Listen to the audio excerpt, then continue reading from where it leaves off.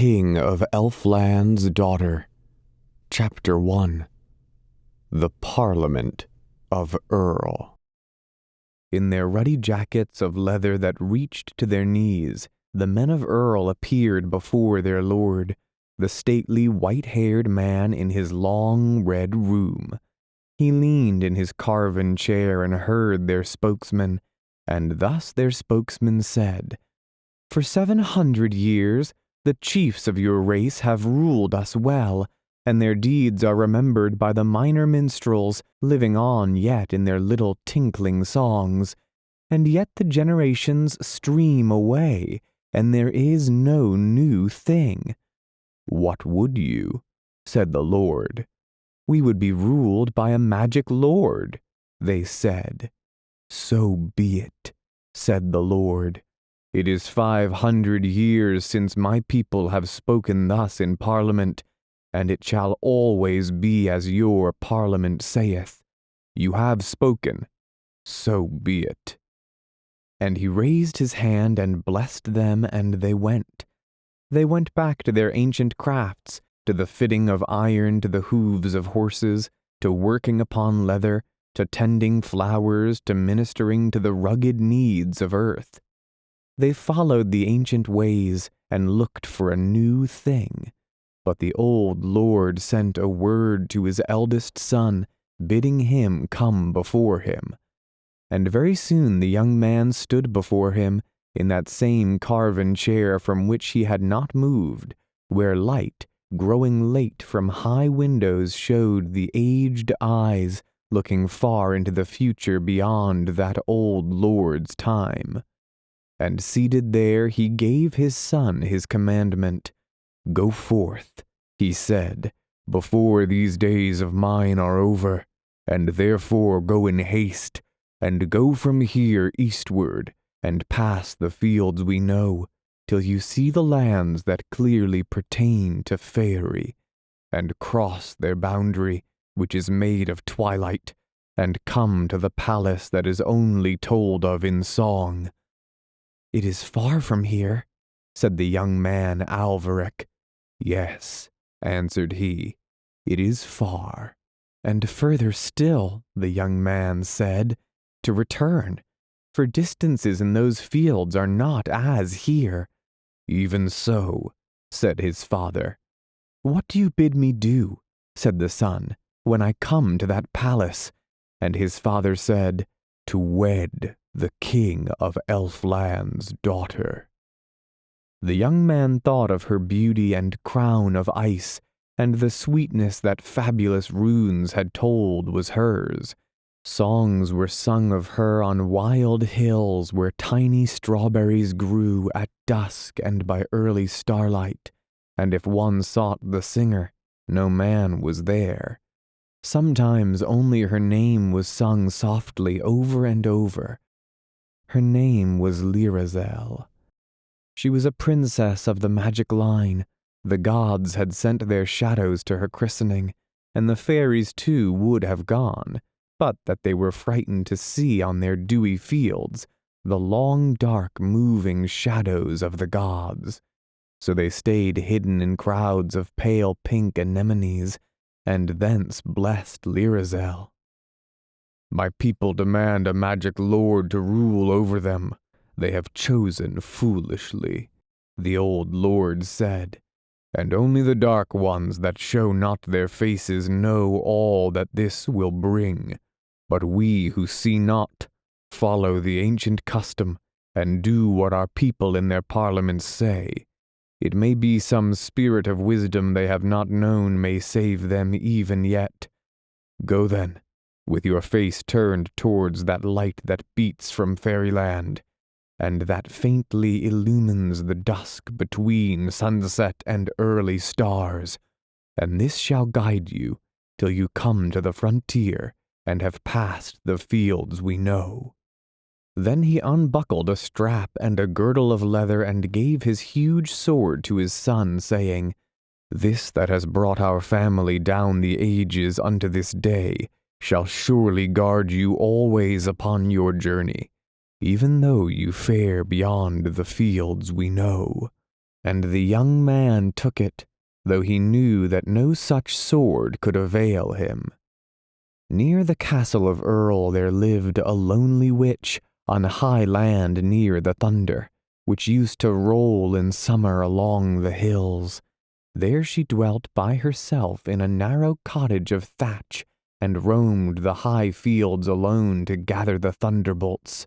Of these thunderbolts that had no earthly foraging were made with suitable runes such weapons as had to parry unearthly dangers, and alone would roam this witch at certain tides of spring, taking the form of a young girl in her beauty, singing among tall flowers in gardens of Earl. She would go at the hour when hawk moths first pass from bell to bell, and of those few that had seen her was this son of the Lord of Earl, and though it was calamity to love her, though it rapt men's thoughts away from all things true, yet the beauty of the form that was not hers had lured him to gaze at her with deep young eyes, till, whether flattery or pity moved her, who knows that is mortal, she spared him whom her arts might well have destroyed, and changing instantly in that garden there, showed him the rightful form of a deadly witch.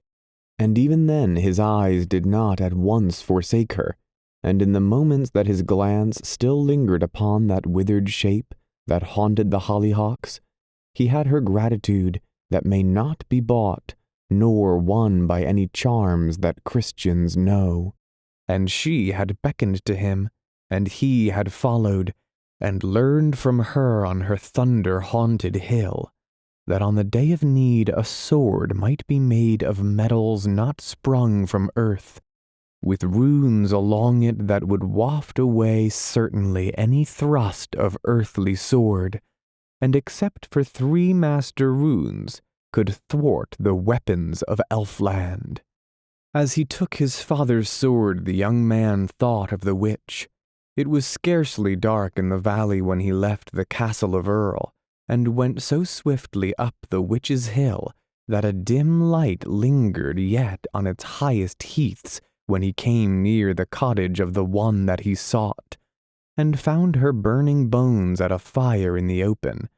To her he said that the day of his need was come, and she bade him gather thunderbolts in her garden, in the soft earth under her cabbages.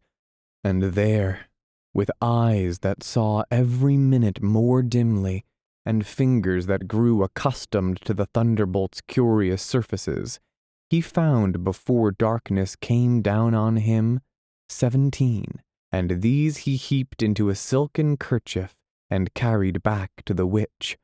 On the grass beside her he laid those strangers to earth. From wonderful spaces they came to her magical garden, shaken by thunder from paths that we cannot tread, and though not in themselves containing magic, were well adapted to carry what magic her runes could give. She laid the thigh bone of a materialist down, and turned to those stormy wanderers. She arranged them in one straight row by the side of her fire, and over them then she toppled the burning logs and the embers, prodding them down with the ebon stick that is the scepter of witches, until she had deeply covered those 17 cousins of earth that had visited us from their ethereal home.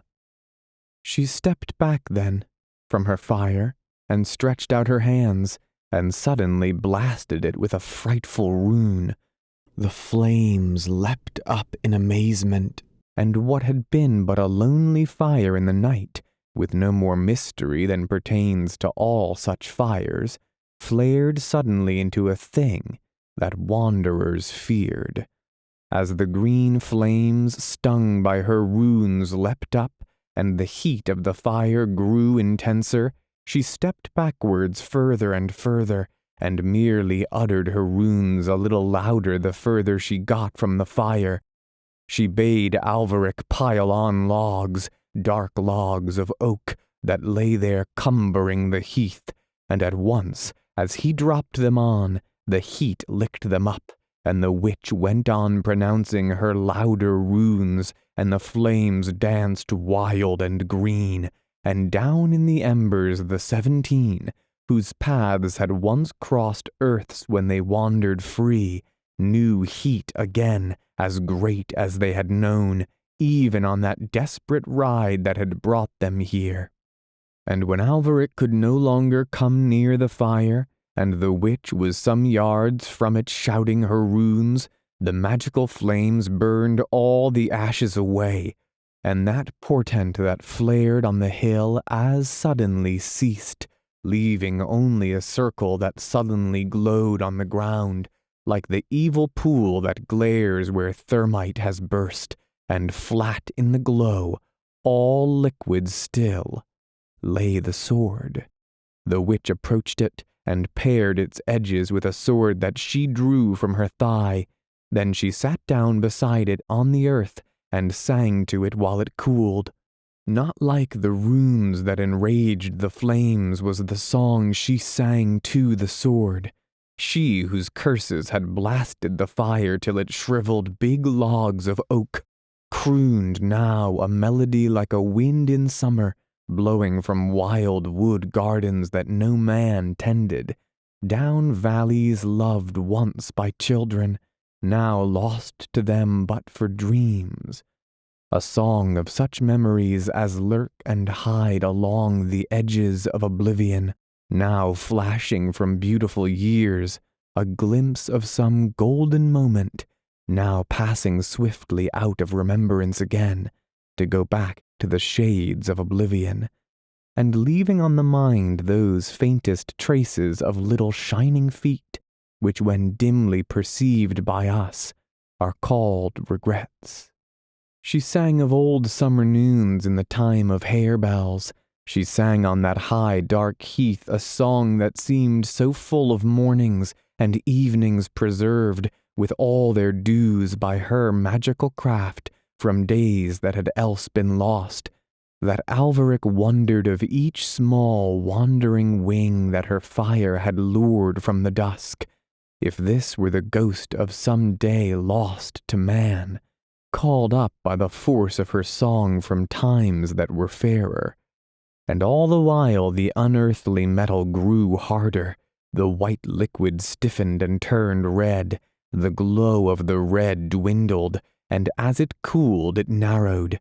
Little particles came together, little crevices closed, and as they closed they seized the air about them, and with the air they caught the witch's rune, and gripped it and held it forever. And so it was, it became a magical sword, and little magic there is in English woods from the time of anemones to the falling of leaves, that was not in the sword. And little magic there is in southern downs, that only sheep roam over and quiet shepherds, that the sword had not too. And there was scent of thyme in it, and sight of lilac, and the chorus of birds that sing before dawn in April, and the deep proud splendor of rhododendrons, and the litheness and laughter of streams, and miles of May. And by the time the sword was black, it was all enchanted with magic.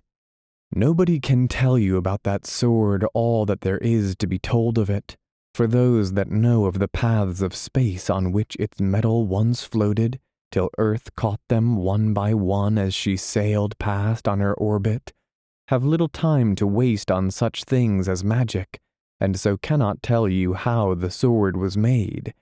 And those who know whence poetry is, and the need that man has for song, or know any of the 50 branches of magic, have little time to waste on such things as science, and so cannot tell you whence its ingredients came.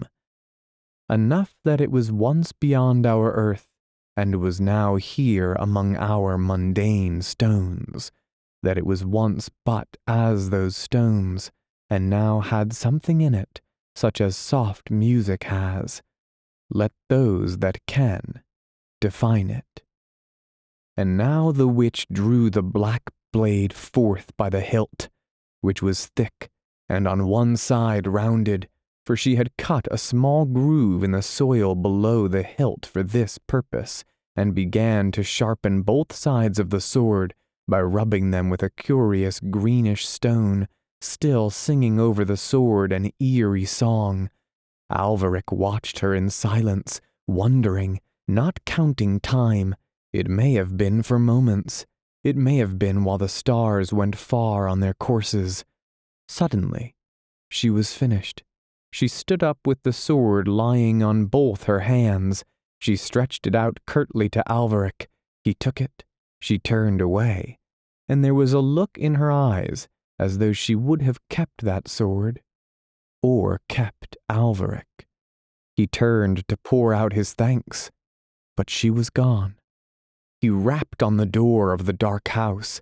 He called, "Witch! Witch!" along the lonely heath, till children heard on far farms and were terrified. Then he turned home, and that was best for him. Chapter 2. Alveric comes in sight of the Elfin Mountains. To the long chamber sparsely furnished high in a tower, in which Alveric slept, there came a ray direct from the rising sun. He awoke, and remembered at once the magical sword which made all his awaking joyous. It is natural to feel glad at the thought of a recent gift, but there was also a certain joy in the sword itself, which perhaps could communicate with Alveric's thoughts all the more easily, just as they came from Dreamland, which was preeminently the sword's own country. But however it be, all those that have come by a magical sword have always felt that joy while it still was new, clearly and unmistakably. He had no farewells to make, but thought it better instantly to obey his father's command than to stay to explain why he took upon his adventure a sword that he deemed to be better than the one his father loved. So he stayed not even to eat, but put food in a wallet, and slung over him by a strap a bottle of good new leather, not waiting to fill it, for he knew he should meet with streams, and wearing his father's sword as swords are commonly worn, he slung the other over his back, with its rough hilt tied near his shoulder, and strode away from the castle and vale of Earl. Of money he took but little, half a handful of copper only, for use in the fields we know, for he knew not what coin or what means of exchange were used on the other side of the frontier of twilight. Now the Vale of Earl is very near to the border beyond which there is none of the fields we know. He climbed the hill and strode over the fields and passed through the woods of hazel, and the blue sky shone on him merrily as he went by the way of the fields, and the blue was as bright by his feet when he came to the woods, for it was the time of the bluebells. He ate and filled his water bottle, and traveled all day eastwards, and at evening the mountains of Faery came floating into view, the color of pale forget-me-nots. As the sun set behind Alveric, he looked at those pale blue mountains to see with what color their peaks would astonish the evening, but never a tint they took from the setting sun, whose splendor was gilding all the fields we know. Never a wrinkle faded upon their precipices, never a shadow deepened, and Alveric learned that for nothing that happens here is any change in the enchanted lands. He turned his eyes from their serene pale beauty back to the fields we know, and there with their gables lifting into the sunlight above deep hedgerows, beautiful with spring, he saw the cottages of earthly men. Past them he walked, while the beauty of evening grew, with songs of birds and scents wandering from flowers, and odors that deepened and deepened, and evening decked herself to receive the evening star. But before that star appeared, the young adventurer found the cottage he sought for for flapping above its doorway, he saw the sign of huge brown hide with outlandish letters in gilt, which proclaimed the dweller below to be a worker in leather. An old man came to the door when Alveric knocked, little and bent with age, and he bent more when Alveric named himself, and the young man asked for a scabbard for his sword, yet said not what sword it was, and they both went into the cottage where the old wife was, by her big fire, and the couple did honor to Alveric. The old man then sat down near his thick table, whose surface shone with smoothness wherever it was not pitted by little tools that had drilled through pieces of leather all that man's lifetime, and in the times of his fathers. And then he laid the sword upon his knees, and wondered at the roughness of hilt and guard, for they were raw, unworked metal, and at the huge width of the sword. And then he screwed up his eyes and began to think of his trade. And in a while he thought out what must be done, and his wife brought him a fine hide, and he marked out on it 2 pieces as wide as the sword, and a bit wider than that. And any questions he asked concerning that wide, bright sword, Alveric somewhat parried, for he wished not to perplex his mind by telling him all that it was. He perplexed that old couple enough a little later, when he asked them for lodging for the night, and this they gave him, with as many apologies as if it were they that had asked a favor, and gave him a great supper out of their cauldron, in which boiled everything that the old man snared, but nothing that Alveric was able to say prevented them giving up their bed to him, and preparing a heap of skins for their own night's rest by the fire. And after their supper the old man cut out the 2 wide pieces of leather with a point at the end of each, and began to stitch them together on each side, and then Alveric began to ask him of the way, and the old leather worker spoke of north and south and west, and even northeast, but of east or southeast he spoke never a word. He dwelt near the very edge of the fields we know, yet of any hint of anything lying beyond them, he or his wife said nothing. Where Alveric's journey lay upon the morrow they seemed to think the world ended. And pondering afterwards in the bed they gave him all that the old man had said, Alveric sometimes marveled at his ignorance, and yet sometimes wondered if it might have been skill by which those 2 had avoided all the evening any word of anything lying to the east or southeast of their home.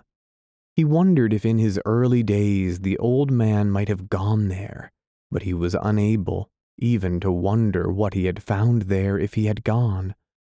Then Alveric fell asleep, and dreams gave him hints and guesses of the old man's wanderings in fairyland, but gave him no better guides than he had already, and these were the pale blue peaks of the Elfin mountains.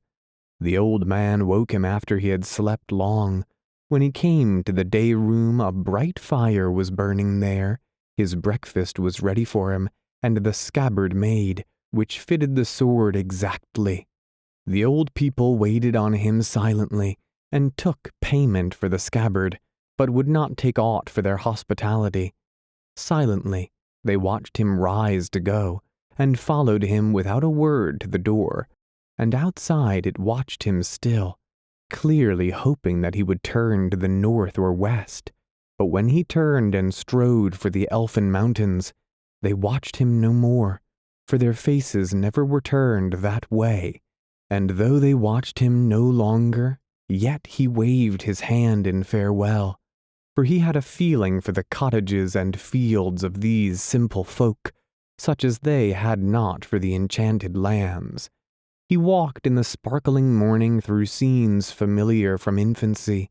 He saw the ruddy orchis flowering early, reminding the bluebells they were just past their prime. The young leaves of the oak were yet a brownish yellow, the new beech leaves shone like brass, where the cuckoo was calling clearly, and a birch tree looked like a wild woodland creature that had draped herself in green gauze on favored bushes that were buds of May. Alveric said over and over to himself farewell to all these things. The cuckoo went on calling, and not for him. And then, as he pushed through a hedge into a field untended, there suddenly close before him in the field was, as his father had told, the frontier of twilight. It stretched across the fields in front of him, blue and dense like water, and things seen through it seemed misshapen and shining. He looked back once over the fields we know. The cuckoo went on calling unconcernedly.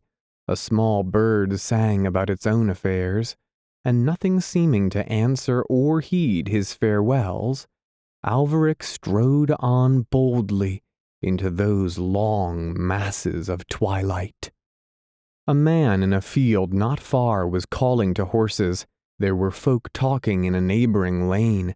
As Alveric stepped into the rampart of twilight, at once all these sounds grew dim, humming faintly, as from great distances. In a few strides he was through, and not a murmur at all came then from the fields we know. The fields through which he had come had suddenly ended. There was no trace of its hedges, bright with new green.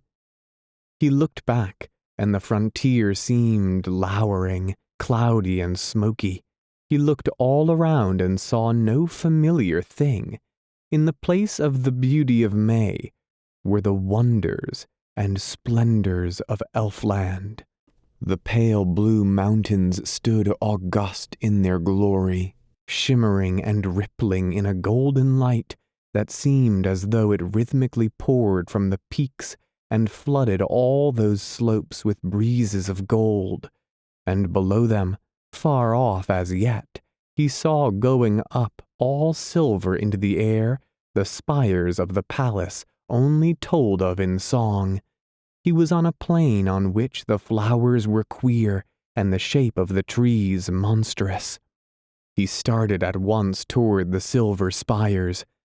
To those who may have wisely kept their fancies within the boundary of the fields we know, it is difficult for me to tell of the land to which Alveric had come, so that in their minds they can see that plain, with its scattered trees, and far off the dark wood, out of which the palace of Elfland lifted those glittering spires, and above them, and beyond them, that serene range of mountains, whose pinnacles took no color from any light we see.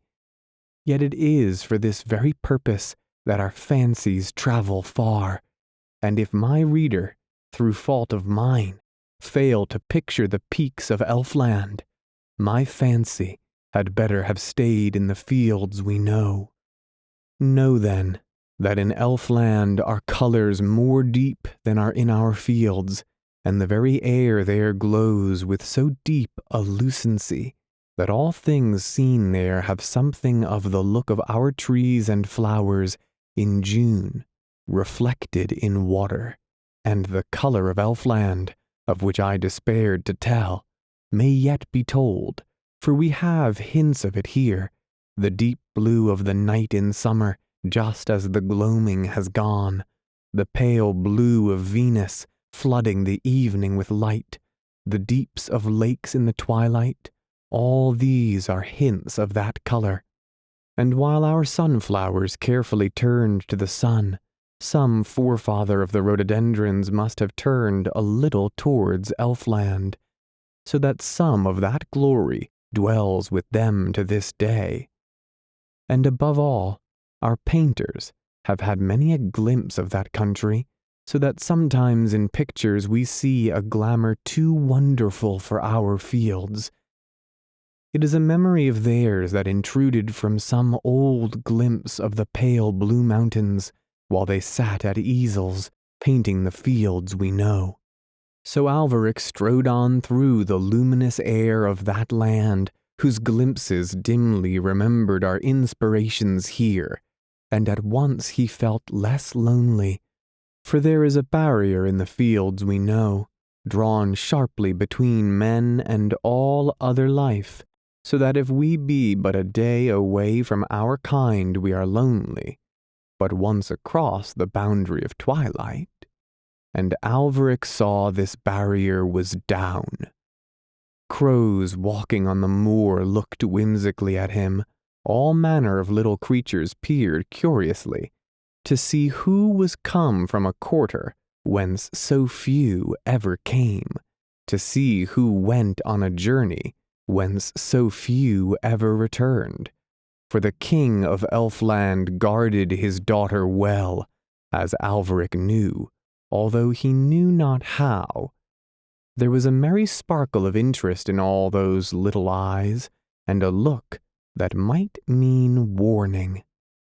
There was perhaps less mystery here than on our side of the boundary of twilight, for nothing lurked or seemed to lurk behind great boles of oak, as in certain lights and seasons things may lurk in the fields we know. No strangeness hid on the far side of ridges, nothing haunted deep woods. Whatever might possibly lurk was clearly there to be seen. Whatever strangeness might be was spread in full sight of the traveler. Whatever might haunt deep woods lived there in the open day. And so strong lay the enchantment deep over all that land, that not only did beasts and men guess each other's meanings well, but there seemed to be an understanding even, that reached from men to trees, and from trees to men. Lonely pine trees that Alveric passed now and then on the moor, their trunks glowing, always with the ruddy light that they had got by magic from some old sunset, seemed to stand with their branches akimbo, and lean over a little to look at him. It seemed almost as though they had not always been trees. Before enchantment had overtaken them there, it seemed they would tell him something. But Alveric heeded no warnings either from beasts or trees, and strode away toward the enchanted wood. Chapter 3. The magical sword meets some of the swords of Elfland. When Alveric came to the enchanted wood, the light in which Elfland glowed had neither grown nor dwindled, and he saw that it came from no radiance that shines on the fields we know, unless the wandering lights of wonderful moments that sometimes astonish our fields, and are gone the instant they come, are strayed over the borders of Elfland by some momentary disorder of magic. Neither sun nor moon made the light of that enchanted day. A line of pine trees up which ivy climbed, as high as their lowering black foliage, stood like sentinels at the edge of the wood. The silver spires were shining as though it were they that made all this azure glow in which Elfland swam. And Alveric, having by now come far into Elfland, and being now before its capital palace, and knowing that Elfland guarded its mysteries well, drew his father's sword before he entered the wood. The other still hung on his back, slung in its new scabbard over his left shoulder. And the moment he passed by one of those guardian pine trees, the ivy that lived on it unfastened its tendrils, and rapidly letting itself down, came straight for Alveric and clutched at his throat. The long, thin sword of his father was just in time. Had it not been drawn, he would have scarcely got it out. So swift was the rush of the ivy. He cut tendril after tendril that grasped his limbs as ivy grasps old towers, and still more tendrils came for him until he severed its main stem between him and the tree. And as he was doing this, he heard a hissing rush behind him, and another had come down from another tree and was rushing at him with all its leaves spread out. The green thing looked wild and angry, as it gripped his left shoulder as though it would hold it forever. But Alveric severed those tendrils with a blow of his sword, and then fought with the rest, while the first one was still alive, but now too short to reach him, and was lashing its branches angrily on the ground. And soon, as the surprise of the attack was over, and he had freed himself of the tendrils that had gripped him, Alveric stepped back till the ivy could not reach him, and he could still fight it with his long sword. The ivy crawled back then to lure Alveric on, and sprang at him when he followed it. But terrible though the grip of ivy is, that was a good sharp sword, and very soon Alveric, all bruised though he was, had so lopped his assailant that it fled back up its tree. Then he stepped back and looked at the wood in the light of his new experience, choosing a way through. He saw at once that in the barrier of pine trees, the two in front of him had had their ivy so shortened in their fight that if he went midway between the two, the ivy of neither would be able to reach him. He then stepped forward, but the moment he did so, he noticed one of the pine trees move closer to the other. He knew then that the time was come to draw his magical sword. So he returned his father's sword to the scabbard by his side, and drew out the other over his shoulder, and going straight up to the tree that had moved, swept at the ivy as it sprang at him, and the ivy fell all at once to the ground, not lifeless, but a heap of common ivy. And then he gave one blow to the trunk of the tree, and a chip flew out, not larger than a common sword would have made. But the whole tree shuddered, and with that shudder disappeared at once a certain ominous look that the pine had had, and it stood there an ordinary unenchanted tree. Then he stepped on through the wood with his sword drawn. He had not gone many paces when he heard behind him a sound like a faint breeze in the treetops, yet no wind was blowing in that wood at all. He looked round, therefore, and saw that the pine trees were following him. They were coming slowly after him, keeping well out of the way of his sword, but to left and right they were gaining on him, so that he saw he was being gradually shut in by a crescent that grew thicker and thicker as it crowded amongst the trees that it met on the way, and would soon crush him to death.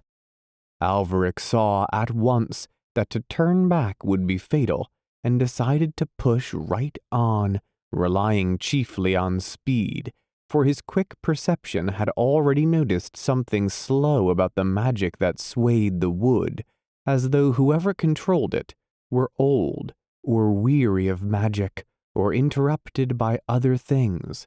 So he went straight ahead, hitting every tree in his way, whether enchanted or not, a blow with his magical sword, and the runes that ran in that metal from the other side of the sun were stronger than any spells that were in the wood. Great oak trees with sinister boles drooped and lost all their enchantment as Alveric flashed past them with a flick of that magical sword.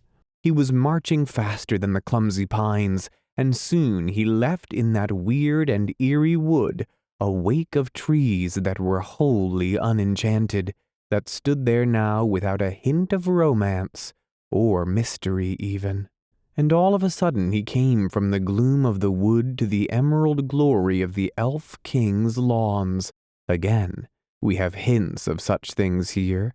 Imagine lawns of ours just emerging from night, flashing early lights from their dewdrops when all the stars have gone, bordered with flowers that just begin to appear, their gentle colors all coming back after night, untrodden by any feet except the tiniest and wildest, shut off from the wind and the world by trees, in whose fronds is still darkness.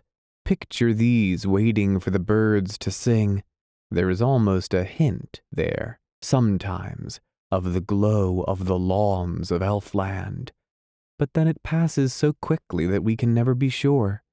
More beautiful than aught our wonder guesses, more than our hearts have hoped, were the dewdrop lights and twilights in which these lawns glowed and shone, and we have another thing by which to hint of them, those seaweeds or sea mosses that drape Mediterranean rocks and shine out of blue-green water for gazers from dizzy cliffs. More like sea floors were these lawns than like any land of ours, for the air of Elfland is thus deep and blue. At the beauty of these lawns, Alveric stood gazing as they shone through twilight and dew, surrounded by the mauve and ruddy glory of the massed flowers of Elfland, beside which our sunsets pale and our orchids droop, and beyond them lay like night the magical wood, and jutting from that wood, with glittering portals all open wide to the lawns, with windows more blue than our sky on summer nights, as though built of starlight, shone that palace that may be only told of in song. As Alveric stood there with his sword in his hand at the wood's edge, scarcely breathing, with his eyes looking over the lawns at the chiefest glory of Elfland, through one of the portals alone came the King of Elfland's daughter. She walked dazzling to the lawns without seeing Alveric. Her feet brushed through the dew and the heavy air, and gently pressed for an instant the emerald grass, which bent and rose, as our harebells when blue butterflies light and leave them, roaming carefree along the hills of chalk. And as she passed he neither breathed nor moved, nor could have moved if those pines had still pursued him, but they stayed in the forest, not daring to touch those lawns. She wore a crown that seemed to be carved of great pale sapphires. She shone on those lawns and gardens like a dawn coming unaware out of long night on some planet nearer than us to the sun. And as she passed near Alveric, she suddenly turned her head, and her eyes opened in a little wonder. She had never before seen a man from the fields we know. And Alveric gazed in her eyes all speechless and powerless still. It was indeed the Princess Lyrizel in her beauty, and then he saw that her crown was not of sapphires, but ice. "Who are you?" she said, and her voice had the music that of earthly things was most like ice in thousands of broken pieces, rocked by a wind of spring upon lakes in some northern country. And he said, "I come from the fields that are mapped and known." And then she sighed for a moment for those fields, for she had heard how life beautifully passes there, and how there are always in those fields young generations, and she thought of the changing seasons, and children, and age, of which elfin minstrels had sung when they told of earth. And when he saw her sigh for the fields we know, he told her somewhat of that land whence he had come, and she questioned him further, and soon he was telling her tales of his home and the Vale of Earl, and she wondered to hear of it, and asked him many questions more, and then he told her all that he knew of earth, not presuming to tell earth's story from what his own eyes had seen in his bare score of years, but telling those tales and fables of the ways of beasts and men that the folk of Earl had drawn out of the ages, and which their elders told by the fire at evening when children asked of what happened long ago. Thus on the edge of those lawns, whose miraculous glory was framed by flowers we have never known, with the magical wood behind them, and that palace shining near, which may only be told of in song, they spoke of the simple wisdom of old men and old women, telling of harvests and the blossoming of roses and May, of when to plant in gardens, of what wild animals knew, how to heal, how to sow, how to thatch, and of which of the winds in what seasons blow over the fields we know. And then there appeared those knights who guard that palace, lest any should come through the enchanted wood. 4 of them. They came shining over the lawns in armor, their faces not to be seen. In all the enchanted centuries of their lives they had not dared to dream of the princess. They had never bared their faces when they knelt armed before her. Yet they had sworn an oath of dreadful words, that no man else should ever speak with her, if one should come through the enchanted wood. With this oath now on their lips, they marched towards Alveric. Lyrazel looked at them sorrowfully, yet could not halt them, for they came by command of her father, which she could not avert, and well she knew that her father might not recall his command, for he had uttered it ages ago, at the bidding of fate. Alveric looked at their armor, which seemed to be brighter than any metal of ours, as though it came from one of those buttresses near, which are only told of in song. Then he went towards them drawing his father's sword, for he thought to drive its slender point through some joint of the armor. The other he put into his left hand. As the first knight struck, Alveric parried and stopped the blow, but there came a shock like lightning into his arm, and the sword flew from his hand. And he knew that no earthly sword could meet the weapons of Elfland, and took the magical sword in his right hand. With this he parried the strokes of the Princess Lyrazel's guard, for such these 4 knights were, having waited for this occasion through all the ages of Elfland, and no more shock came to him from any of those swords, but only a vibration in his own sword's metal that passed through it like a song, a kind of glow that arose in it, reaching to Alveric's heart and cheering it.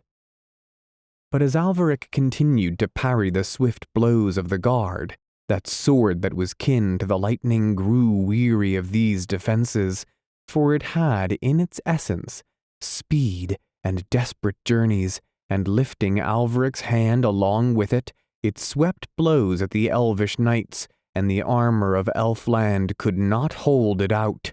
Thick and curious blood began to pour through rifts in the armor, and soon of that glittering company 2 were fallen, and Alveric, encouraged by the zeal of his sword, fought cheerily and soon overthrew another, so that only he and one of the guard remained, who seemed to have some stronger magic about him than had been given to his fallen comrades. And so it was, for when the elf king had first enchanted the guard, he had charmed this elvish soldier first of all, while all the wonder of his runes were new, and the soldier and his armor and his sword had something still of this early magic about them, more potent than any inspirations of wizardry that had come later from his master's mind.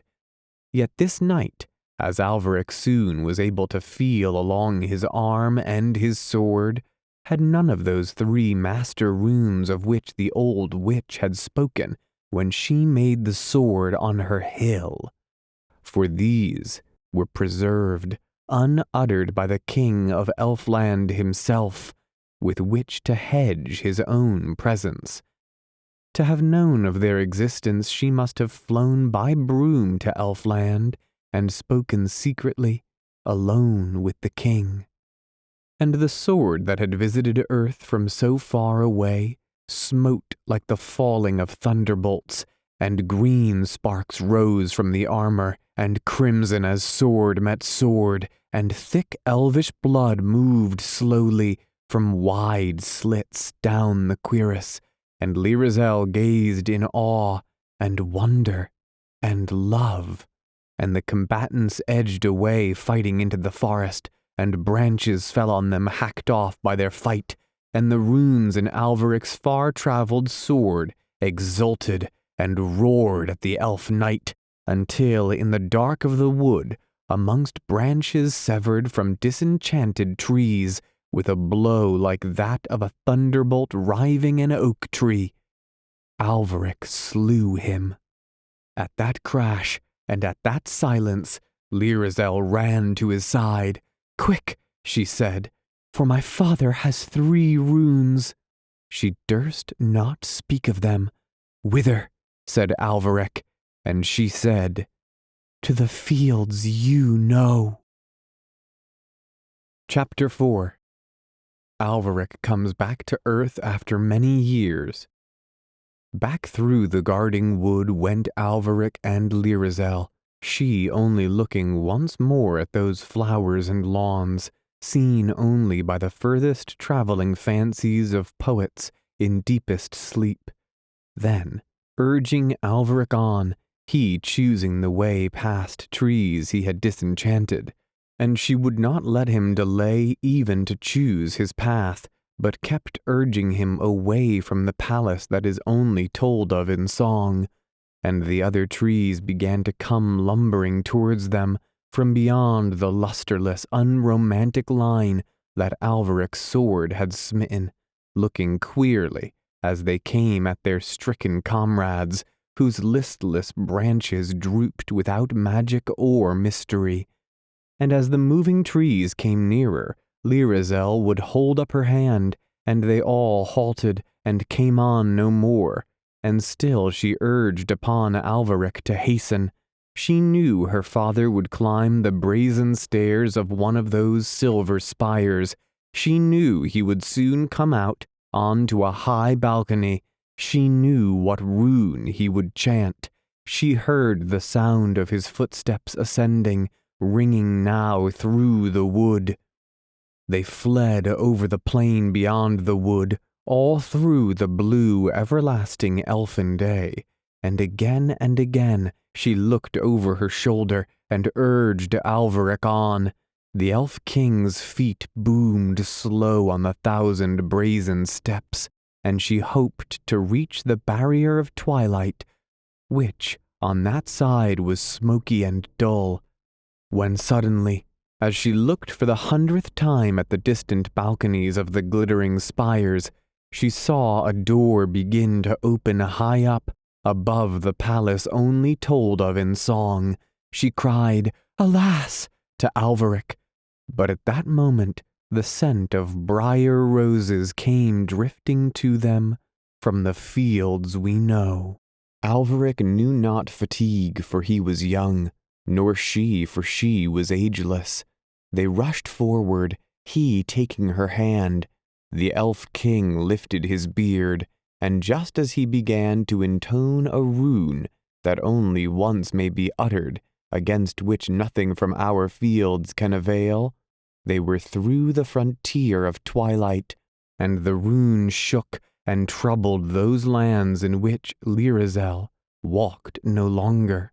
When Lyrazel looked upon the fields we know, as strange to her as once they had been to us, their beauty delighted her.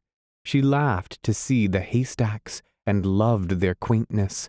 A lark was singing, and Lyrazel spoke to it, and the lark seemed not to understand, but she turned to other glories of our fields, for all were new to her, and forgot the lark. It was curiously no longer the season of bluebells, for all the foxgloves were blooming, and the May was gone, and the wild roses were there. Alvaric never understood this. It was early morning and the sun was shining, giving soft colors to our fields, and Lyrazel rejoiced in those fields of ours at more common things than one might believe there were amongst the familiar sights of earth's every day. So glad was she, so gay, with her cries of surprise and her laughter, that there seemed thenceforth to Alvaric a beauty that he had never dreamed of in buttercups, and a humor in carts that he had never thought of before. Each moment she found with a cry of joyous discovery some treasure of earth's that he had not known to be fair. And then, as he watched her bringing a beauty to our fields more delicate even than that the wild roses brought, he saw that her crown of ice had melted away. And thus she came from the palace that may only be told of in song, over the fields of which I need not tell, for they were the familiar fields of earth, that the ages change but little, and only for a while, and came at evening with Alveric to his home. All was changed in the castle of Earl. In the gateway they met a guardian whom Alveric knew. The man wondered to see them. In the hall upon the stairway they met some that tended the castle, who turned their heads in surprise. Alveric knew them also, but all were older, and he saw that quite 10 years must have passed away during that one blue day he had spent in Elfland. Who does not know that this is the way of Elfland? And yet, who would not be surprised if they saw it happen, as Alveric saw it now? He turned to Lyrizel and told her how 10 or 12 years were gone, but it was as though a humble man who had wed an earthly princess should tell her he had lost 6 pence. Time had had no value or meaning to Lyrizel, and she was untroubled to hear of the 10 lost years. She did not dream what time means to us here. They told Alveric that his father was long since dead, and one told him how he died happy, without impatience, trusting to Alveric to accomplish his bidding, for he had known somewhat of the ways of Elfland, and knew that those that traffic twixt here and there must have something of that calm in which Elfland forever dreams. Up the valley, ringing late, they heard the blacksmith's work. This blacksmith was he who had been the spokesman of those who went once to the long red room to the Lord of Earl, and all these men yet lived, for time, though it moved over the vale of Earl, as over all fields we know, moved gently, not as in our cities. Thence Alveric and Lyrizel went to the holy place of the Freer, and when they found him, Alveric asked the Freer to wed them with Christendom rites. And when the Freer saw the beauty of Lyrizel flash mid the common things in his little holy place, for he had ornamented the walls of his house with knickknacks that he sometimes bought at the fairs, he feared at once she was of no mortal line. And when he asked her whence she came, and she happily answered, Elfland, the good man clasped his hands and told her earnestly how all in that land dwelt beyond salvation. But she smiled, for while in Elfland she had always been idly happy, and now she only cared for Alveric. The Freer went then to his books to see what should be done. For a long while he read in silence, but for his breathing, while Alveric and Lyrizel stood before him, and at last he found in his book a form of service for the wedding of a mermaid that had forsaken the sea, though the good book told not of Elfland, and this he said would suffice, for that the mermaids dwelt equally with the elf folk beyond the thought of salvation. So he sent for his bell and such tapers as are necessary. Then, turning to Lyrizel, he bade her forsake and forswear, and solemnly to renounce all things pertaining to Elfland, reading slowly out of a book the words to be used on this wholesome occasion. Good Freer, Lyrizel answered, naught said in these fields can cross the barrier of Elfland, and well that this is so, for my father has 3 runes that could blast this book when he answered one of its spells, were any word able to pass through the frontier of twilight.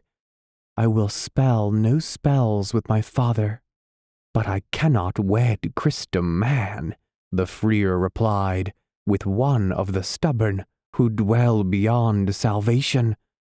Then Alveric implored her, and she said the say in the book. Though my father could blast this spell, she added, if it ever crossed one of his runes. And, the bell being now brought, and the tapers, the good man wedded them in his little house, with the rites that are proper for the wedding of a mermaid that hath forsaken the sea. Chapter 5. The Wisdom of the Parliament of Earl. In those bridal days the men of Earl came often to the castle, bringing gifts and felicitations, and in the evenings they would talk in their houses of the fair things that they had hoped for the Vale of Earl, on account of the wisdom of the thing they had done, when they spoke with the old lord in his long red room. There was Gnarl the blacksmith, who had been their leader. There was Guhic, who first had thought of it, after speaking with his wife, an upland farmer of clover pastures near Earl. There was Nehek, a driver of horses. There were 4 vendors of beeves, and Oth, a hunter of deer, and Vlel, the master ploughman. All these and 3 men more had gone to the Lord of Earl, and made that request that had set Alveric on his wanderings. And now they spoke of all the good that would come of it. They had all desired that the Vale of Earl should be known among men, as was, they felt, its desert. They had looked in histories, they had read books treating of pasture, yet seldom found mention at all of the Vale they loved. And one day Guhic had said, Let all us people be ruled in the future by a magic lord, and he shall make the name of the valley famous, and there shall be none that have heard not the name of Earl. And all had rejoiced, and had made a parliament, and it had gone 12 men to the Lord of Earl, and it had been as I have told. So now they spoke over their mead of the future of Earl, and its place among other valleys, and of the reputation that it should have in the world. They would meet and talk in the great forge of Gnarl, and Gnarl would bring them mead from an inner room, and Threll would come in late from his work in the woods. The mead was of clover honey, heavy and sweet, and when they had sat a while in the warm room, talking of daily things of the valley and uplands, they would turn their minds to the future, seeing as through a golden mist the glory of Earl. One praised the beeves, another the horses, another the good soil, and all looked to the time when other lands should know the great mastery among valleys that was held by the Valley of Earl, and time that brought these evenings bore them away, moving over the Vale of Earl as over all fields we know, and it was spring again, and the season of bluebells, and one day in the prime of the wild anemones, it was told that Alveric and Lyrazel had a son. Then all the people of Earl lit a fire next night on the hill, and danced about it, and drank mead and rejoiced. All day they had dragged logs and branches for it from a wild wood near, and the glow of the fire was seen in other lands. Only on the pale blue peaks of the mountains of Elfland no gleam of it shone, for they are unchanged by aught that can happen here. And when they rested from dancing round their fires, they would sit on the ground and foretell the fortune of Earl, when it should be ruled over by this son of Alveric, with all the magic he would have from his mother. And some said he would lead them to war, and some said to deeper ploughing, and all foretold a better price for their beeves. None slept that night for dancing and foretelling a glorious future, and for rejoicing in the things they foretold. And above all they rejoiced that the name of Earl should be thenceforth known and honored in other lands. Then Alveric sought for a nurse for his child, all through the valley and uplands, and not easily found any worthy of having the care of one that was of the royal line of Elfland, and those that he found were frightened of the light, as though not of our earth or sky, that seemed to shine at times in the baby's eyes. And in the end he went one windy morning up the hill of the lonely witch, and found her sitting idly in her doorway, having nothing to curse or bless. "Well," said the witch, "did the sword bring you fortune?" "Who knows," said Alveric, "what brings fortune, since we cannot see the end." And he spoke wearily, for he was weary with age, and never knew how many years had gone over him on that day. He travelled to Elfland, far more it seemed than had passed on that same day over Earl. "Aye," said the witch, "who knows the end but we?" "Mother Witch," said Alveric, "I wedded the King of Elfland's daughter." "That was a great advancement," said the old witch. "Mother Witch," said Alveric, "we have a child, and who shall care for him?" "No human task," said the witch. "Mother Witch," said Alveric, "will you come to the Vale of Earl and care for him and be the nurse at the castle? For none but you in all these fields knows aught of the things of Elfland, except the princess, and she knows nothing of earth." And the old witch answered, "For the sake of the king, I will come." So the witch came down from the hill with a bundle of queer belongings, and thus the child was nursed in the fields we know by one who knew songs and tales of his mother's country. And often as they bent together over the baby, that aged witch and the Princess Lyrizel would talk together, and afterwards through long evenings of things about which Alveric knew nothing, and for all the age of the witch and the wisdom that she had stored in her 100 years, which is all hidden from man, it was nevertheless she who learned when they talked together, and the Princess Lyrizel who taught. But of earth and the ways of earth, Lyrizel never knew anything. And this old witch that watched over the baby so tended him and so soothed that in all his infancy he never wept, for she had a charm for brightening the morning, and a charm for cheering the day, and a charm for calming a cough, and a charm for making the nursery warm and pleasant and eerie when the fire leapt up at the sound of it from logs that she had enchanted, and sent large shadows of the things about the fire quivering dark and merry over the ceiling. And the child was cared for by Lyrizel and the witch, as children are cared for whose mothers are merely human. But he knew tunes and runes besides, that other children hear not in fields we know. So the old witch moved about the nursery with her black stick, guarding the child with her runes. If a draught on windy nights shrilled in through some crack, she had a spell to calm it, and a spell to charm the song that the kettle sang, till its melody brought hints of strange news from mist-hidden places. And the child grew to know the mystery of far valleys that his eyes had never seen. And at evening she would raise her ebon stick, and standing before the fire amongst all the shadows, would enchant them and make them dance for him. And they took all manner of shapes of good and evil, dancing to please the baby, so that he came to have knowledge not only of the things with which earth is stored, pigs, trees, camels, crocodiles, wolves, and ducks, good dogs, and the gentle cow, but of the darker things also that men have feared, and the things they have hoped and guessed. Through those evenings the things that happen, and the creatures that are, passed over the nursery walls, and he grew familiar with the fields we know.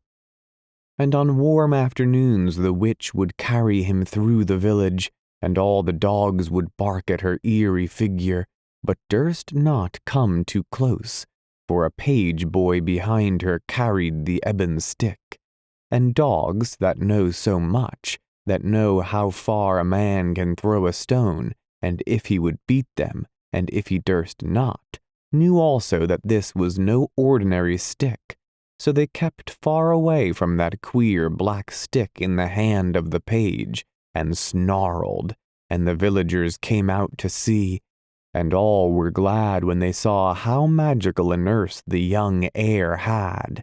For here, they said, is the witch Zirunderel, and they declared that she would bring him up amongst the true principles of wizardry, and that in his time there would be magic that would make all their valley famous, and they beat their dogs until they slunk indoors, but the dogs clung to their suspicions still, so that when the men were gone to the forge of Gnarl, and their houses were quiet in the moonlight, and Gnarl's windows glowed, and the mead had gone round, and they talked of the future of Earl, more and more voices joining in the tale of its coming glory, on soft feet the dogs would come out to the sandy street and howl.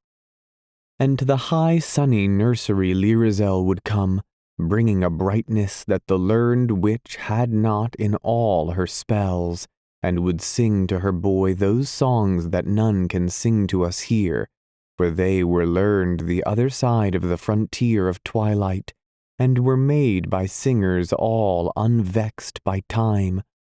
And for all the marvel that there was in those songs, whose origin was so far from the fields we know, and in times remote from those that historians use, and though men wondered at the strangeness of them, when from open casements through the summer days they drifted over Earl, yet none wondered even at those, as she wondered at the earthly ways of her child, and all the little human things that he did more and more as he grew.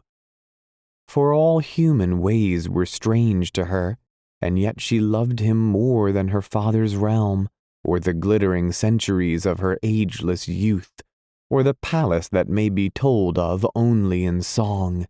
In those days Alveric learned that she would never now grow familiar with earthly things, never understand the folk that dwelt in the valley, never read wise books without laughter, never care for earthly ways, never feel more at ease in the castle of Earl than any woodland thing that Thrall might have snared and kept caged in a house. He had hoped that soon she would learn the things that were strange to her, till the little differences that there are between things in our fields and in Elfland should not trouble her any more.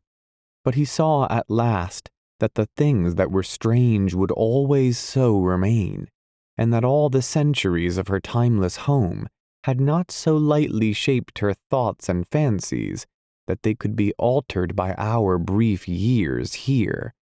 When he had learned this, he had learned the truth.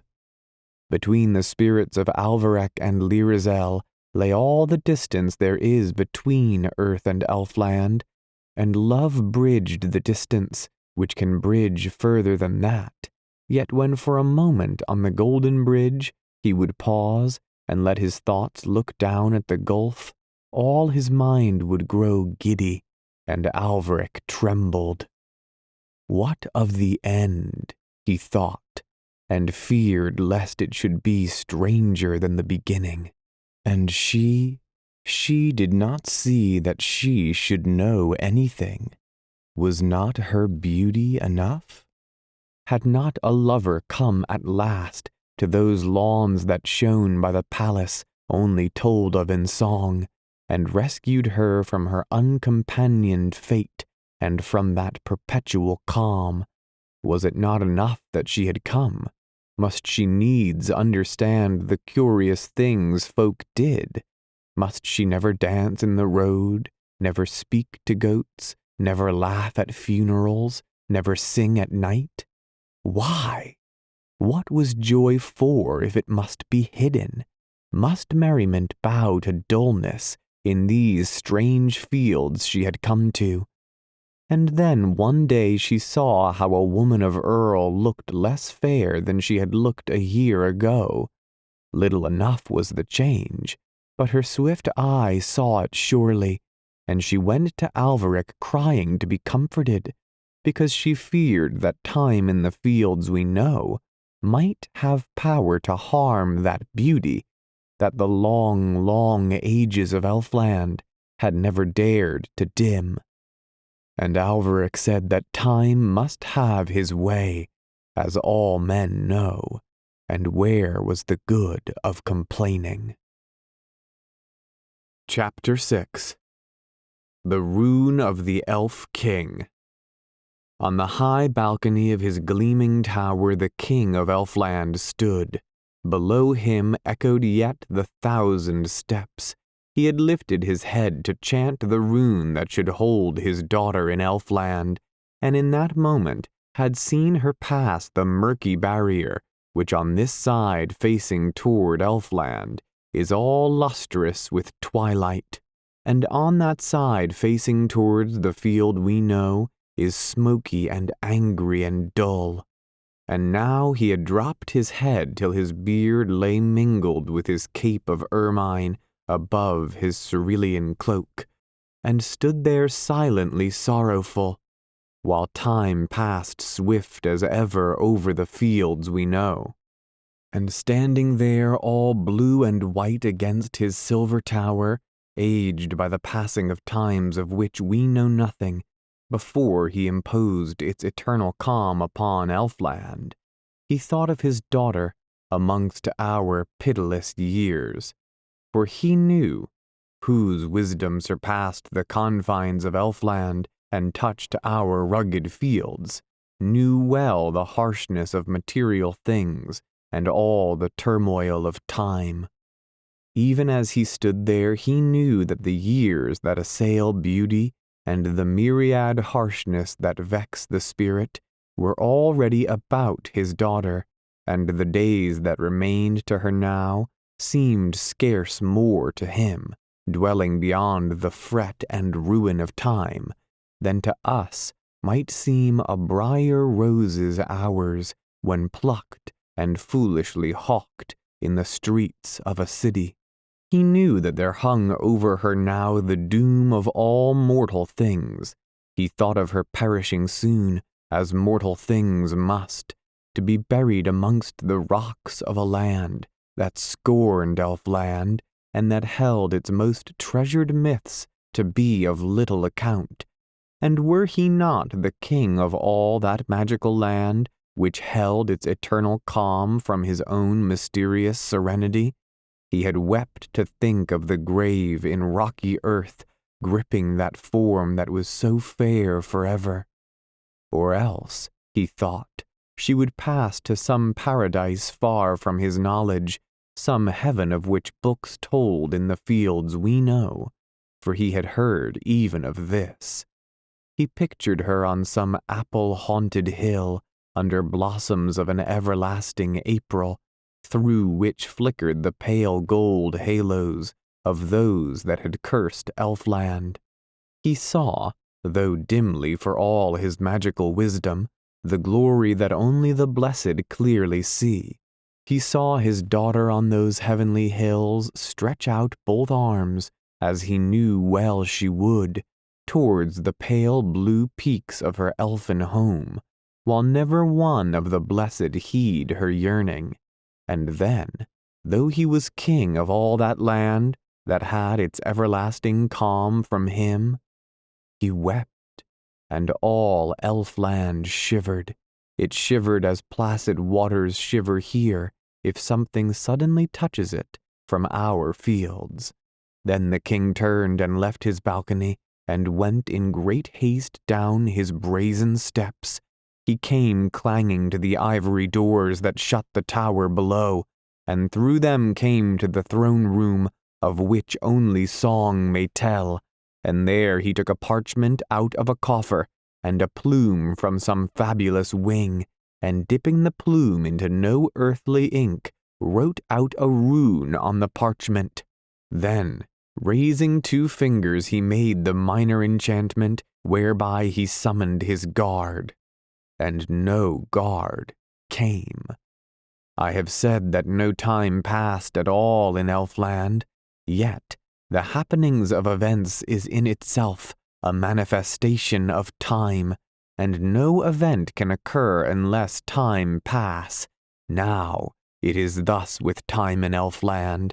In the eternal beauty that dreams in that honeyed air, nothing stirs or fades or dies, nothing seeks its happiness in movement or change or a new thing, but has its ecstasy in the perpetual contemplation of all the beauty that has ever been, and which always glows over those enchanted lawns as intense as when first created by incantation or song. Yet if the energies of the wizard's mind arose to meet a new thing, then that power that had laid its calm upon Elfland and held back time troubled the calm a while, and time for a while shook Elfland, cast anything into a deep pool from a land strange to it, where some great fish dreams, and green weeds dream, and heavy colors dream, and light sleeps. The great fish stirs, the colors shift and change, the green weeds tremble, the light wakes. A myriad things know slow movement and change, and soon the whole pool is still again.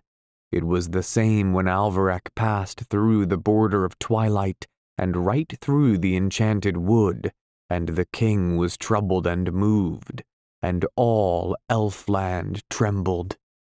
When the king saw that no guard came, he looked into the wood which he knew to be troubled, through the deep mass of the trees that were quivering yet with the coming of Alvarec. He looked through the deeps of the wood, and the silver walls of his palace, for he looked by enchantment, and there he saw the 4 knights of his guard lying stricken upon the ground with their thick elvish blood hanging out through slits in their armor, and he thought of the early magic whereby he had made the eldest, with a rune all newly inspired, before he had conquered time.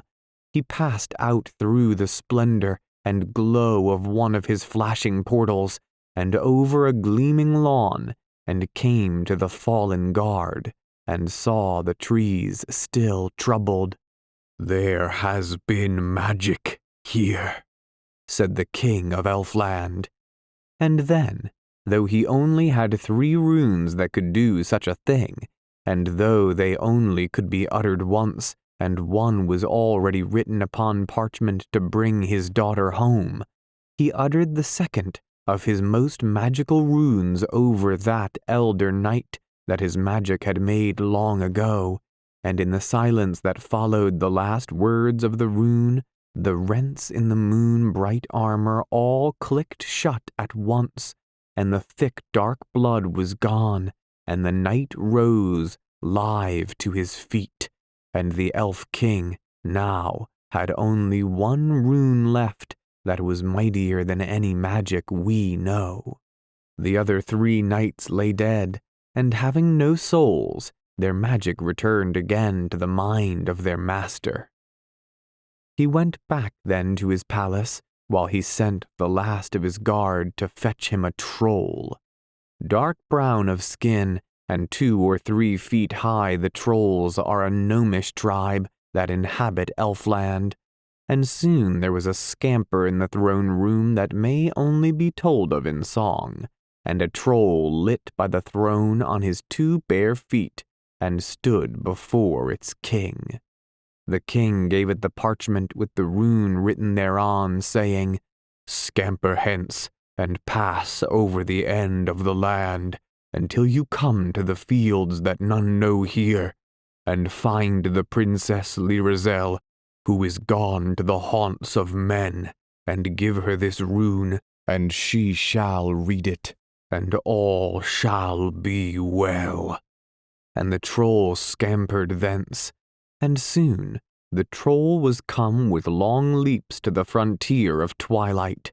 Then nothing moved in Elfland any more, and motionless on that splendid throne of which only song may speak, sat the old king, mourning in silence. Chapter 7. The Coming of the Troll. When the troll came to the frontier of twilight, he skipped nimbly through, yet he emerged cautiously into the fields we know, for he was afraid of dogs. Slipping quietly out of those dense masses of twilight, he came so softly into our fields that no eye had seen him unless it were gazing already at the spot at which he appeared. There he paused for some instants, looking to left and right, and seeing no dogs, he left the barrier of twilight. This troll had never before been in the fields we know, yet he knew well to avoid dogs, for the fear of dogs is so deep and universal amongst all that are less than man, that it seems to have passed even beyond our boundaries, and to have been felt in Elfland. In our fields it was now May, and the buttercups stretched away before the troll, a world of yellow mingled with the brown of the budding grasses. When he saw so many buttercups shining there, the wealth of earth astonished him, and soon he was moving through them, yellowing his shins as he went. He had not gone far from Elfland when he met with a hare, who was lying in a comfortable arrangement of grass, in which he had intended to pass the time till he should have things to see to. When the hare saw the troll, he sat there without any movement whatever, and without any expression in his eyes, and did nothing at all but think. When the troll saw the hare, he skipped nearer, and lay down before it in the buttercups, and asked it the way to the haunts of men, and the hare went on thinking. "Thing of these fields," repeated the troll, "where are the haunts of men?" The hare got up then and walked towards the troll, which made the hare look very ridiculous, for he had none of the grace while walking that he had when he runs or gambols, and was much lower in the front than behind. He put his nose into the troll's face and twitched foolish whiskers. "Tell me the way," said the troll. When the hare perceived that the troll did not smell of anything like dog, he was contented to let the troll question him. But he did not understand the language of Elfland, so he lay still again, and thought while the troll talked. And at last the troll wearied of getting no answer, so he leaped up and shouted, "Dogs!" and left the hare and scampered away merrily over the buttercups, taking any direction that led away from Elfland.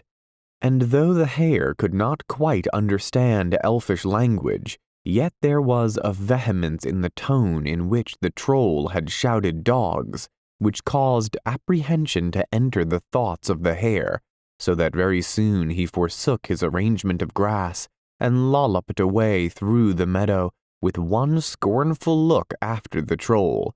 But he did not go very fast, going mostly on 3 legs, with one hind leg all ready to let down if there should really be dogs. And soon he paused, and sat up, and put up his ears, and looked across the buttercups, and thought deeply. And before the hare had ceased to ponder the troll's meaning, the troll was far out of sight, and had forgotten what he had said. And soon he saw the gables of a farmhouse rise up beyond a hedge. They seemed to look at him with little windows up under red tiles. "A haunt of man," said the troll, and yet some elvish instinct seemed to tell him that it was not here that Princess Lyrazel had come. Still he went nearer the farm, and began to gaze at its poultry.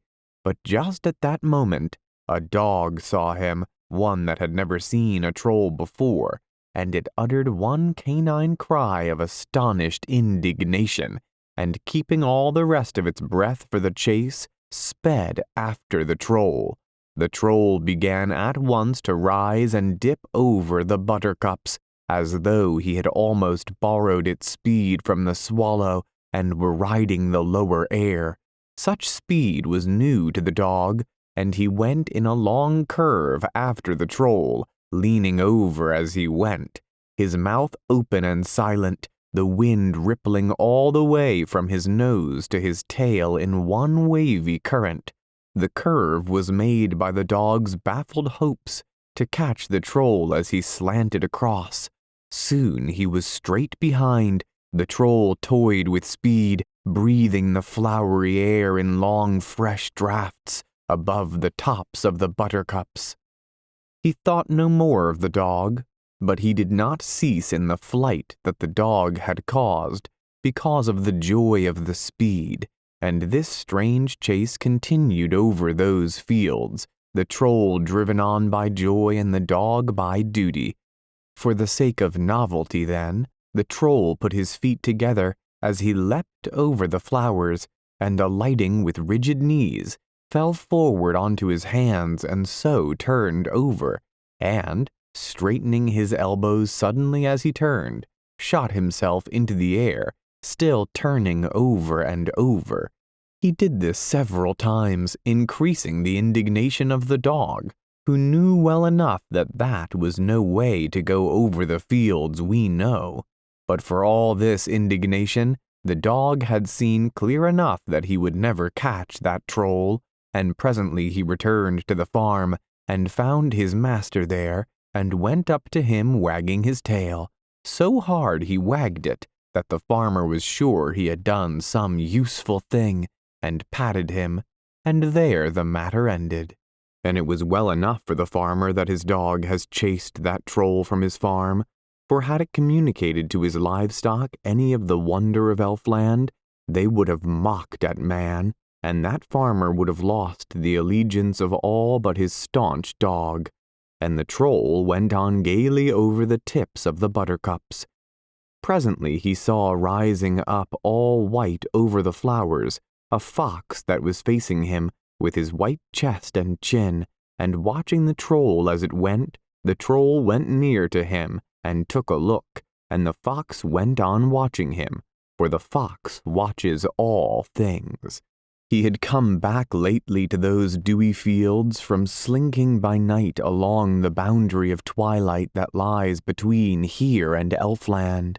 He even prowls inside the very boundary, walking amongst the twilight, and it is in the mystery of that heavy twilight that lies between here and there, that there clings to him some of that glamour that he brings with him to our fields.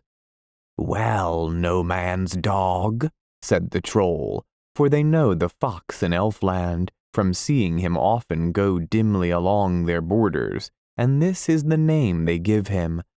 "Well, thing over the border," said the fox, when he answered at all, for he knew troll talk. "Are the haunts of men near here?" said the troll. The fox moved his whiskers by slightly wrinkling his lip. Like all liars, he reflected before he spoke, and sometimes even let wise silences do better than speech. "Men live here, and men live there," said the fox. "I want their haunts," said the troll. "What for?" said the fox. "I have a message from the King of Elfland." The fox showed no respect or fear at the mention of that dread name, but slightly moved his head and eyes to conceal the awe that he felt. "If it is a message," he said, "their haunts are over there," and he pointed with his long, thin nose towards Earl. "How shall I know when I get there?" said the troll. "By the smell," said the fox.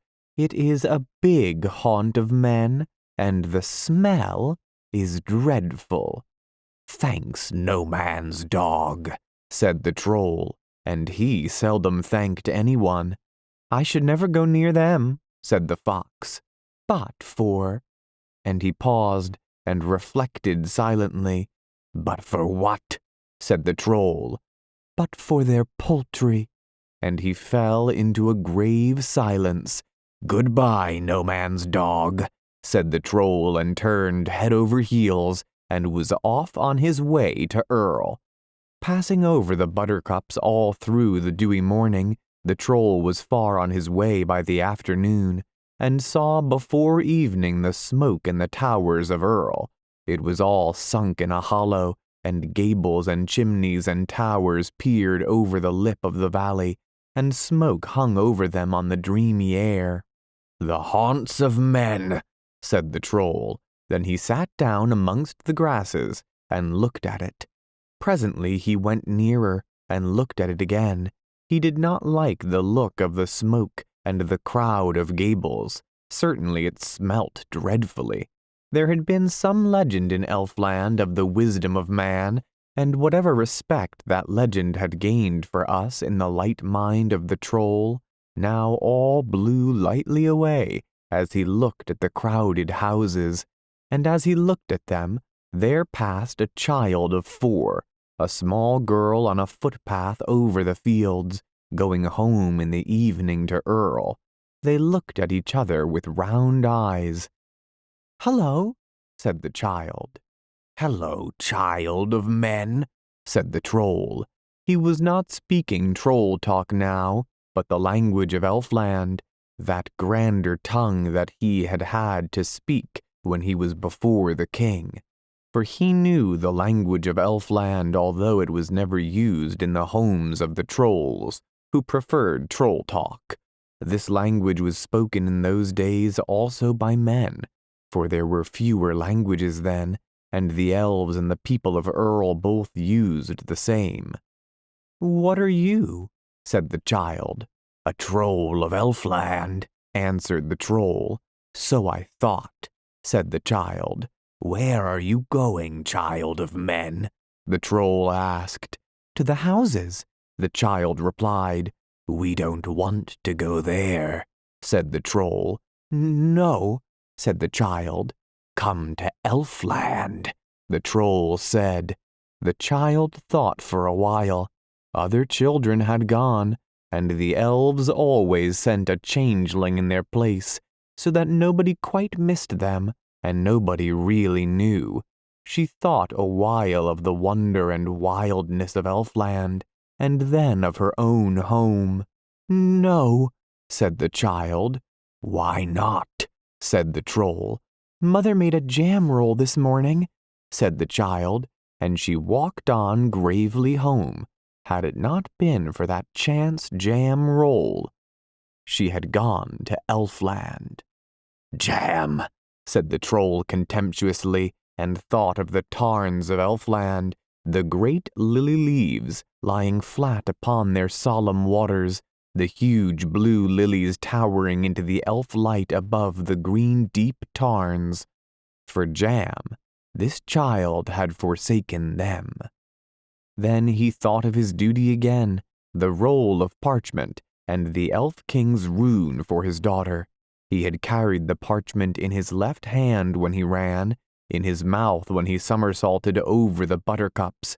Was the princess here, he thought, or were there other haunts of men? As evening drew in, he crept nearer and nearer the homes, to hear without being seen. Chapter 8. The Arrival of the Rune. On a sunny May morning in Earl, the witch Zirunderil sat in the castle nursery by the fire, cooking a meal for the baby. The boy was now 3 years old, and still Lyrizel had not named him, for she feared lest some jealous spirit of earth or air should hear the name, and if so, she would not say what she feared then. And Alvaric had said he must be named, and the boy could bowl a hoop, for the witch had gone one misty night to her hill, and had brought him a moon halo, which she got by enchantment at moonrise, and had hammered it into a hoop, and had made him a little rod of thunderbolt iron with which to beat it along.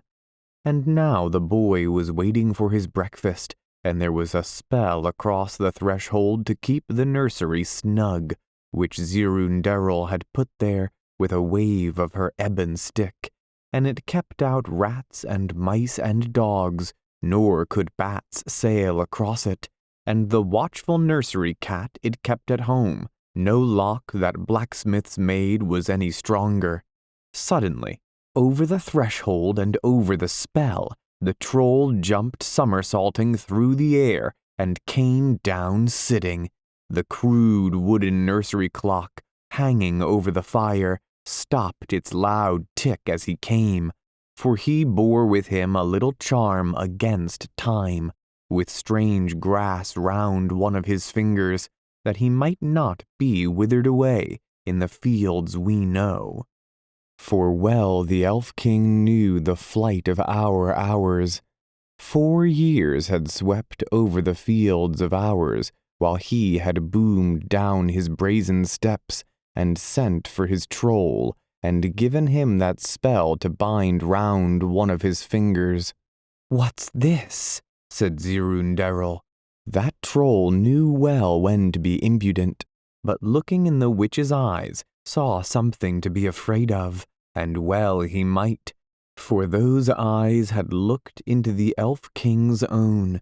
Therefore he played, as we say in these fields, his best card, and answered, "A message from the King of Elfland."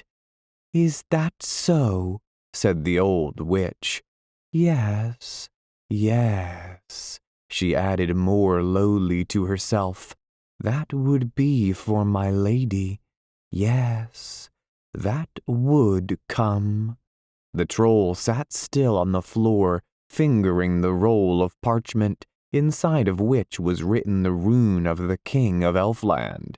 Then, over the end of his bed, as he waited for breakfast, the baby saw the troll, and asked him who he was, and where he came from, and what he was able to do. When the baby asked him what he was able to do, the troll jumped up and skipped about the room like a moth on a lamp-lit ceiling. From floor to shelves and back up again, he went with leaps like flying. The baby clapped his hands. The cat was furious. The witch raised her ebon stick and made a charm against leaping, but it could not hold the troll.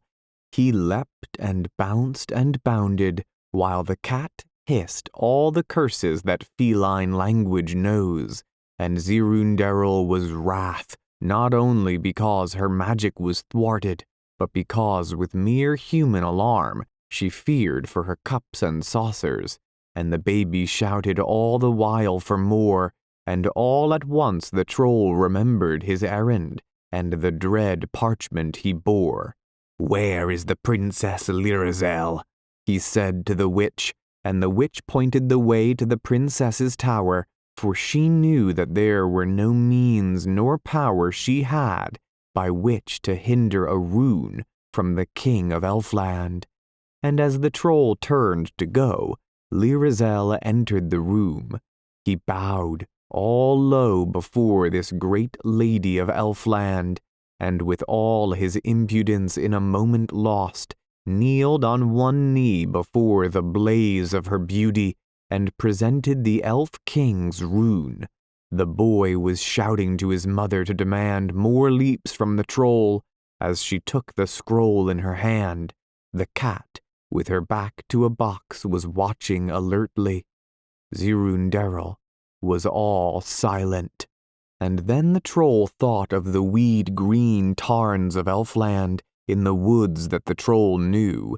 He thought of the wonder of the unwithering flowers that time has never touched, the deep, deep color, and the perpetual calm. His errand was over, and he was weary of earth. For a moment nothing moved there but the baby, shouting for new troll antics and waving his arms.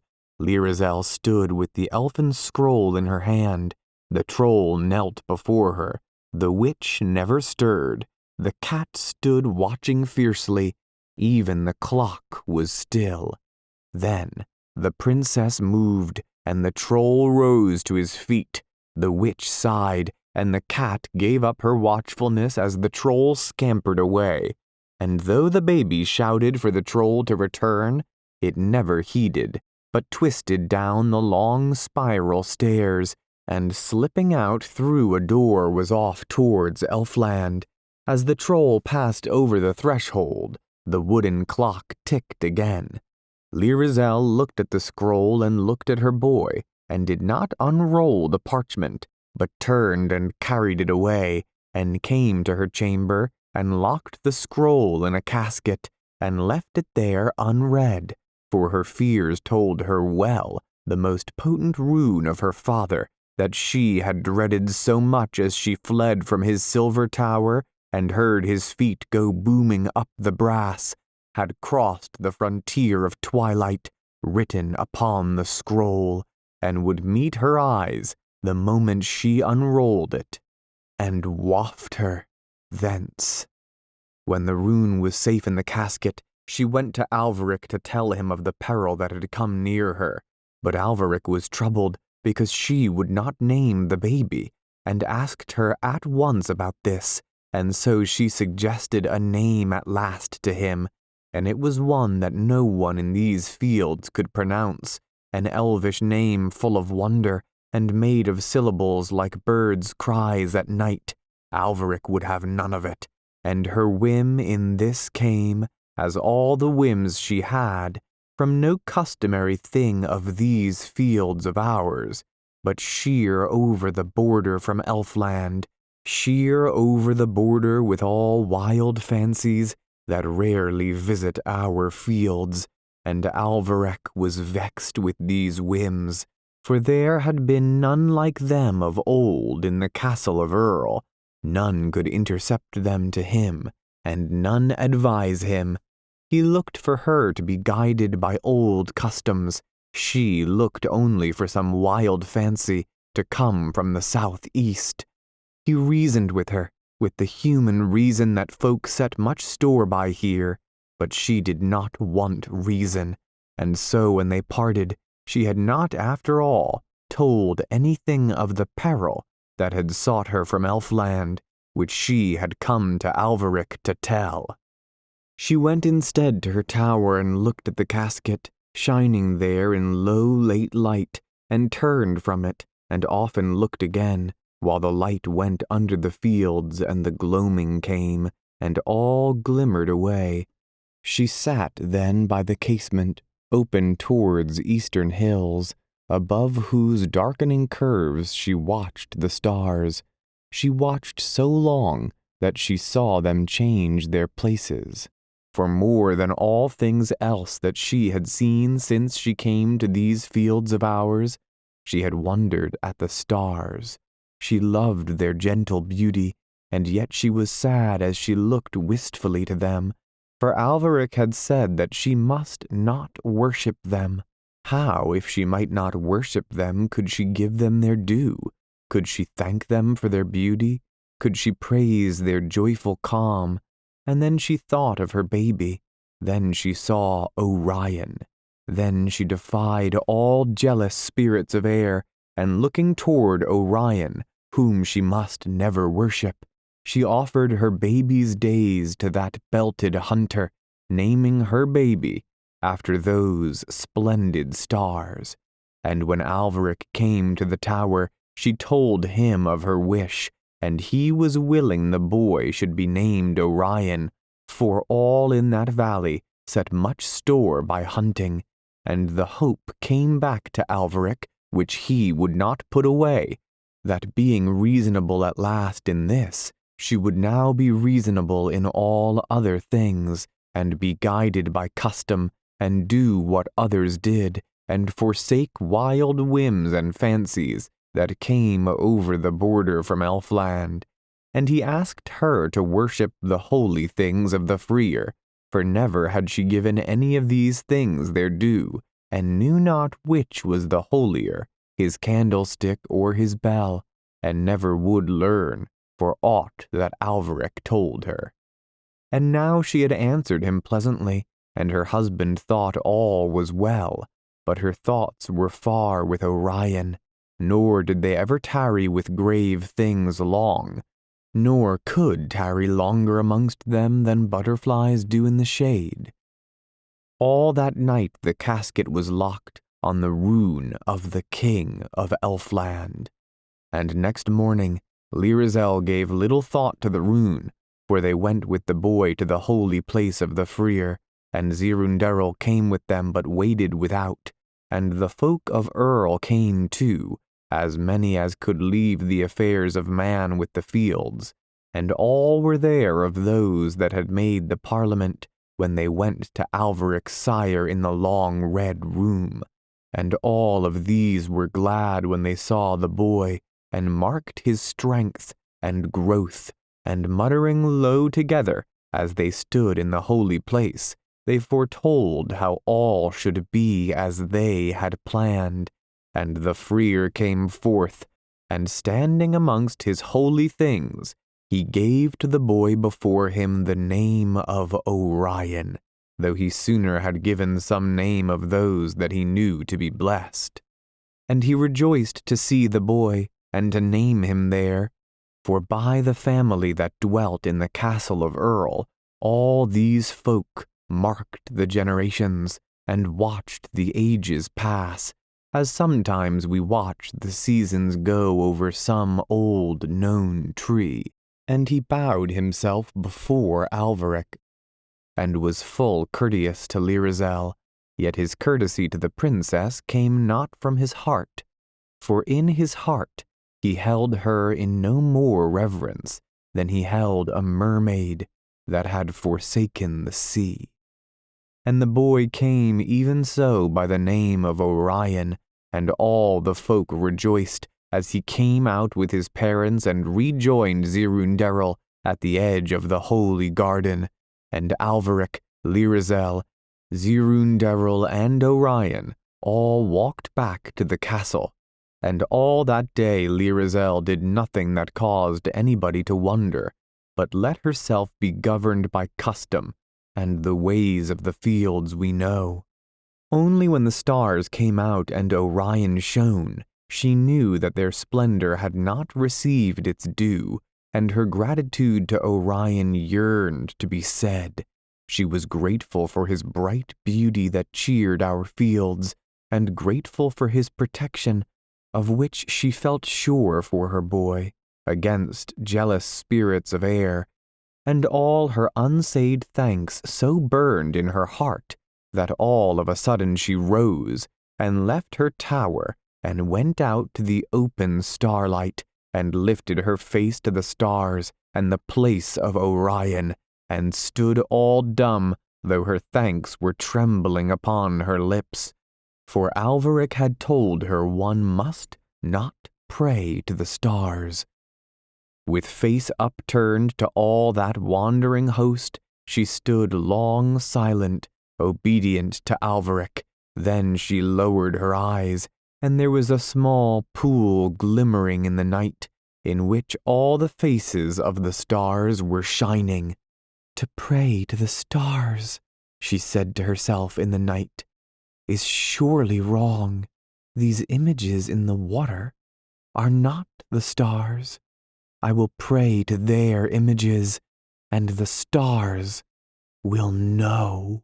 And on her knees amongst the iris leaves she prayed at the edge of the pool, and gave thanks to the images of the stars for the joy she had of the night, when the constellations shone in their myriad majesty, and moved like an army dressed in silver mail, marching from unknown victories to conquer in distant wars.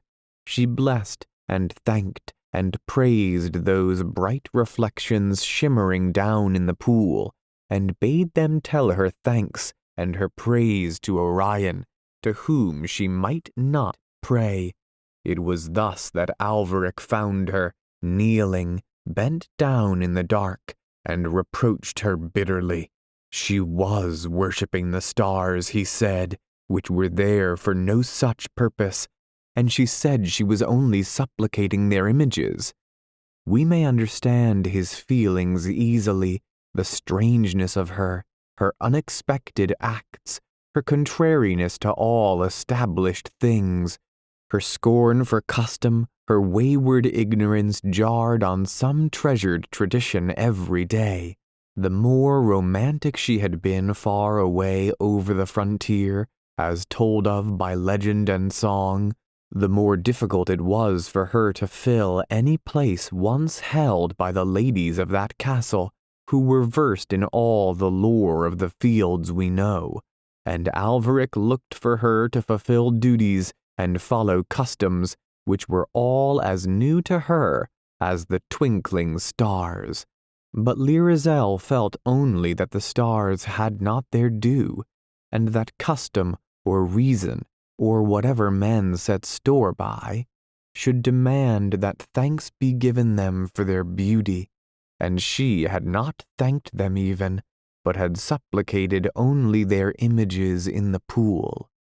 That night she thought of Elfland, where all things were matched with her beauty, where nothing changed, and there were no strange customs and no strange magnificences like these stars of ours, to whom none gave their due.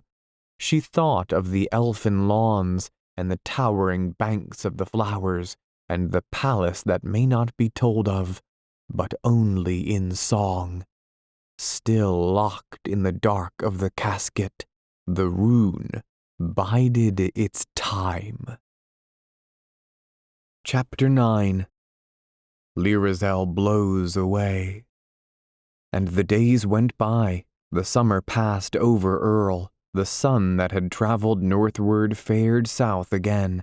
It was near to the time when the swallows left those eaves, and Lyrizel had not learnt anything. She had not prayed to the stars again, or supplicated their images, but she had learned no human customs, and could not see why her love and gratitude must remain unexpressed to the stars, and Alveric did not know that the time must come when some simple trivial thing would divide them utterly. And then one day, hoping still, he took her with him to the house of the Freer to teach her how to worship his holy things, and gladly the good man brought his candle and bell, and the eagle of brass that held up his book when he read, and a little symbolic bowl that had scented water, and the silver snuffers that put his candle out, and he told her clearly and simply, as he had told her before, the origin, meaning, and mystery of all these things, and why the bowl was of brass, and the snuffer of silver, and what the symbols were that were carved on the bowl. With fitting courtesy, he told her these things, even with kindness, and yet there was something in his voice as he told, a little distant from her, and she knew that he spoke as one that walked safe on shore, calling far to a mermaid amid dangerous seas. As they came back to the castle, the swallows were grouped to go, sitting in lines along the battlements, and Lyrizel had promised to worship the holy things of the Freer, like the simple bell-fearing folk of the Valley of Earl, and a late hope was shining in Alveric's mind that even yet all was well, and for many days she remembered all that the Freer had told her, and one day, walking late from the nursery, past tall windows to her tower, and looking out on the evening, remembering that she must not worship the stars, she called to mind the holy things of the Freer, and tried to remember all she was told of them. It seemed so hard to worship them just as she should. She knew that before many hours the swallows would all be gone, and often when they left her, her mood would change, and she feared that she might forget, and never remember more, how she ought to worship the holy things of the Freer. So she went out into the night again over the grasses, to where a thin brook ran, and drew out some great flat pebbles that she knew where to find, turning her face away from the images of the stars. By day the stones shone beautifully in the water, all ruddy and mauve. Now they were all dark. She drew them out and laid them in the meadow. She loved these smooth, flat stones, for somehow they made her remember the rocks of Elfland. She laid them all in a row, this for the candlestick, this for the bell, that for the holy bowl. If I can worship these lovely stones as things ought to be worshipped, she said, I can worship the things of the freer. Then she kneeled down before the big flat stones and prayed to them as though they were Christum things. And Alveric, seeking her in the wide night, wondering what wild fancy had carried her whither, heard her voice in the meadow, crooning such prayers as are offered to holy things. When he saw the 4 flat stones to which she prayed, bowed down before them in the grass, he said that no worse than this were the darkest ways of the heathen, and she said, I am learning to worship the holy things of the freer. It is the art of the heathen, he said. Now of all things that men feared in the valley of Earl, they feared most the arts of the heathen, of whom they knew nothing, but that their ways were dark. And he spoke with the anger which men always used when they spoke there of the heathen, and his anger went to her heart, for she was but learning to worship his holy things to please him, and yet he had spoken like this. And Alveric would not speak the words that should have been said, to turn aside anger and soothe her, for no man, he foolishly thought, should compromise in matters touching on heathenness. So Lyrazel went alone all sadly back to her tower, and Alveric stayed to cast the 4 flat stones afar. And the swallows left, and unhappy days went by, and one day Alveric bade her worship the holy things of the freer, and she had quite forgotten how, and he spoke again of the arts of heathenness. The day was shining, and the poplars golden, and all the aspens red. Then Lyrazel went to her tower and opened the casket that shone in the morning with the clear autumnal light, and took in her hand the rune of the King of Elfland, and carried it with her across the high vaulted hall, and came to another tower, and climbed its steps to the nursery. And there all day she stayed and played with her child, with the scroll still tight in her hand, and merrily though she played at whiles, yet there were strange calms in her eyes, which Zirunderil watched while she wondered. And when the sun was low, and she had put the child to bed, she sat beside him all solemn, as she told him childish tales, and Zirunderil, the wise witch, watched, and for all her wisdom only guessed how it would be, and knew not how to make it otherwise. And before sunset Lyrazel kissed the boy and unrolled the elf king's scroll. It was but a petulance that had made her take it from the coffer in which it lay, and the petulance might have passed, and she might not have unrolled the scroll, only that it was there in her hand, partly petulance, partly wonder, partly whims too idle to name, drew her eyes to the elf king's words in their coal-black, curious characters. And whatever magic there was in the rune of which I cannot tell, and dreadful magic there was, the rune was written with love that was stronger than magic, till those mystical characters glowed with the love that the elf king had for his daughter, and there were blended in that mighty rune 2 powers, magic and love, the greatest power there is beyond the boundary of twilight, with the greatest power there is in the fields we know. And if Alveric's love could have held her, he should have trusted alone to that love, for the Elf King's rune was mightier than the holy things of the freer. No sooner had Lyrazel read the rune on the scroll than fancies from Elfland began to pour over the border. Some came that would make a clerk in the city today leave his desk at once to dance on the seashore, and some would have driven all the men in a bank to leave doors and coffers open and wander away till they came to green open land and the heathery hills, and some would have made a poet of a man all of a sudden as he sat at his business.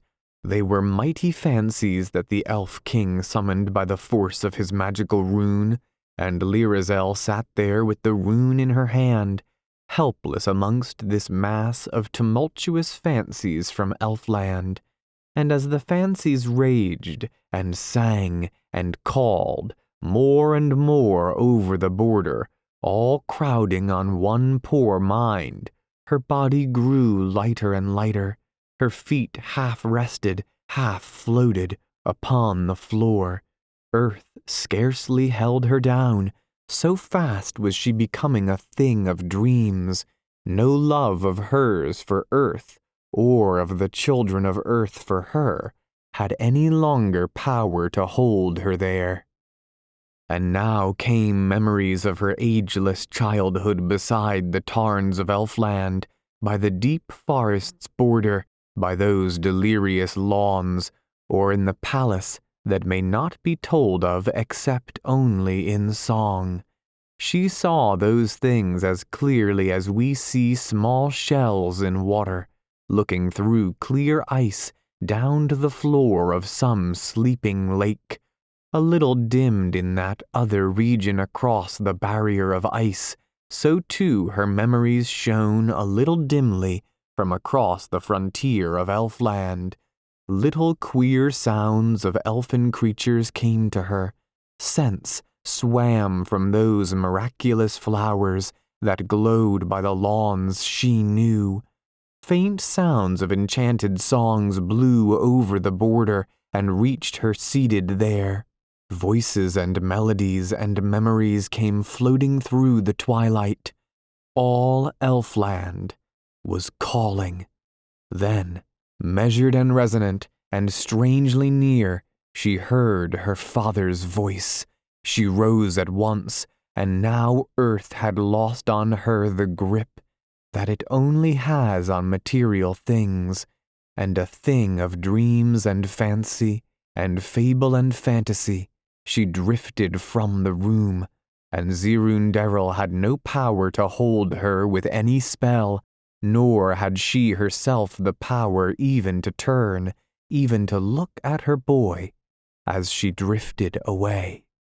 And at that moment, a wind came out of the northwest, and entered the woods, and bared the golden branches, and danced on over the downs, and led a company of scarlet and golden leaves that had dreaded this day, but danced now it had come, and away with a riot of dancing and glory of color, high in the light of the sun that had set from the sight of the fields, went wind and leaves together. With them went Lyrazel. Chapter 10. The Ebbing of Elfland.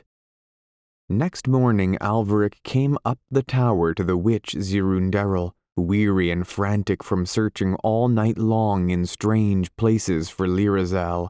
All night he had tried to guess what fancy had beckoned her out, and whither it might have led her. He had searched by the stream by which she had prayed to the stones, and the pool where she prayed to the stars. He had called her name up every tower, and had called it wide in the dark, and had had no answer but echo, and so he had come at last to the witch Zirunderil. "Whither?" he said, saying no more than that the boy might not know his fears, yet Orion knew. And Zirunderil all mournfully shook her head. "The way of the leaves," she said, "the way of all beauty."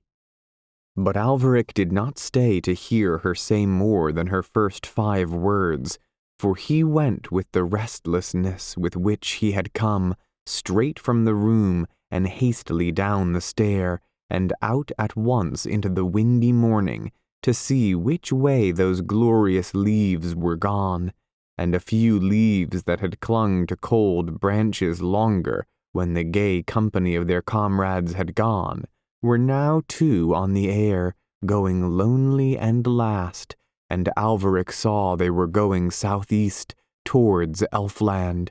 Hurriedly then, he donned his magical sword in its wide scabbard of leather, and with scanty provisions hastened over the fields, after the last of the leaves, whose autumnal glory led him, as many a cause in its later days, all splendid and fallen, leads all manner of men. And so he came to the upland fields with their grass all grey with dew, and the air was all sparkling with sunlight, and gay with the last of the leaves, but a melancholy seemed to dwell with the sound of the lowing of cattle. In the calm, bright morning, with the northwest wind roaming through it, Alveric came by no calm, and never gave up the haste of one who has lost something suddenly. He had the swift movements of such, and the frantic air. He watched all day over clear, wide horizons, southeast, where the leaves were leading, and at evening he looked to see the elfin mountains, severe and changeless, unlit by any light we know, the color of pale forget-me-nots. He held on restlessly to see their summits, but never they came to view. And then he saw the house of the old leather worker who had made the scabbard for his sword, and the sight of it brought back to him the years that were gone since the evening when first he had seen it, although he never knew how many they were, and could not know, for no one has ever devised any exact calculation whereby to estimate the action of time in Elfland. Then he looked once more for the pale blue elfin mountains, remembering well where they lay, in their long grave row past a point of one of the leather worker's gables. But he saw never a line of them. Then he entered the house, and the old man still was there. The leather worker was wonderfully aged. Even the table on which he worked was much older. He greeted Alveric, remembering who he was, and Alveric inquired for the old man's wife. "She died long ago," he said, and again Alveric felt the baffling flight of those years, which added a fear to Elfland whither he went. Yet he neither thought to turn back, nor reined for a moment his impatient haste. He said a few formal things of the old man's loss that had happened so long ago. Then, "Where are the elfin mountains?" he asked, "the pale blue peaks?" A look came slowly over the old man's face as though he had never seen them, as though Alveric, being learned, spoke of something that the old leather worker could not know. No, he did not know, he said, and Alveric found that today, as all those years ago, this old man still refused to speak of Elfland. Well, the boundary was only a few yards away. He would cross it and ask the way of elfin creatures, if he could not see the mountains to guide him then. The old man offered him food, and he had not eaten all day, but Alveric in his haste only asked him once more of Elfland, and the old man humbly said that of such things he knew nothing.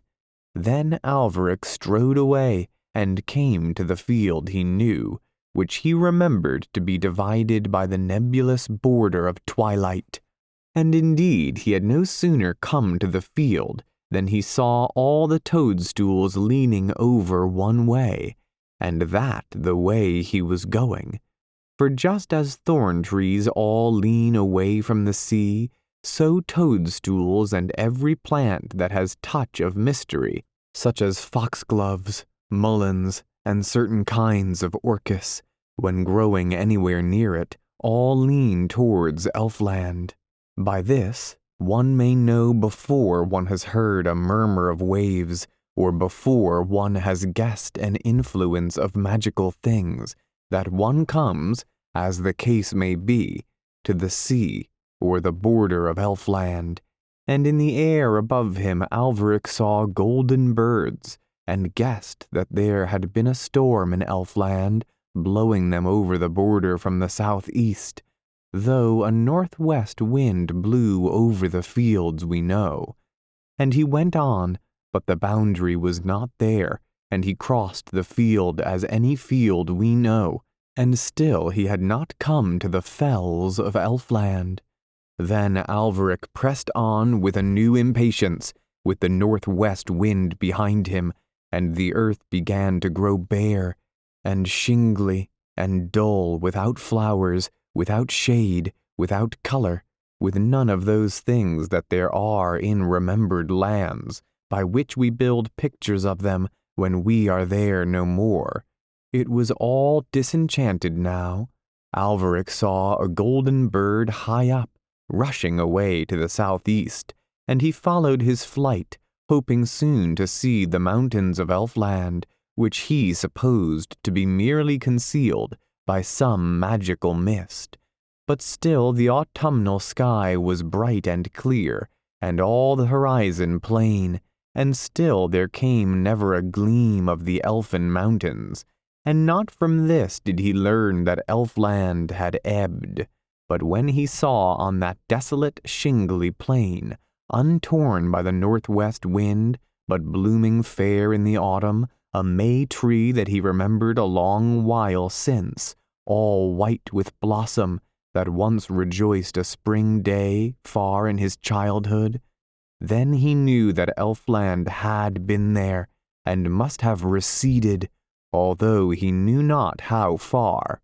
For it is true, and Alveric knew, that just as the glamour that brightens much of our lives, especially in early years, comes from rumors that reach us from Elfland by various messengers, on whom be blessings and peace, so there returns from our fields to Elfland again, to become a part of its mystery, all manner of little memories that we have lost, and little devoted toys that were treasured once, and this is part of the law of ebb and flow that science may trace in all things. Thus light grew the forest of coal, and the coal gives back light. Thus rivers fill the sea, and the sea sends back to the rivers. Thus all things give that receive, even death. Next, Alveric saw lying there on the flat dry ground a toy that he yet remembered, which years and years ago, how could he say how many, had been a childish joy to him, crudely carved out of wood, and on one unlucky day it had been broken, and one unhappy day it had been thrown away, and now he saw it lying there not merely new and unbroken, but with a wonder about it, a splendor and a romance, the radiant transfigured thing that his young fancy had known. It lay there forsaken of Elfland, as wonderful things of the sea lie sometimes desolate on wastes of sand, when the sea is a far blue bulk with a border of foam. Dreary with lost romance was the plain from which Elfland had gone, though here and there Alveric saw again and again those little forsaken things that had been lost from his childhood, dropping through time to the ageless and hourless region of Elfland, to be a part of its glory, and now left forlorn by this immense withdrawal. Old tunes, old songs, old voices hummed there too, growing fainter and fainter, as though they could not live long in the fields we know. And when the sun set, a mauve rose glow in the east, that Alveric fancied a little too gorgeous for earth, led him onwards still, for he deemed it to be the reflection cast on the sky by the glow of the splendor of Elfland. So he went on hoping to find it, horizon after horizon, and night came on with all earth's comrade stars, and only then Alveric put aside at last that frantic restlessness that had driven him since the morning, and wrapping himself in a loose cloak that he wore, ate such food as he had in a satchel, and slept a troubled sleep alone with other forsaken things. At the earliest moment of dawn his impatience awoke him, although one of October's mists hid all glimpses of light. He ate the last of his food and then pushed on through the grayness. No sound from the things of our fields came to him now, for men never went that way when Elfland was there, and none but Alveric went now to that desolate plain. He had traveled beyond the sound of cock-crow from the comfortable houses of men, and was now marching through a curious silence, broken only now and then by the small dim cries of the lost songs that had been left by the ebb of Elfland, and were fainter now than they had been the day before. And when dawn shone, Alveric saw again so great a splendor in the sky, glowing all green low down in the southeast, that he thought once more he saw a reflection from Elfland, and pressed on, hoping to find it over the next horizon. And he passed the next horizon, and still that shingly plain, and never a peak of the pale blue elfin mountains. Whether Elfland always lay over the next horizon, brightening the clouds with its glow, and moved away just as he came, or whether it had gone days or years before, he did not know, but still kept on and on. He came at last to a dry and grassless ridge on which his eyes and his hopes had been set for long, and from it he looked far over the desolate flatness that stretched to the rim of the sky, and saw never a sign of Elfland, never a slope of the mountains. Even the little treasures of memory that had been left behind by the ebb were withering into things of our every day. Then Alveric drew his magical sword from its sheath, but though that sword had power against enchantment, it had not been given the power to bring again an enchantment that was gone, and the desolate land remained the same, for all that he waved his sword, stony, deserted, unromantic, and wide. For a little while he went on, but in that flat land the horizon moved imperceptibly with him, and never a peak appeared of the elfin mountains. And on that dreary plain he soon discovered, as sooner or later many a man must, that he had lost Elfland. Chapter 11. The Deep of the Woods. In those days Irunderil would amuse the boy by charms and by little wonders, and he was content for a while, and then he began to guess for himself all in silence where his mother was. He listened to all the things said, and thought long about them, and days passed thus, and he only knew she had gone, and still he said never a word of the thing with which his thoughts were busy. And then he came to know from things said or unsaid, or from looks or glances or wagging of heads, that there was a wonder about his mother's going, but what the wonder was he could not find, for all the marvels that crossed his mind when he guessed. And at last, one day, he asked Irunderil, and stored though her old mind was with ages and ages of wisdom, and though she had feared this question, yet she did not know it had dwelt in his mind for days, and could find no better answer out of her wisdom than that his mother had gone to the woods. When the boy heard this, he determined to go to the woods to find her.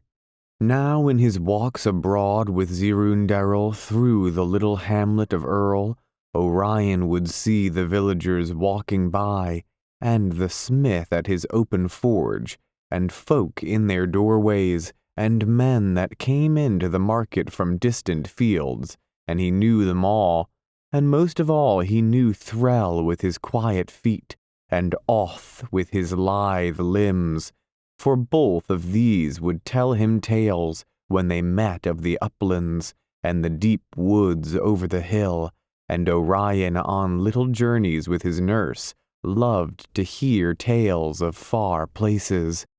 There was an ancient myrtle tree by a well, where Zirundarel would sit in the summer evenings while Orion played on the grass, and Oth would cross the grass with his curious bow, going out in the evening, and sometimes Threll would come, and every time that one of them came, Orion would stop him and ask for a tale of the woods. And if it were Oth, he would bow to Zirundarel with a look of awe as he bowed, and would tell some tale of what the deer did, and Orion would ask him why. Then a look would come over Oth's face, as though he were carefully remembering things that had happened very long ago, and after some moments of silence, he would give the ancient cause of whatever the deer did, which explained how they came by the custom. If it were Threll that came across the grass, he would appear not to see Zirundarel, and would tell his tale of the woods more hastily, in a low voice, and pass on, leaving the evening, as Orion felt, full of mystery behind him. He would tell tales of all manner of creatures, and the tales were so strange that he told them only to young Orion, because, as he explained, there were many folk that were unable to believe the truth, and he did not wish his tales to come to the ears of such. Once Orion had gone to his house, a dark hut full of skins, all kind of skins hung on the wall, foxes, badgers, and martens, and there were smaller ones in heaps in the corners. To Orion, Threll's dark hut was more full of wonder than any other house he had ever seen. But now it was autumn, and the boy and his nurse saw Oth and Threll more seldom, for in the misty evenings with the threat of frost in the air, they sat no longer by the myrtle tree. Yet Orion watched on their short walks, and one day he saw Threll going away from the village with his face to the uplands, and he called to Threll, and Threll stood still with a certain air of confusion, for he deemed himself of too little account to be clearly seen and noticed by the nurse at the castle, be she witch or woman. And Orion ran up to him and said, "Show me the woods." And Zirundarel perceived that the time had come when his thoughts were roaming beyond the lip of the valley, and knew that no spell of hers would hold him long from following after them. And Threll said, "No, my master," and looked uneasily at Zirundarel, who came after the boy and led him away from Threll, and Threll went on alone to his work in the deep of the woods. And it was not otherwise than the witch had foreseen, for first Orion wept, and then he dreamed of the woods, and next day he slipped away alone to the house of Oth, and asked him to take him with him when he went to hunt the deer. And Oth, standing on a wide deer skin in front of blazing logs, spoke much of the woods, but did not take him then. Instead, he brought Orion back to the castle, and Zirundarel regretted too late that she had idly said his mother was gone to the woods, for those woods of hers had called up too soon that spirit of roving which was bound to come to him, and she saw that her spells could bring content no more. So in the end she let him go to the woods, but not until, by lifting of wand and saying of incantation, she had called the glamour of the woods down to the nursery hearth, and had made it haunt the shadows that went from the fire, and creep with them all about the room, till the nursery was all as mysterious as the forest. When this spell would not soothe him and keep his longing at home, she let him go to the woods. He stole away once more to the house of Oth, over crisp grass one morning, and the old witch knew he had gone, but did not call him back, for she had no spell to curb the love of roving in man, whether it came early or late, and she would not hold back his limbs when his heart was gone to the woods, for it is ever the way of witches, with any two things, to care for the more mysterious of the two. So the boy came alone to the house of Oth, through his garden where dead flowers hung on brown stalks, and the petals turned to slime if he fingered them, for November was come, and the frosts were abroad all night, and this time Orion just met with a mood in Oth, which in less than an hour would have gone, that was favorable to the boy's longing.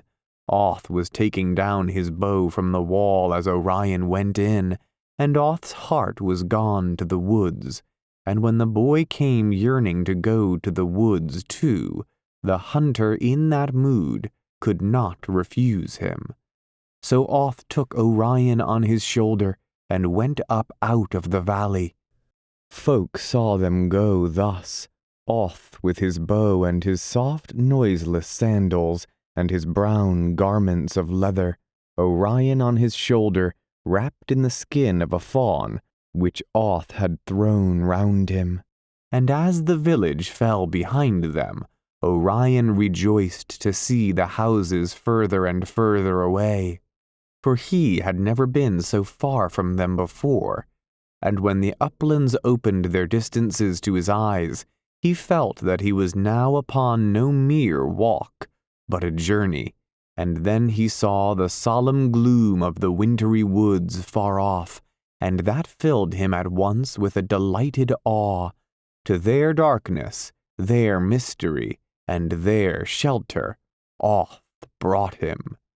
So softly Oth entered the wood that the blackbirds that guarded it, sitting watchful on branches, did not flee at his coming, but only uttered slowly their warning notes, and listened suspiciously till he passed, and were never sure if a man had broken the charm of the wood.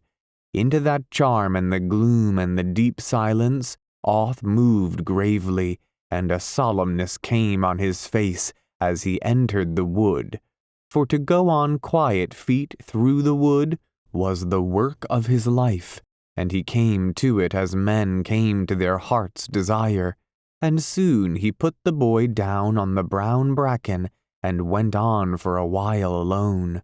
Orion watched him go with his bow in his left hand till he disappeared in the wood, like a shadow going to a gathering of shadows and merging among its fellows.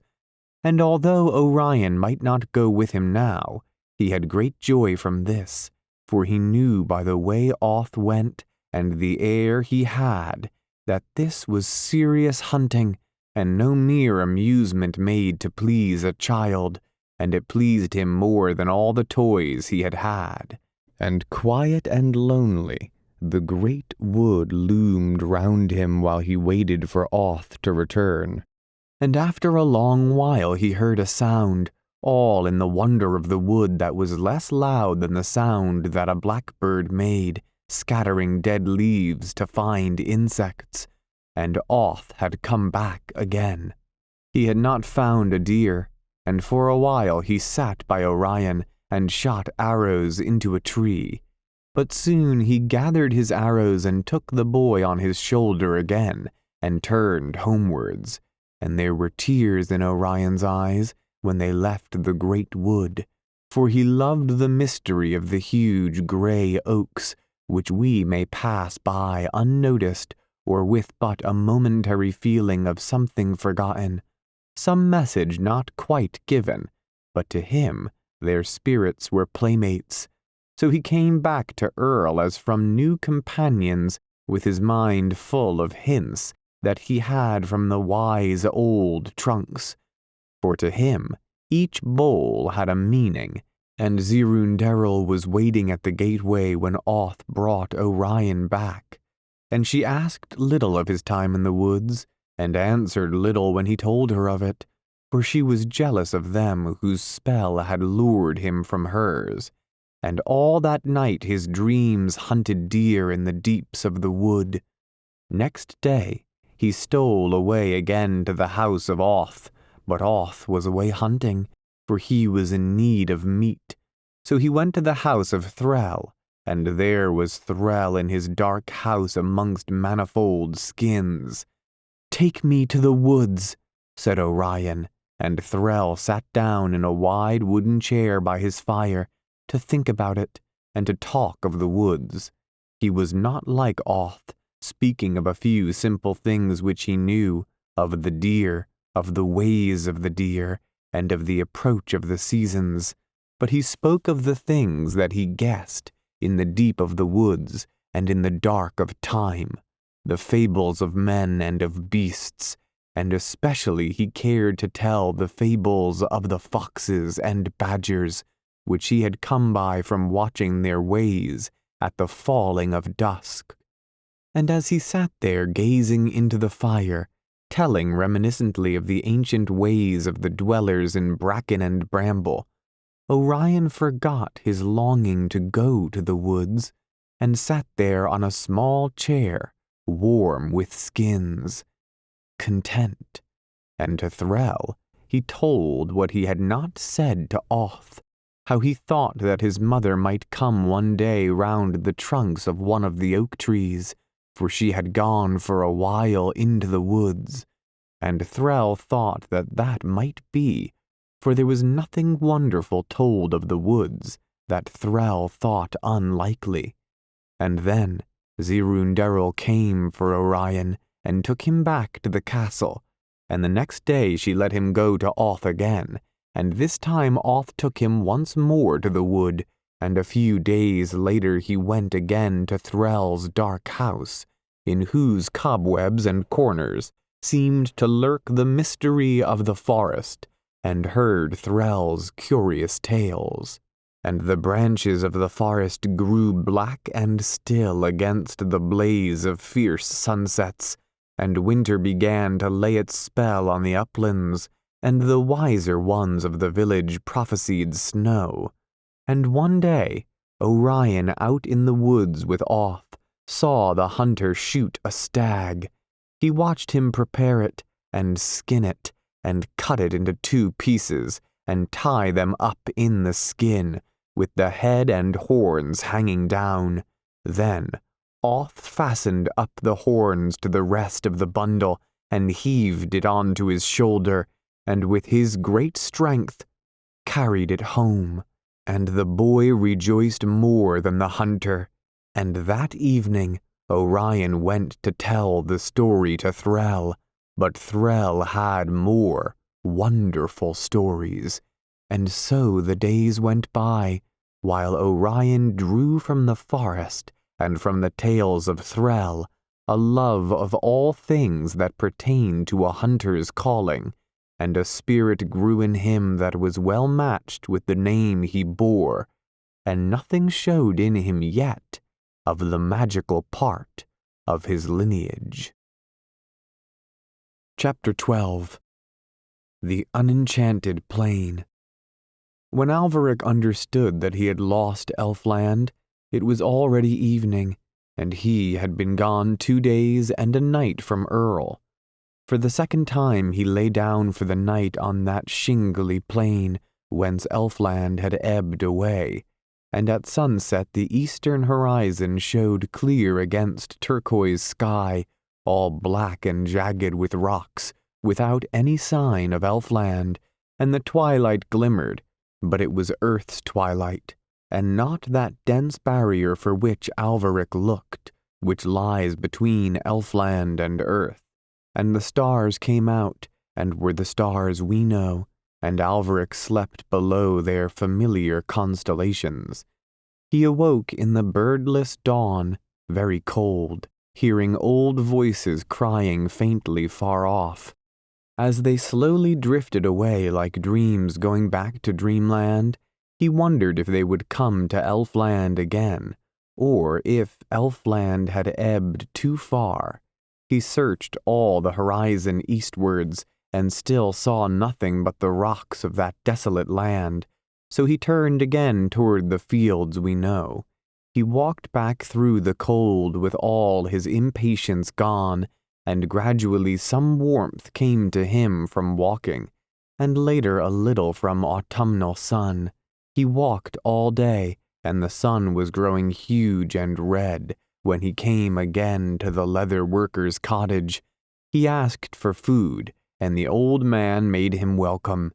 His pot was already simmering for his own evening meal, and it was not long before Alveric was sitting at the old table before a dish full of squirrels' legs, hedgehogs, and rabbit's meat.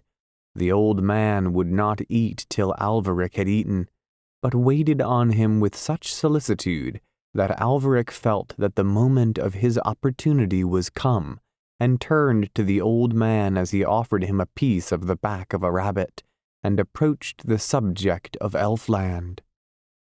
"The twilight is further away," said Alveric.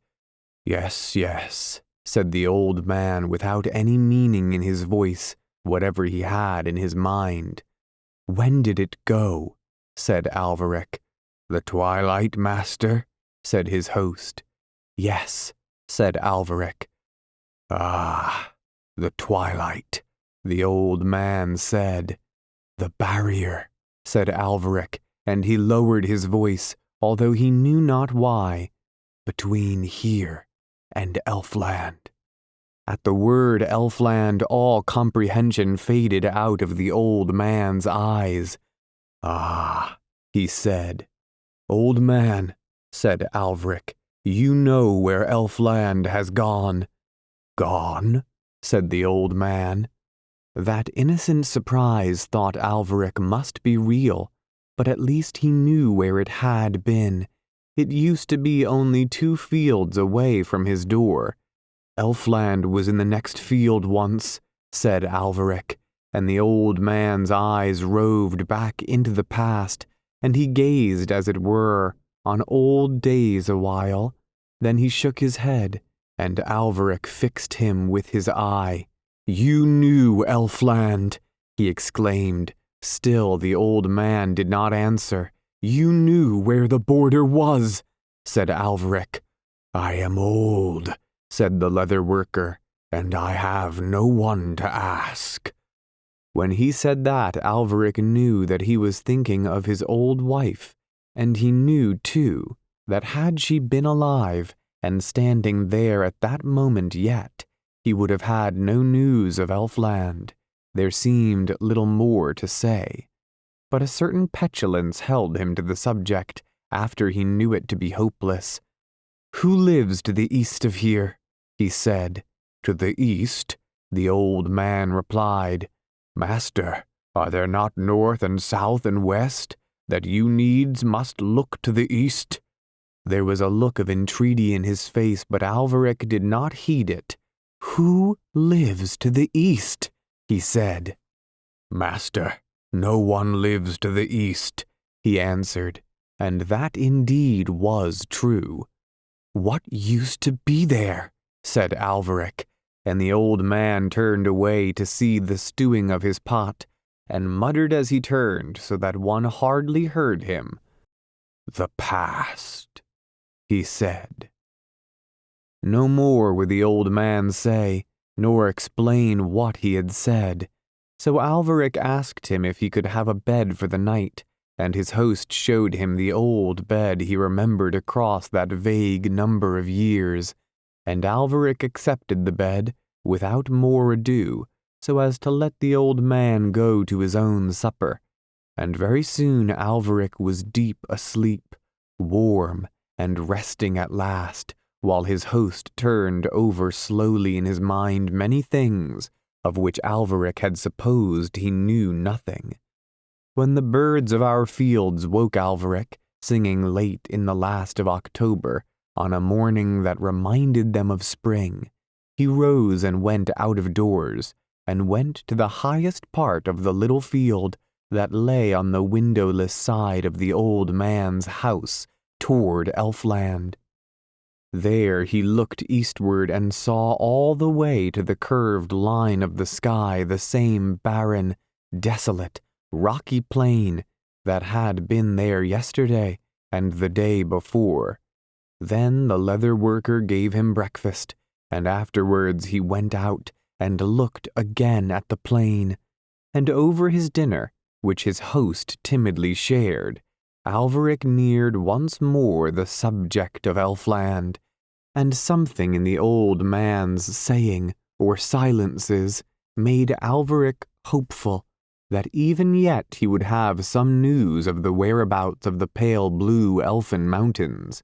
So he brought the old man out and turned to the east, to which his companion looked with reluctant eyes, and pointing to one particular rock, the most noticeable and near, said, hoping for definite news of a definite thing, "How long has that rock been there?" And the answer came to his hopes like hail to apple blossom, "It is there, and we must make the best of it."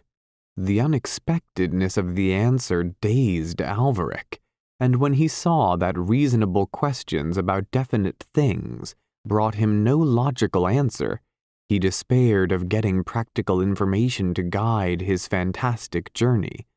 So he walked on the eastward side of the cottage all the afternoon, watching the dreary plain, and it never changed or moved. No pale mountains appeared, no Elfland came flooding back, and evening came and the rocks glowed dully with the low rays of the sun, and darkened when it set, changing with all earth's changes, but with no enchantment of Elfland. Then Alveric decided on a great journey. He returned to the cottage and told the leather worker that he needed to buy much provisions, as much as he could carry, and over supper they planned what he should have, and the old man promised to go next day amongst the neighbors, telling of all the things he would get from each, and somewhat more if God should prosper his snaring. For Alveric had determined to travel eastward till he found the lost land. And Alveric slept early and slept long, till the last of his fatigue was gone which came from his pursuit of Elfland. The old man woke him as he came back from his snaring, and the creatures that he had snared the old man put in his pot and hung it over his fire, while Alveric ate his breakfast. And all the morning the leather worker went from house to house amongst his neighbors, dwelling on little farms at the edge of the fields we know, and he got salted meats from some, bread from one, a cheese from another, and came back burdened to his house in time to prepare dinner. And all the provender that burdened the old man Alveric shouldered in a sack, and some he put in his wallet, and he filled his water bottle and 2 more besides, that his host had made from large skins. For he had seen no streams at all in the desolate land, and thus equipped he walked some way from the cottage, and looked again at the land from which Elfland had ebbed.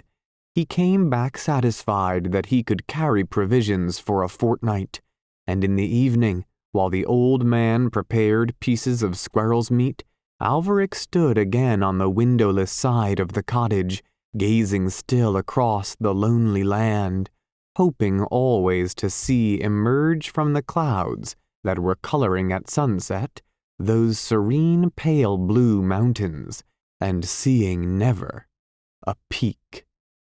And the sun set, and that was the last of October. Next morning Alveric made a good meal in the cottage, then took his heavy burden of provisions, and paid his host and started. The door of the cottage opened toward the west, and the old man cordially saw him away from his door with Godspeed and farewells. But he would not move round his house to watch him going eastward, nor would he speak of that journey. It was as though to him there were only 3 points of the compass. The bright autumnal sun was not yet high when Alveric went from the fields we know to the land that Elfland had left, and that nothing else went near, with his big sack over his shoulder and his sword at his side. The May trees of memory that he had seen were all withered now, and the old songs and voices that had haunted that land were all now faint as sighs, and there seemed to be fewer of them, as though some had already died or had struggled back to Elfland. All that day Alveric travelled with the vigour that waits at the beginning of journeys, which helped him on though he was burdened with so much provisions, and a big blanket that he wore like a heavy cloak around his shoulders. And he carried besides a bundle of firewood and a stave in his right hand. He was an incongruous figure, with his stave and his sack and his sword, but he followed one idea, one inspiration, one hope, and so shared something of the strangeness that all men have who do this. Halting at noon to eat and rest, he went slowly on again and walked till evening. Even then he did not rest as he had intended, for when twilight fell and lay heavy along the eastern sky, he continually rose from his resting, and went a little further to see if it might not be that dense, deep twilight that made the frontier of the fields we know, shutting them off from Elfland. But it was always earthly twilight, until the stars came out, and they were all the familiar stars that look on earth.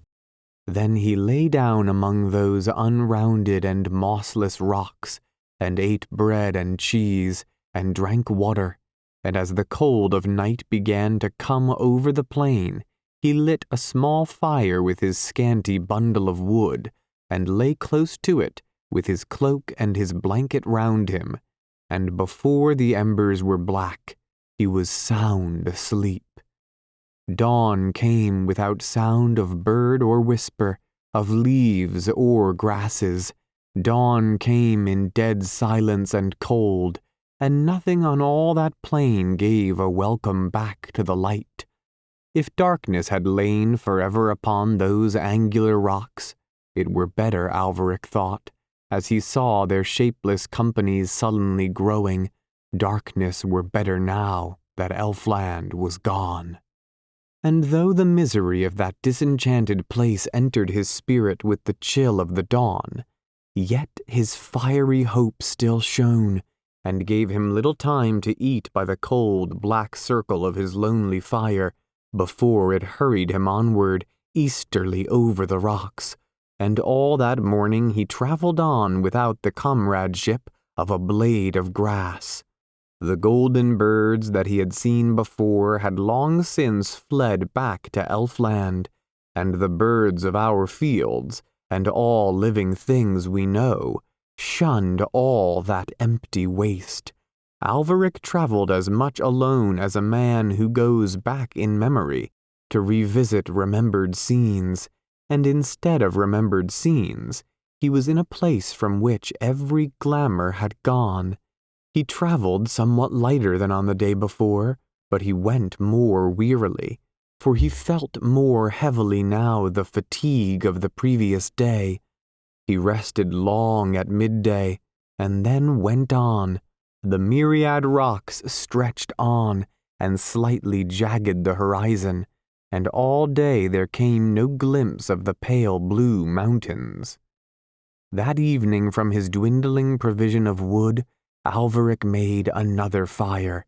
Its little flame going up alone in that waste seemed somehow to reveal the monstrous loneliness. He sat by his fire and thought of Lyrazel, and would not give up hope, though a glance at those rocks might have warned him not to hope, for something in their chaotic look partook of the plain that bred them, and they hinted it. to be infinite. Chapter 13. The Reticence of the Leather Worker. It was many days before Alveric learned from the monotony of the rocks that one day's journey was the same as another, and that by no number of journeys would he bring any change to his rugged horizons, which were all drearily like the other ones they replaced, and never brought a view of the pale blue mountains. He had gone, while his fortnight's provisions grew lighter and lighter, for 10 days over the rocks. It was now evening, and Alveric understood at last that if he traveled further and failed soon to see the peaks of the Elfin Mountains, he would starve. So he ate his supper sparingly in the darkness, his bundle of firewood having long since been used, and abandoned the hope that had led him. And as soon as there was any light at all to show him where the east was, he ate a little of what he had saved from his supper, and started his long tramp back to the fields of men, over rocks that seemed all the harsher because his back was to Elfland. All that day he ate and drank little, and by nightfall he still had left full provisions for 4 more days. He had hoped to travel faster during these last days, if he should have to turn back, because he would travel lighter.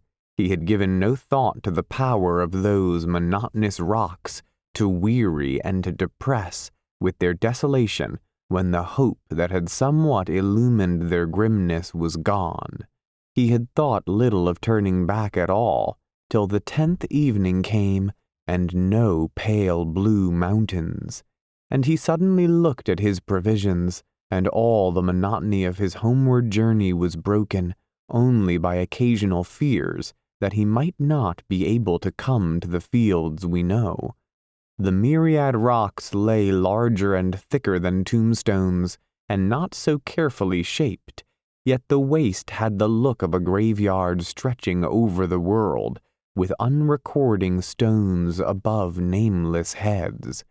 Chilled by the bitter nights, guided by blazing sunsets, he went on through the morning mists and the empty noons and weary birdless evenings.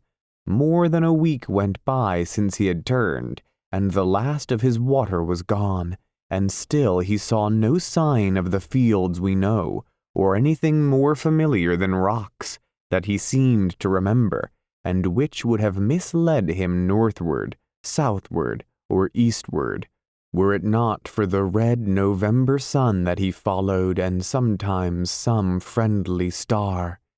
And then at last, just as the darkness fell blackening that rocky multitude, there showed westward over the rocks, pale at first against remnants of sunset, but growing more and more orange, a window under one of the gables of man. Alveric rose and walked towards it till the rocks in the darkness and weariness overcame him, and he lay down and slept, and the little yellow window shone into his dreams and made forms of hope as fair as any that came from Elfland. The house that he saw in the morning when he woke seemed impossible to be the one whose tiny light had held out hope and help to him in the loneliness. It seemed now too plain and common. He recognized it for a house not far from the one of the leather worker. Soon he came to a pool and drank. He came to a garden in which a woman was working early, and she asked him whence he had come. "From the east," he said, and pointed, and she did not understand. And so he came again to the cottage from which he had started, to ask once more for hospitality from the old man who had housed him twice. He was standing in his doorway as Alveric came, walking wearily, and again he made his welcome. He gave him milk, and then food, and Alveric ate, and then rested all the day. It was not till evening he spoke, but when he had eaten and rested, and he was at the table again, and supper was now before him, and there was light and warmth, he felt all at once the need of human speech. And then he poured out the story of that great journey over the land where the things of man ceased, and where yet no birds or little beasts had come, or even flowers, a chronicle of desolation. And the old man listened to the vivid words and said nothing, making some comments of his own only when Alveric spoke of the fields we know. He heard with politeness, but said never a word of the land from which Elfland had ebbed. It was indeed as though all the land to the east were delusion, and as though Alveric had been restored from it, or had awoken from dream, and were now among reasonably daily things, and there was nothing to say of the things of dream. Certainly never a word would the old man say in recognition of Elfland, or of anything 80 yards east of his cottage door. Then Alveric went to his bed, and the old man sat alone till his fire was low, thinking of what he had heard and shaking his head. And all the next day Alveric rested there, or walked in the old man's autumn-smitten garden. And sometimes he tried again to speak with his host of his great journey in the desolate land, but got from him no admission that such lands were, checked always by his avoidance of the topic, as though to speak of these lands might bring them nearer. And Alveric pondered on many reasons for this. Had the old man been to Elfland in his youth and seen something he greatly feared, perhaps barely escaping from death, or an age-long love? Was Elfland a mystery too great to be troubled by human voices? Did these folk dwelling there at the edge of our world know well the unearthly beauty of all the glories of Elfland, and fear that even to speak of them might be a lure to draw them whither their resolution, barely perhaps, held them back? Or might a word said of the magical land bring it nearer, to make fantastic and elfish the fields we know? To all these ponderings of Alveric there was no answer. And yet one more day Alveric rested, and after that he set out to return to Earl. He set out in the morning, and his host came with him out of his doorway, saying farewell, and speaking of his journey home, and of the affairs of Earl, which were food for gossip over many farmlands, and great was the contrast between the good man's approval that he showed thus for the fields we know, over which Alveric journeyed now, and his disapproval for those other lands whither Alveric's hopes still turned. And they parted, and the old man's farewells dwindled. And then he turned back into his house, rubbing his hands contentedly as he slowly went, for he was glad to see one who had looked toward the fantastic lands turn now to a journey across the fields we know. In those fields the frost was master, and Alveric walked over the crisp gray grass and breathed the clear, fresh air, thinking little of his home or his son, but planning how even yet he might come to Elfland, for he thought that further north there might be a way coming round perhaps behind the pale blue mountains. That Elfland had ebbed too far for him to overtake it there, he felt despairingly sure, but scarcely believed it had gone along the entire frontier of twilight, where Elfland touches earth, as far as poet has sung. Further north he might find the frontier unmoved, lying sleepy with twilight, and come under the pale blue mountains and see his wife again. Full of these thoughts he went over the misty, mellow fields, and full of his dreams and plans about that phantasmal land, he came in the afternoon to the woods that brood above Earl. He entered the wood, and deep though he was amongst thoughts that were far from there, he soon saw the smoke of a fire a little way off, rising gray among the dark oak boles. He went towards it to see who was there, and there were his son and Zirunderil warming their hands at the fire. "Where have you been?"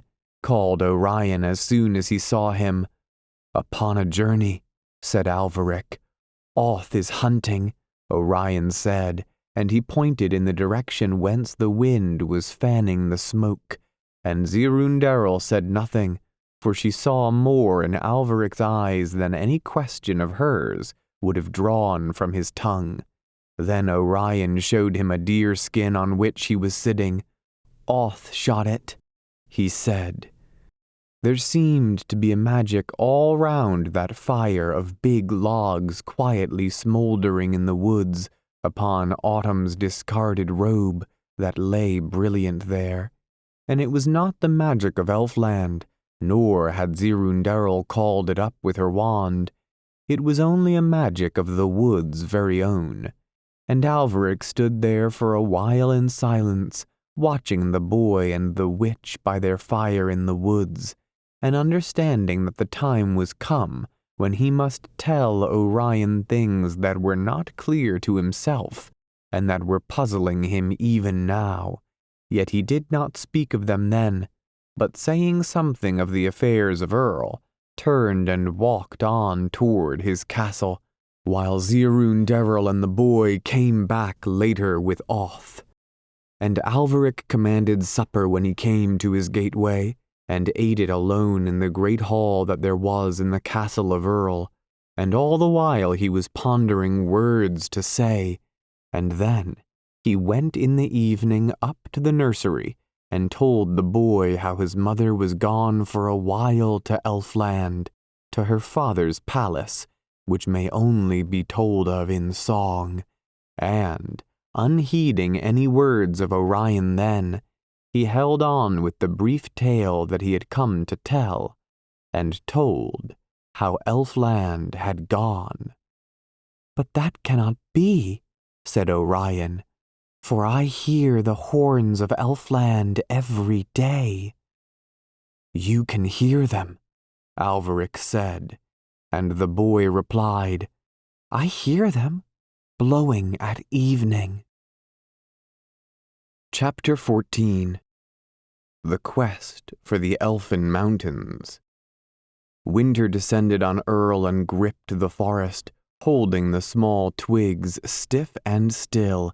In the valley it silenced the stream, and in the fields of the oxen the grass was brittle as earthenware, and the breath of the beasts went up like the smoke of encampments, and Orion still went to the woods whenever Oth would take him, and sometimes he went with Threll. When he went with Oth, the wood was full of the glamour of the beasts that Oth hunted, and the splendor of the great stags seemed to haunt the gloom of far hollows.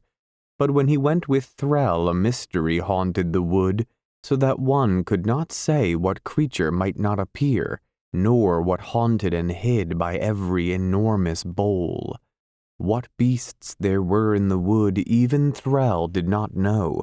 Many kinds fell to his subtlety, but who knew if these were all?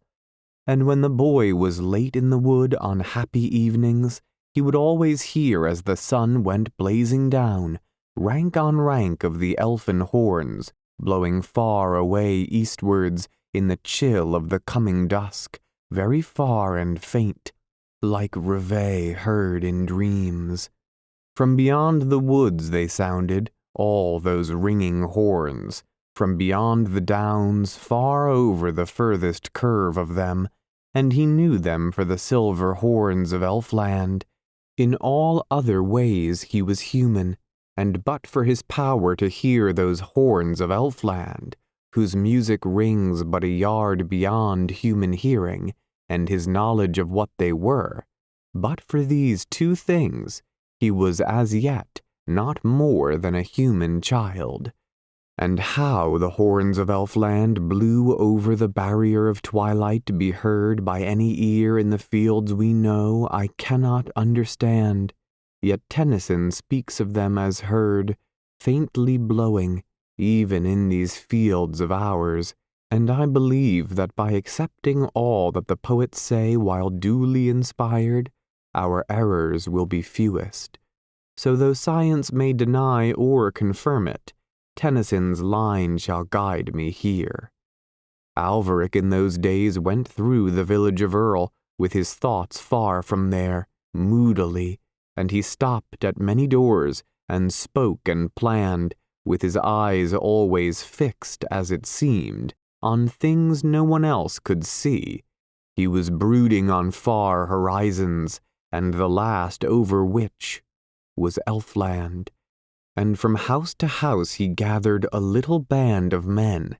It was Alveric's dream to find the frontier further north, to travel on over the fields we know, always searching new horizons, till he came to some place from which Elfland had not ebbed. To this he determined to dedicate his days. When Lyrazel was with him amongst the fields we know, his thoughts had ever been to make her more earthly, but now that she was gone, the thoughts of his own mind were becoming daily more elfish, and folk began to look sideways at his fantastic mien. Dreaming always of Elfland and of elvish things, he gathered horses and provender, and made for his little band so huge a store of provisions that those who saw it wondered. Many men he asked to be of that curious band, and few would go with him to haunt horizons when they heard whither he went. And the first that he found to be of that band was a lad that was crossed in love, and then a young shepherd, well used to lonely spaces, then one that had heard a curious song that someone sang one evening. It had set his thoughts roving away to impossible lands, and so he was well content to follow his fancies. One huge full moon one summer had shone all a warm night long on a lad as he lay in the hay, and after that he had guessed or seen things that he said the moon showed him. Whatever they were, none else saw any such things in Earl. He also joined Alveric's band as soon as he asked him. It was many days before Alveric found these four, and more he could not find but a lad that was quite witless, and he took him to tend the horses, for he understood horses well, and they understood him, though no human man or woman could make him out at all, except his mother, who wept when Alveric had his promise to go, for she said that he was the prop and support of her age, and knew what storms would come, and when the swallows would fly, and what colors the flowers would come up from seeds she sowed in her garden, and where the spiders would build their webs, and the ancient fables of flies. She wept and said that there would be more things lost by his going than ever folk guessed in Earl. But Alveric took him away. Many go thus. And one morning 6 horses heaped and hung with provisions all round their saddles waited at Alveric's gateway, with the 5 men that were to roam with him as far as the world's edge. He had taken long counsel with Zirundarel, but she said that no magic of hers had power to charm Elfland, or to cross the dread will of its king. He therefore commended Orion to her care, knowing well that though hers was but simple or earthly magic, yet no magic likely to cross the fields we know, nor curse, nor rune directed against his boy, would be able to thwart her spell. And for himself, he trusted to the fortune that waits at the end of long, weary journeys. To Orion he spoke long, not knowing how long that journey might be before he again found Elfland, nor how easily he might return across the frontier of twilight. He asked the boy what he desired of life. "To be a hunter," said he. "What will you hunt while I am over the hills?" said his father. "Stags," like Oth, said Orion. Alveric commended that sport, for he himself loved it.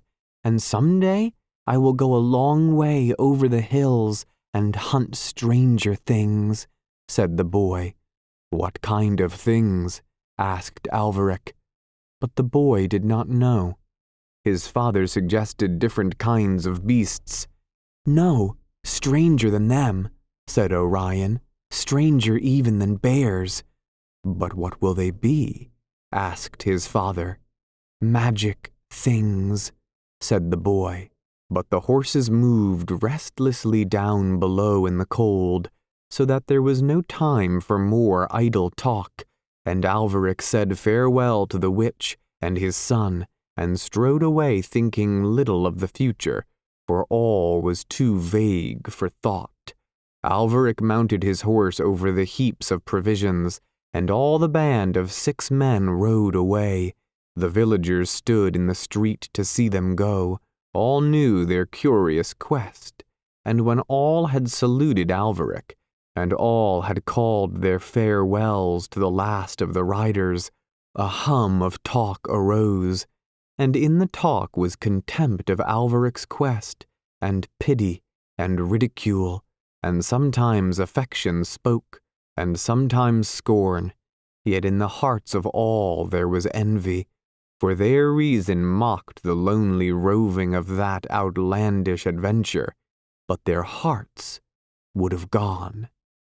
And away rode Alveric out of the village of Earl with his company of adventurers behind him, a moonstruck man, a madman, a lovesick lad, a shepherd boy, and a poet. And Alveric made Vand, the young shepherd, the master of his encampment, for he deemed him to be the sanest among his following. But there were disputes at once as they rode, before they came to make any encampment, and Alveric, hearing or feeling the discontent of his men, learned that on such a quest as his, it was not the sanest, but the maddest that should be given authority. So he named Niv the witless lad the master of his encampment, and Niv served him well, till a day that was far thence, and the moonstruck man stood by Niv, and all were content to do the bidding of Niv, and all honored Alveric's quest, and many men in numerous lands do saner things, with less harmony. They came to the uplands and rode over the fields, and rode till they came to the furthest hedges of men, and to the houses that they have built at the verge, beyond which even their thoughts refuse to fare. Through this line of houses, at the edge of those fields, 4 or 5 in every mile, Alveric went with his queer company. The leather worker's hut was far to the south. Now he turned northward to ride past the backs of the houses, over fields through which once the barrier of twilight had run, till he should find some place where Elfland might seem not to have ebbed so far.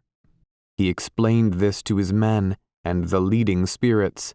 Niv and Zen, who was moonstruck, applauded at once, and Thiel, the young dreamer of songs, said the scheme was a wise one too, and Vand was carried away by the keen zeal of these 3, and it was all one to Rannoch the lover, and they had not gone far along the banks of the houses when the red sun touched the horizon, and they hastened to make an encampment by what remained of the light of that short winter's day.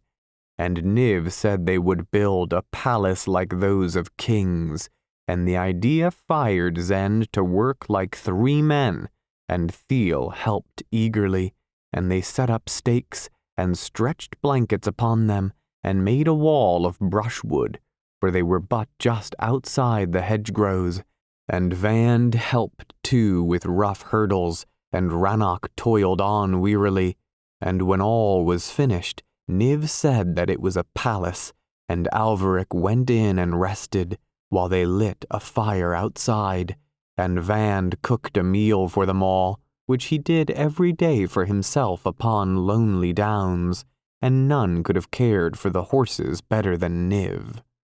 And as the gloaming faded away, the cold of winter grew, and by the time that the first star shone, there seemed nothing in all the night but bitter cold. Yet Alvaric's men lay down by their fire in their leathers and furs and slept, all but Rannoch the lover. To Alvaric lying on furs in his shelter, watching red embers glowing beyond dark shapes of his men, the quest promised well. He would go far north watching every horizon for any sign of Elfland. He would go by the border of the fields we know, and always be near provisions, and if he got no glimpse of the pale blue mountains, he would go on till he found some field from which Elfland had not ebbed, and so come round behind them, and Niv and Zend and Thiel had all sworn to him that evening that before many days were gone, they would surely all find Elfland. Upon this thought, he slept. Chapter 15. The Retreat of the Elf King. When Lyrazel blew away with the splendid leaves, they dropped one by one from their dance in the gleaming air, and ran on over fields for a while, and then gathered by hedgerows and rested. But earth that pulls all things down had no hold on her, for the rune of the King of Elfland had crossed its borders, calling her home. So she rode carelessly the great northwest wind, looking down idly on the fields we know, as she swept over them homewards. No grip had earth on her any longer at all, for with her weight, which is where earth holds us, were gone all her earthly cares. She saw without grief old fields, wherein she and Alvaric walked once. They drifted by. She saw the houses of men, these also passed, and deep and dense and heavy with color, she saw the border of Elfland. A last cry earth called to her with many voices, a child shouting, rooks cawing, the dull lowing of cows, a slow cart heaving home. Then she was into the dense barrier of twilight, and all earth's sounds dimmed suddenly. She was through it, and they ceased. Like a tired horse falling dead, our northwest wind dropped at the frontier, for no winds blow in Elfland that roam over the fields we know, and Lyrazel slanted slowly onward and down, till her feet were back again on the magical soil of home. She saw full fair the peaks of the elfin mountains, and dark underneath them the forest that guarded the elf king's throne. Above this forest were glimmering even now great spires in the elfin morning, which glows with more sparkling splendor than do our most dewy dawns, and never passes away. Over the elfin land the elfin lady passed with her light feet, touching the grasses as thistledown touches them when it comes down to them, and brushes their crests, while a languid wind rolls it slowly over the fields we know. And all the elvish and fantastic things, and the curious aspect of the land, and the odd flowers, and the haunted trees, and the ominous boding of magic that hung in the air, were all so full of memories of her home, that she flung her arms about the first gnarled gnome-like trunk, and kissed its wrinkled bark, and so she came to the enchanted wood, and the sinister pines that guarded it, with the watchful ivy leaning over their branches bowed to Lyrazel as she passed. Not a wonder in that wood, not a grim hint of magic, but brought back the past to her, as though it had scarcely gone. It was, she felt, but yesterday morning that she had gone away, and it was yesterday morning still, As she passed through the wood, the gashes of Alvaric's sword were yet fresh and white on the trees. And now a light began to glow through the wood, then flash upon flash of colors, and she knew they shone from the glory and splendor of flowers that girdled the lawns of her father. To these she came again, and her faint footprints that she had made as she left her father's palace and wandered to see Alvaric there were not yet gone from the bended grass and the spiders' webs and the dew. There the great flowers glowed in the elfin light, while beyond from them there twinkled and flashed, with the portal through which she had left it still open wide to the lawns, the palace that may not be told of, but only in song. Thither Lyrazel returned, and the elf king, who heard by magic the tread of her soundless feet, was before his door to meet her. His great beard almost hid her as they embraced. He had sorrowed for her long through that elfin morning. He had wondered, despite his wisdom. He had feared for all his runes. He had yearned for her as human hearts may yearn. For all that, he was of magic stock, dwelling beyond our fields. And now she was home again, and the elfin morning brightened over leagues of Elfland with the old elf king's joy, and even a glow that was seen upon slopes of the elfin mountains. And through the flash and glimmer of the vast doorway, they pressed into the palace once more. The knight of the elf king's guard saluted with his sword as they went, but dared not turn his head after Lyrazel's beauty. They came again to the hall of the elf king's throne, which is made of rainbows and ice, and the great king seated himself, and took Lyrazel on his knee, and a calm came down upon Elfland. And for long through the endless elfin morning, nothing troubled that calm. Lyrazel rested after the cares of earth. The elf king sat there, keeping the deep content in his heart. The knight of the guard remained at the salute, his sword's point downwards still.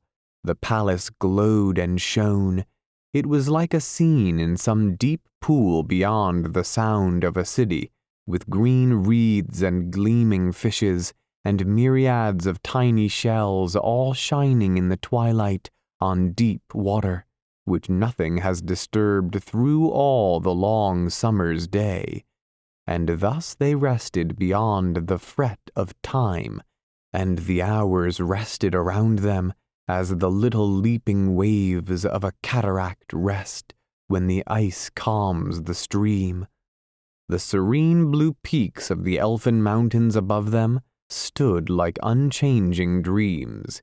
Then, like the noise of some city heard amongst birds in woods, like a sob heard amongst children that are all met to rejoice, like laughter amongst a company that weep, like a shrill wind in orchards amongst the early blossom, like a wolf coming over the downs where the sheep are asleep, there came a feeling into the elf king's mood that one was coming towards them across the fields of earth.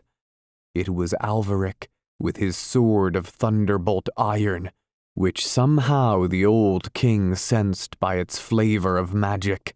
Then the elf king rose and put his left arm about his daughter and raised his right to make a mighty enchantment, standing up before his shining throne, which is the very center of Elfland, and with clear resonance deep down in his throat, he chanted a rhythmic spell, all made of words that Lyrazel never had heard before, some age-old incantation, calling Elfland away, drawing it further from earth, and the marvelous flowers heard as their petals drank in the music, and the deep notes flooded the lawns, and all the palace thrilled and quivered with brighter colors, and a charm went over the plain as far as the frontier of twilight, and a trembling went through the enchanted wood.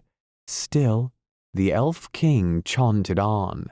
The ringing, ominous notes came now to the elfin mountains, and all their line of peaks quivered as hills in haze when the heat of summer beats up from the moors and visibly dances in air.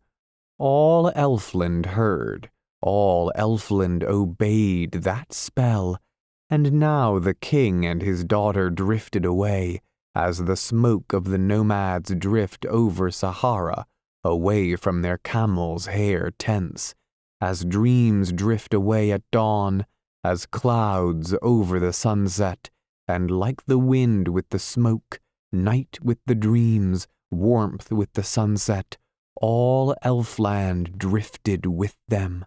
All Elfland drifted with them and left the desolate plain, the dreary deserted region, the unenchanted land.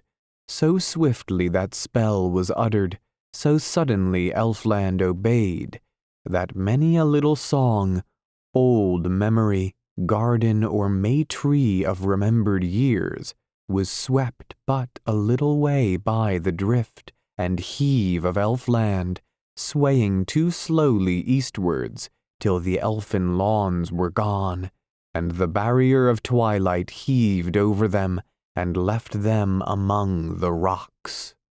And whither Elfland went I cannot say, nor even whether it followed the curve of the earth or drifted beyond our rocks out into twilight. There had been an enchantment near to our fields, and now there was none. Wherever it went, it was far. Then the Elf King ceased to chant, and all was accomplished, as silently as, in a moment that none can determine, the long layers over the sunset turn from gold to pink, or from a glowing pink to a listless, unlit color. All Elfland left the edges of those fields by which its wonder had lurked for long ages of men, and was away now whither I know not, and the Elf King seated himself again on his throne of mist and ice, in which charmed rainbows were, and took Lyrizel his daughter again on his knee, and the calm that his chanting had broken came back heavy and deep over Elfland. Heavy and deep it fell on the lawns, heavy and deep on the flowers. Each dazzling blade of grass was still in its little curve, as though nature in a moment of mourning said hush at the sudden end of the world, and the flowers dreamed on in their beauty, immune from autumn or wind. Far over the moors of the trolls slept the calm of the King of Elfland, where the smoke from their queer habitations hung stilled in the air, and in a forest wherein it quieted the trembling of myriads of petals on roses, it stilled the pools where the great lilies towered, till they and their reflections slept on in one gorgeous dream. And there below motionless fronds of dream-gripped trees, on the still water dreaming of the still air, where the huge lily leaves floated green in the calm, was the troll Luraloo, sitting upon a leaf. For thus they named in Elfland the troll that had gone to Earl. He sat there gazing into the water at a certain impudent look that he had on. He gazed and gazed and gazed. Nothing stirred, nothing changed. All things were still, reposing in the deep content of the king. The knight of the guard brought his sword back to the carry, and afterwards stood as still at his perpetual post as some suit of armor whose owner is centuries dead. And still the king sat silent with his daughter upon his knee, his blue eyes unmoving as the pale blue peaks which through wide windows shone from the elfin mountains. and the elf king stirred not, nor changed, but held to that moment in which he had found content, and laid its influence over all his dominions, for the good and welfare of Elfland, for he had what all our troubled world, with all its changes, seeks, and finds so rarely, and must at once cast it away. He had found content, and held it. And in that calm that settled down upon Elfland, there passed 10 years over the fields we know. Chapter 16.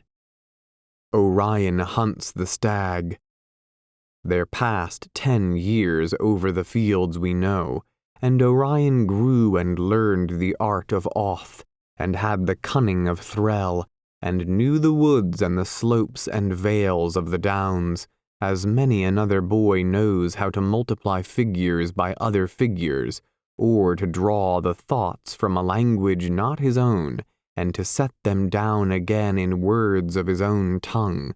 And little he knew of the things that ink may do, how it can mark a dead man's thought for the wonder of later years, and tell of happenings that are gone clean away, and be a voice for us out of the dark of time, and save many a fragile thing from the pounding of heavy ages, or carry to us, over the rolling centuries, even a song from lips long dead on forgotten hills.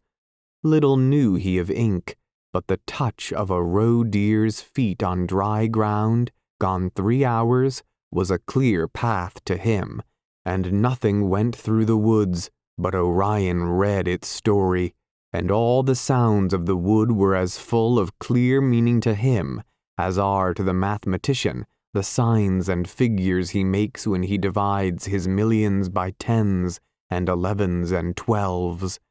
He knew by sun and moon and wind what birds would enter the wood.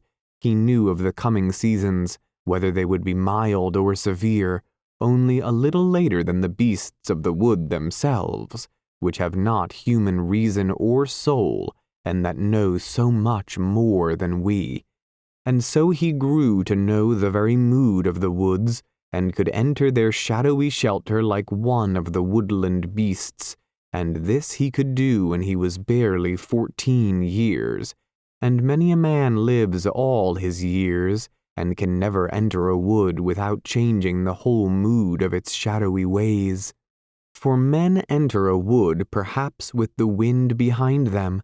They brush against branches, step on twigs, speak, smoke, or tread heavily, and jays cry out against them. Pigeons leave the trees, rabbits pad off to safety, and far more beasts than they know slip on soft feet away from their coming. But Orion moved like thrall, in shoes of deerskin with the tread of a hunter, and none of the beasts of the wood knew when he was come, and he came to have a pile of skins like oath that he won with his bow in the wood, and he hung great horns of stags in the hall of the castle, high up among old horns, where the spider had lived for ages, and this was one of the signs whereby the people of Earl came to know him now for their lord, for no news came of Alveric, and all the old lords of Earl had been hunters of deer, and another sign was the departing of the witch Zirunderil when she went back to her hill, and Orion lived in the castle now by himself, and she dwelt in her cottage again, where her cabbages grew on the high land, near to the thunder. And all that winter Orion hunted the stags in the wood, but when spring came he put his bow away. Yet all through the season of song and flowers, his thoughts were still with the chase, and he went from house to house wherever a man had one of the long thin dogs that hunt, and sometimes he bought the dog, and sometimes the man would promise to lend it on days of hunting. Thus Orion formed a pack of brown, long-haired hounds, and yearned for the spring and summer to go by, And one spring evening when Orion was tending his hounds, when villagers were mostly at their doors to notice the length of the evening, there came a man up the street whom nobody knew. He came from the uplands, wrapped in the most aged of clothes, which clung to him as though they had clung forever, and were somehow a part of him, and yet part of the earth, for they were mellowed by the clay of the high fields to its own deep brown, and folk noticed the easy stride of a mighty walker, and a weariness in his eyes, and none knew who he was. And then a woman said, "It is Vand, that was only a lad," and they all crowded about him then, for it was indeed Vand, who had left the sheep more than 10 years ago to ride with Alveric, no one in Earl knew whither. "How fares our master?" they said, and a look of weariness came in the eyes of Vand. "He follows the quest," he said. "Whither?" they asked. "To the north," he said. "He seeks for Elfland still." "Why have you left him?" they asked.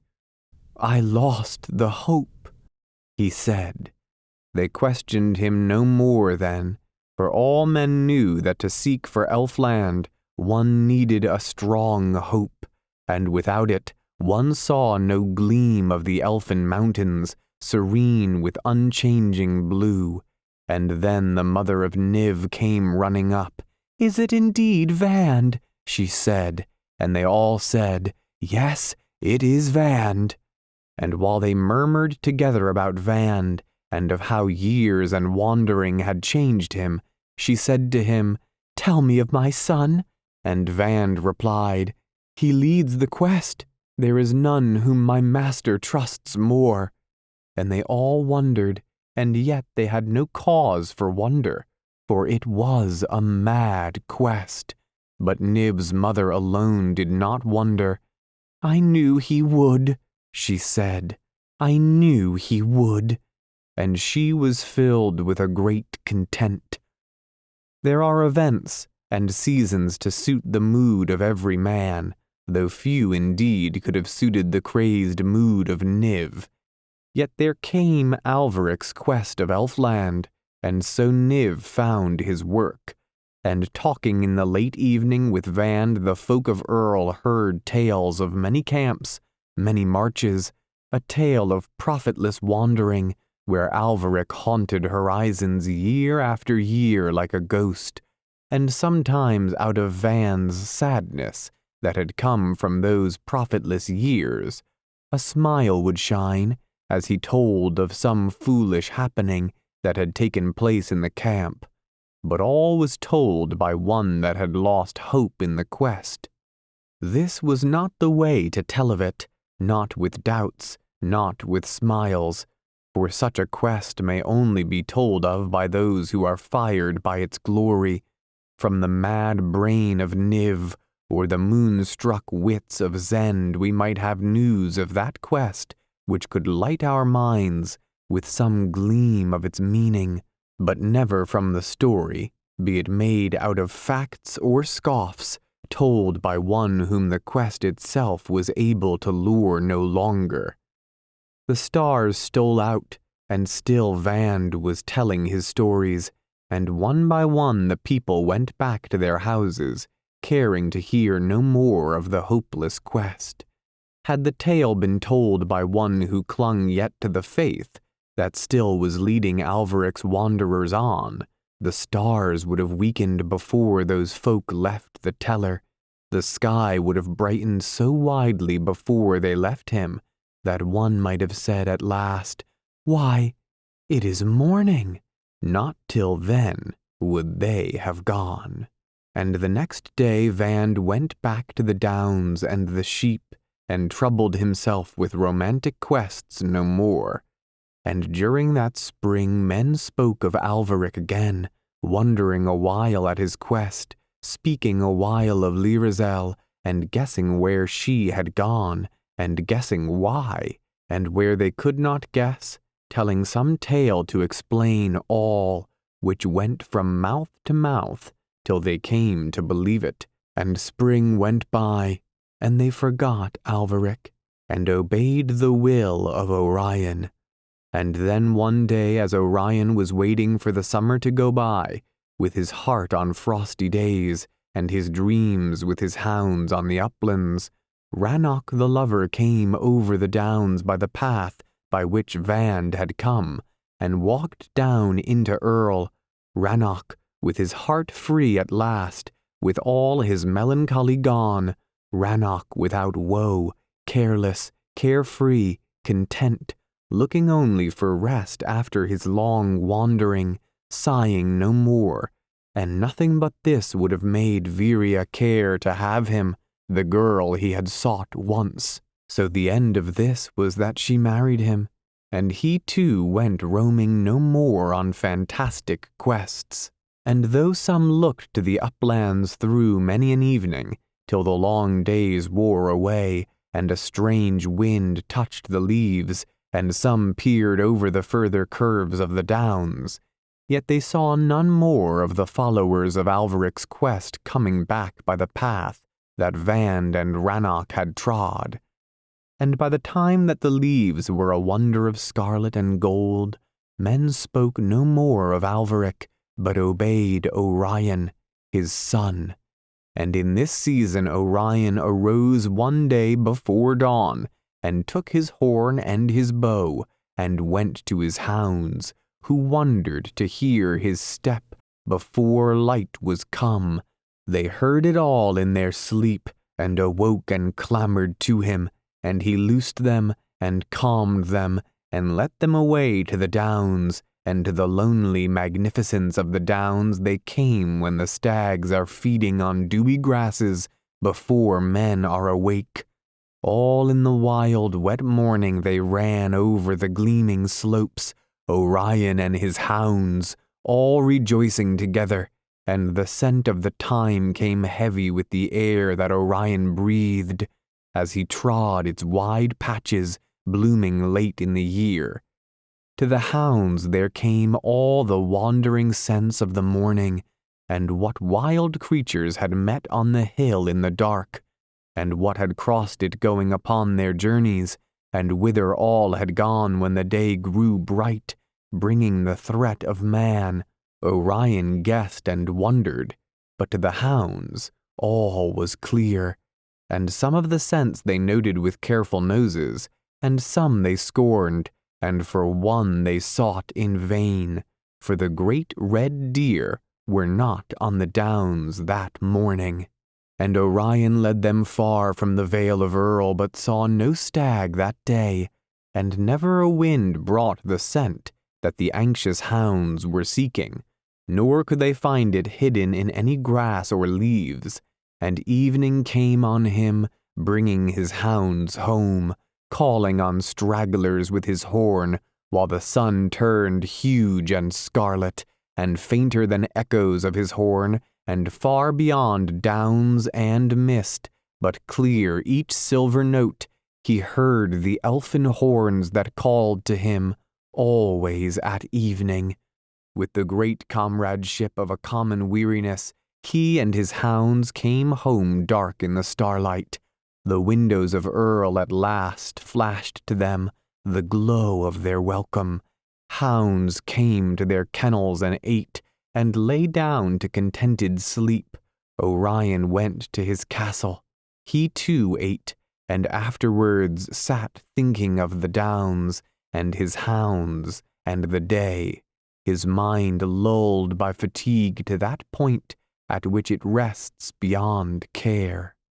And many a day passed thus, and then, one dewy morning, coming over a ridge of the downs, they saw a stag below them, feeding late when all the rest were gone.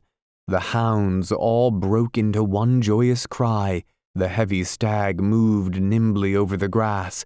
Orion shot an arrow and missed, and all these things happened in a moment, and then the hounds streamed away, and the wind went over the backs of them with a ripple, and the stag went away as though every one of his feet were on little dancing springs, and at first the hounds were swifter than Orion, but he was as tireless as they, and by taking sometimes shorter ways than theirs, he stayed near them till they came to a stream and faltered and began to need the help of human reason. And such help as human reason can give in such a matter, Orion gave them, and soon they were on again, and the morning passed as they went from hill to hill, and they had not seen the stag a second time, and the afternoon wore away, and still the hounds followed every step of the stag with a skill as strange as magic, and towards evening Orion saw him going slowly along the slope of a hill over coarse grass that was shining in the rays of the low sun.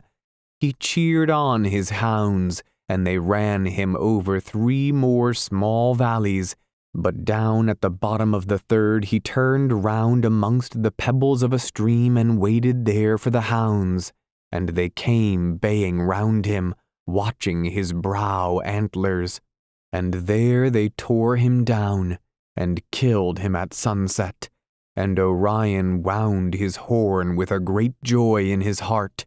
He wanted no more than this, and with a note like that of joy, as though they also rejoiced, or mocked his rejoicing, over hills that he knew not, perhaps from the far side of the sunset, the horns of Elfland answered. Chapter 17. The unicorn comes in the starlight. And winter came, and whitened the roofs of Earl, and all the forest and uplands. And when Orion took his hounds afield in the morning, the world lay like a book that was newly written by life, for all the story of the night before lay in long lines in the snow. Here the fox had gone, and there the badger, and here the red deer had gone out of the wood. The tracks led over the downs and disappeared from sight, as the deeds of statesmen, soldiers, courtiers, and politicians appear and disappear on the pages of history. Even the birds had their record on those white downs, where the eye could follow each step of their terrible claws, till suddenly, on each side of the track, would appear 3 little scars where the tips of their longest feathers had flicked the snow, and there the track faded utterly.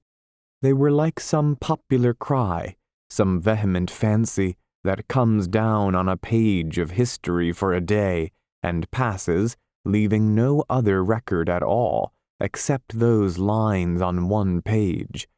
And amongst all these records left of the story of night, Orion would choose the track of some great stag not too long gone, and would follow it with his hounds away over the downs, until even the sound of his horn could be heard no longer in Earl, and over a ridge with his hounds, he and they all black against red remnants of sunset, the folk of Earl would see him coming home, and often it was not until all the stars were glowing through the forest. Often the skin of a red deer hung over his shoulders, and the huge horns bobbed and nodded above his head. And at this time there met one day in the forge of Gnarl, all unknown to Orion, the men of the Parliament of Earl. They met after sunset, when all were home from their work, and gravely Gnarl handed to each the mead that was brewed from the clover honey, and when all were come they sat silent, and then Gnarl broke the silence, saying that Alvarec ruled over Earl no more, and his son was Lord of Earl, telling again how once they had hoped for a magic lord to rule over the valley and to make it famous, and saying that this should be he. "And where now," he said, "is the magic for which we hoped? For he hunts the deer as all his forefathers hunted, and nothing of magic has touched him from over there, and there is no new thing." And Oth stood up to defend him. "He is as fleet as his hounds," he said, "and hunts from dawn to sunset, and crosses the furthest downs and comes home untired." "It is but youth," said Guhic, and so said all but Threll. And Threll stood up and said, "He has a knowledge of the ways of the woods and the lore of the beasts beyond the learning of man." "You taught him," said Guhic. "There is no magic here." "Nothing of this," said Gnarl, "is from over there." Thus they argued a while, lamenting the loss of the magic for which they had hoped. For never a valley but history touches it once, never a village but once its name is a while on the lips of men. Only the village of Earl was utterly unrecorded, never a century knew it beyond the round of its downs, and now all their plans seemed lost which they made so long ago, and they saw no hope except in the mead that was brewed from the clover honey. To this they turned in silence. Now it was a goodly brew. And in a while new plans flashed clear in their minds, new schemes, new devices, and debates in the Parliament of Earl flowed proudly on. And they would have made a plan and a policy, but Oath arose from his seat. There was in a flint-built house in the village of Earl an ancient chronicle, a volume bound in leather, and in it at certain seasons folk wrote all manner of things, the wisdom of farmers concerning the time to sow, the wisdom of hunters concerning the tracking of stags, and the wisdom of prophets that told of the way of earth. From this Oth quoted now 2 lines that he remembered on one of the aged pages, and all the rest of that page told of hoeing. These lines he said to the Parliament of Earl as they sat with the mead before them at their table. "Hooded and veiled with their night-like tresses, the fates shall bring what no prophet guesses." And then they planned no more, for either their minds were calmed by a certain awe they seemed to find in the lines, or it may be the mead was stronger than anything written in books. However it be, they sat silent over their mead, and in early starlight, while the west still glowed, they passed away from Gnarl's house back to their own homes, grumbling as they went that they had no magic lord to rule over Earl, and yearning for magic to save from oblivion the village and valley they loved. They parted one by one as they came to their houses, and 3 or 4 that dwelt near the end of the village on the side that was under the downs were not yet come to their doors, when white and clear in the starlight, and what remained of the gloaming, they saw, hard-pressed and wearied, a hunted unicorn coming across the downs. They stopped and gazed and shaded their eyes and stroked their beards and wondered, and still it was a white unicorn galloping wearily. And then they heard drawing nearer the cry of Orion's hounds. Chapter 18. The Grey Tent in the Evening. On the day that the hunted unicorn crossed the valley of Earl, Alveric had wandered for 11 years. For more than 10 years, a company of 6, they went by the backs of the houses by the edge of the fields we know, and camped at evenings with their queer material hung greyly on poles. And whether or not the strange romance of their quest mirrored itself in all the things about them, those camps of theirs seemed always the strangest thing in the landscape, and as evening grew greyer around them, their romance and mystery grew, and for all the vehemence of Alveric's ambition, they traveled leisurely and lazily. Sometimes in a pleasant camp they stayed for 3 days. Then they went strolling on. 9 or 10 miles they would march, and then they would camp again.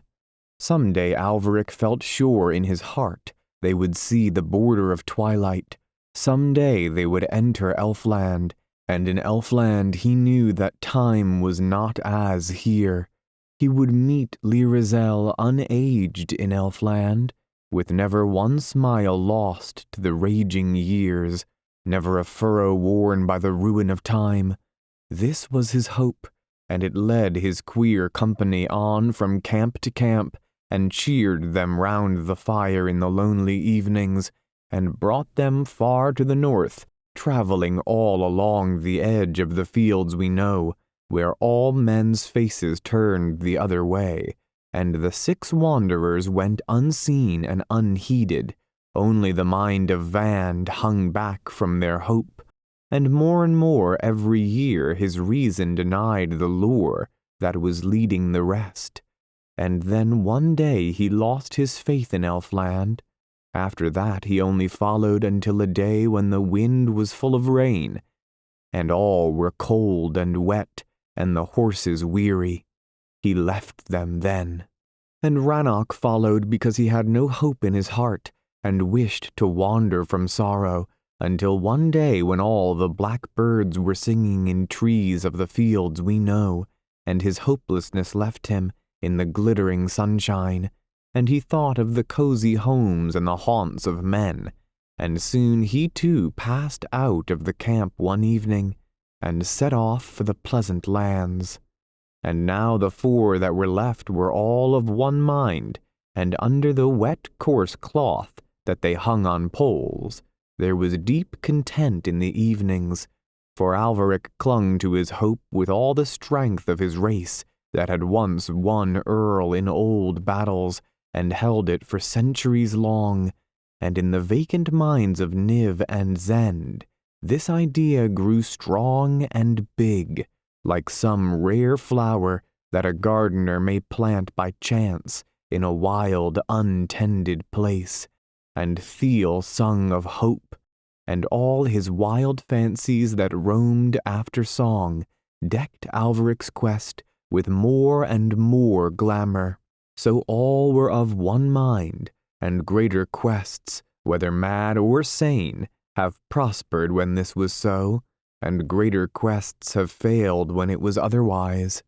They had gone northwards for years along the backs of those houses, and then one day they would turn eastwards, wherever a certain look in the sky, or a touch of weirdness at evening, or a mere prophecy of Niv's, seemed to suggest a proximity of Elfland.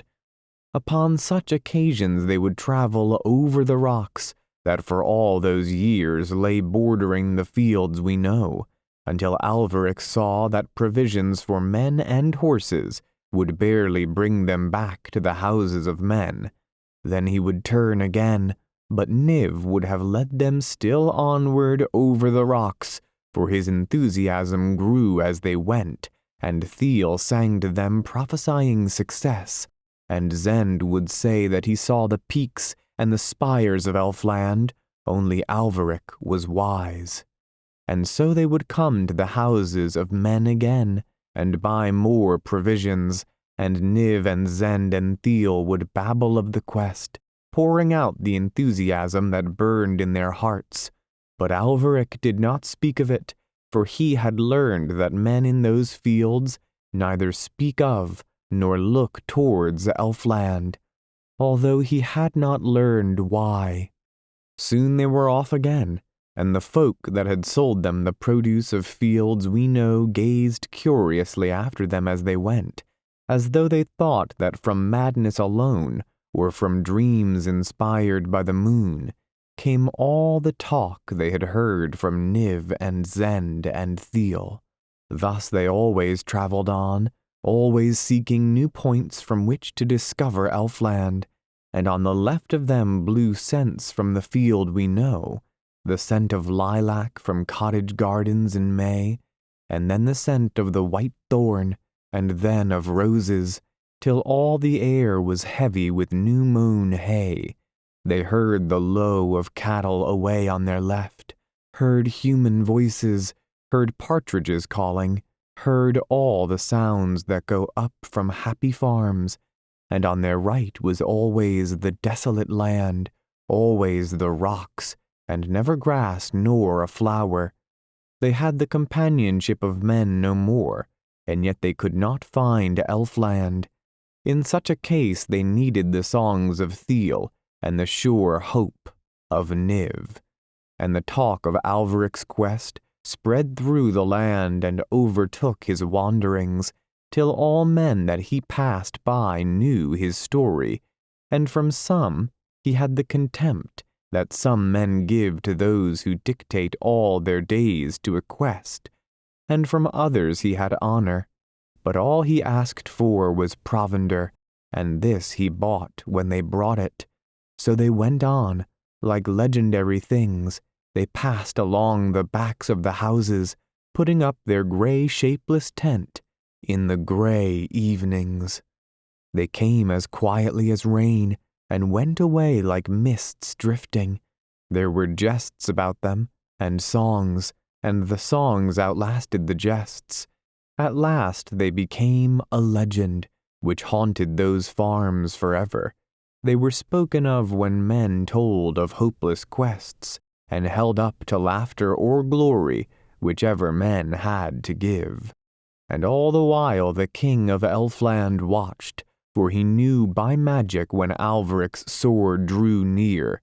It had troubled his kingdom once, and the King of Elfland knew well the flavor of thunderbolt iron when he felt it loom on the air. From this he had withdrawn his frontiers far, leaving all that ragged land deserted of Elfland, and though he knew not the length of human journeys, he had left a space that to cross would weary the comet, and rightly deemed himself safe. But when Alvaric with his sword was far to the north, the Elf King loosened the grip with which he had withdrawn Elfland, as the moon that withdraws the tide lets it flow back again. And Elfland came racing back as the tide over flat sands. With a long ribbon of twilight at its edge, it floated back over the waste of rocks. With old songs it came, with old dreams, and with old voices.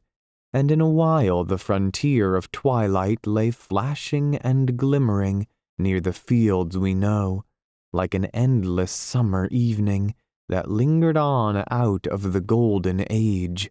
But bleak and far to the north, where Alvaric wandered the limitless rocks still heaped the desolate land, only to fields from which he and his sword and his adventurous band were remotely gone, that the mighty inlet of Elfland came lapping back, so that close again to the leather worker's cottage and to the farms of his neighbors, a bare 3 fields away, lay the land that was heaped and piled with all the wonder for which poets seek so hard, the very treasury of all romantic things, and the elfin mountains gazed over the border serenely, as though their pale blue peaks had never moved, and here the unicorns fed along the border, as it was their custom to do, feeding sometimes in Elfland, which is the home of all fabulous things, cropping lilies below the slopes of the elfin mountains,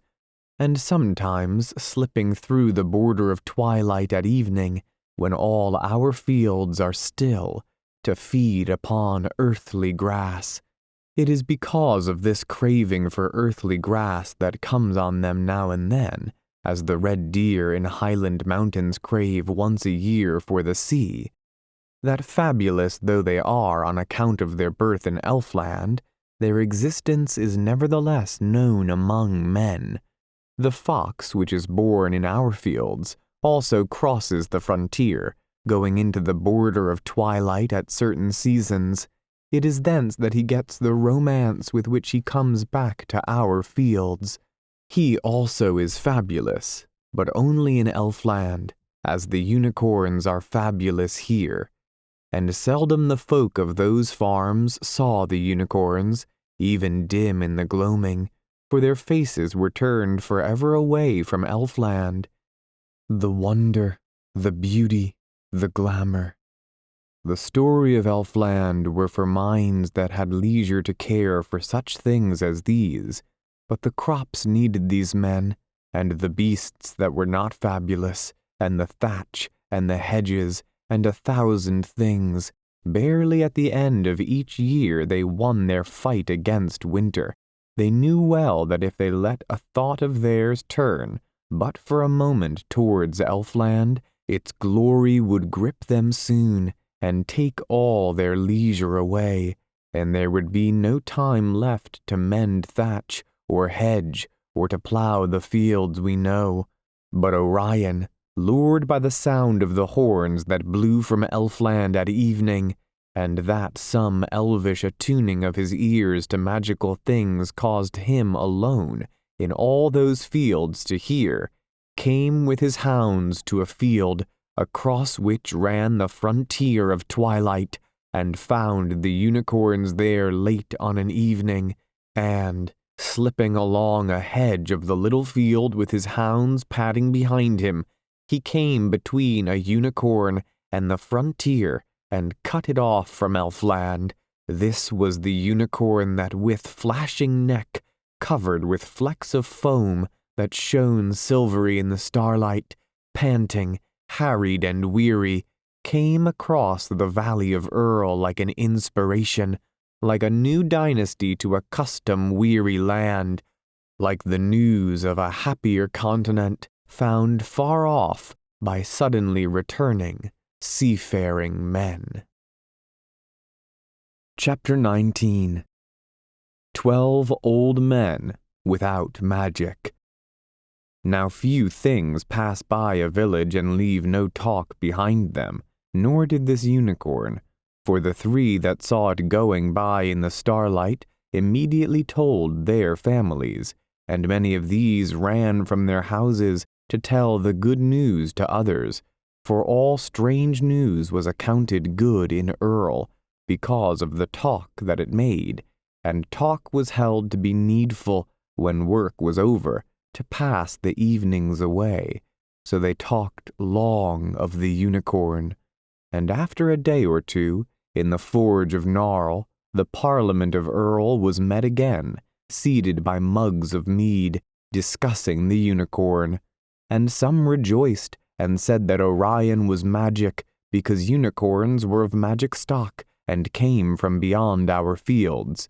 "Therefore," said one, "he has been to lands of which it does not become us to speak, and is magic, as all things are which dwell over there." And some agreed, and held that their plans had come to fruition, but others said that the beast went by in the starlight, if beast it were, and who could say it was a unicorn? And one said that in the starlight it was hard to see it at all, and another said unicorns were hard to recognize, and then they began to discuss the size and shape of these beasts, and all the known legends that told of them, and came no nearer to agreeing together whether or not their lord had hunted a unicorn.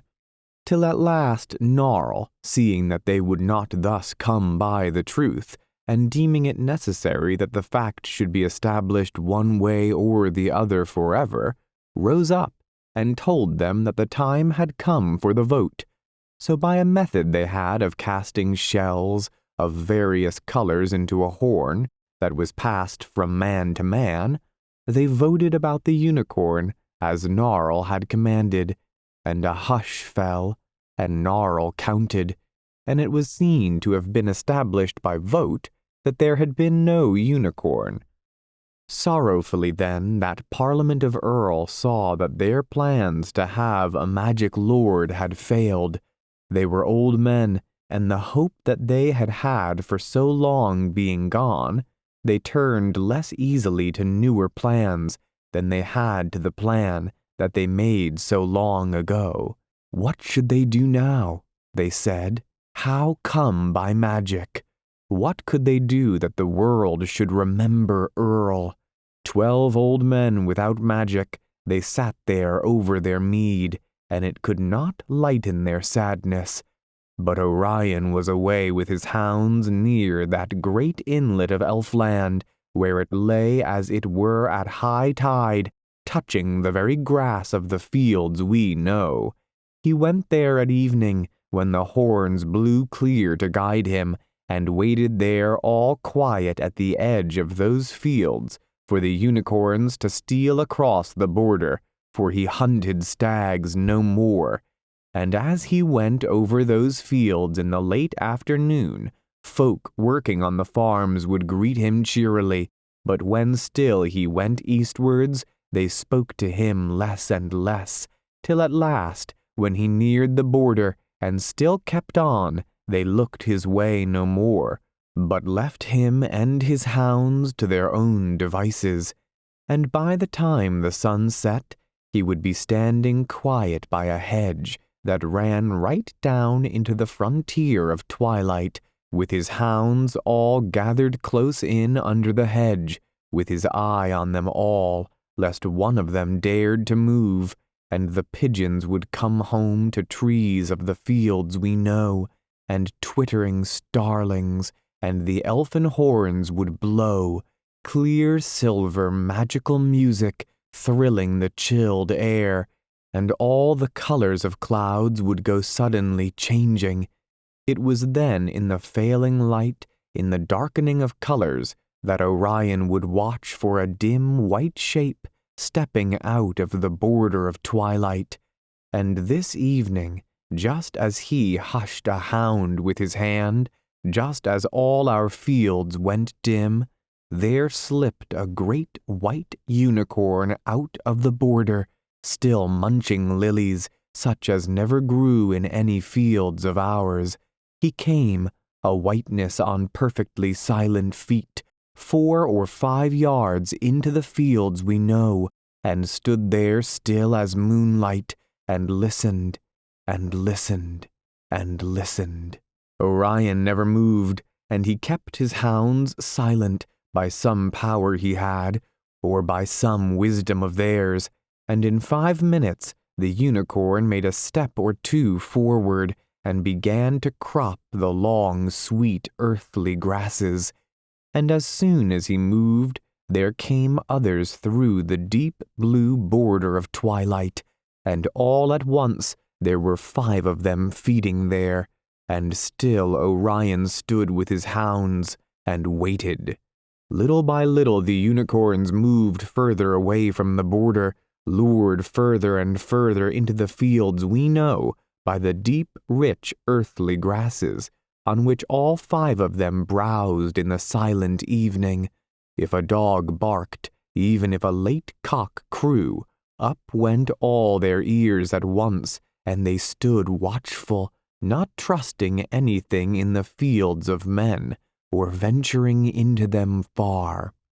But at last the one that had come first through the twilight got so far from his magical home that Orion was able to run between him and the frontier, and his hounds came behind him. And then, had Orion been toying with the chase, then had he hunted but for an idle whim, and not for that deep love of the huntsman's craft that only huntsmen know, then had he lost everything, for his hounds would have chased the nearest unicorns, and they would have been in a moment across the frontier and lost, and if the hounds had followed, they would have been lost too, and all that day's work would have gone for nothing. But Orion led his hounds to chase the furthest, watching all the while to see if any hound would try to pursue the others, and only one began to, but Orion's whip was ready, and so he cut his quarry off from its home, and his hounds, for the second time, were in full cry after a unicorn. As soon as the unicorn heard the feet of the hounds, and saw with one flash of his eye that he could not get to his enchanted home, he shot forward with a sudden spring of his limbs, and went like an arrow over the fields we know. When he came to hedges, he did not seem to gather his limbs to leap, but seemed to glide over them with motionless muscles, galloping again when he touched the grass once more. In that first rush the hounds drew far ahead of Orion, and this enabled him to head the unicorn off whenever it tried to turn to the magical land. and at such turnings he came near his hounds again. And the third time that Orion turned the unicorn, it galloped straight away, and so continued over the fields of men. The cry of the hounds went through the calm of the evening like a long ripple across a sleeping lake, following the unseen way of some strange diver. In that straight gallop, the unicorn gained so much on the hounds that soon Orion only saw him far off, a white spot moving along a slope in the gloaming. Then it reached the top of a valley and passed from view. But that strong, queer scent that led the hounds like a song remained clear on the grass, and they never checked or faltered, except for a moment at streams. Even there their ranging noses picked up the magical scent before Orion came up to give them his aid. And as the hunt went on, the daylight faded away, till the sky was all prepared for the coming of stars, and 1 or 2 stars appeared, and a mist came up from streams, and spread all white over fields, till they could not have seen the unicorn if he had been close before them. The very trees seemed sleeping. They passed by little houses, lonely, sheltered by elms, shut off by high hedges of yew from those that roamed the fields, houses that Orion had never seen or known, till the chance course of this unicorn brought him suddenly past their doors. Dogs barked as they passed, and continued barking long, for that magical scent on the air and the rush and the voice of the pack told them something strange was afoot, and at first they barked because they would have shared in what was afoot, and afterwards, to warn their masters about the strangeness, they barked long through the evening. And once, as they passed a little house in a cluster of old thorns, a door suddenly opened, and a woman stood gazing to see them go by. She could have seen no more than gray shapes, but Orion, in the moment as he passed, saw all the glow of the house and the yellow light streaming out into the cold. The merry warmth cheered him, and he would have rested a while in that little oasis of man in the lonely fields. But the hounds went on, and he followed, and those in the houses heard their cry go past, like the sound of a trumpet, whose echoes go fading away amongst the furthest hills. A fox heard them coming, and stood quite still and listened. At first he was puzzled, then he caught the scent of the unicorn, and all was clear to him, for he knew by the magic flavor that it was something coming from Elfland.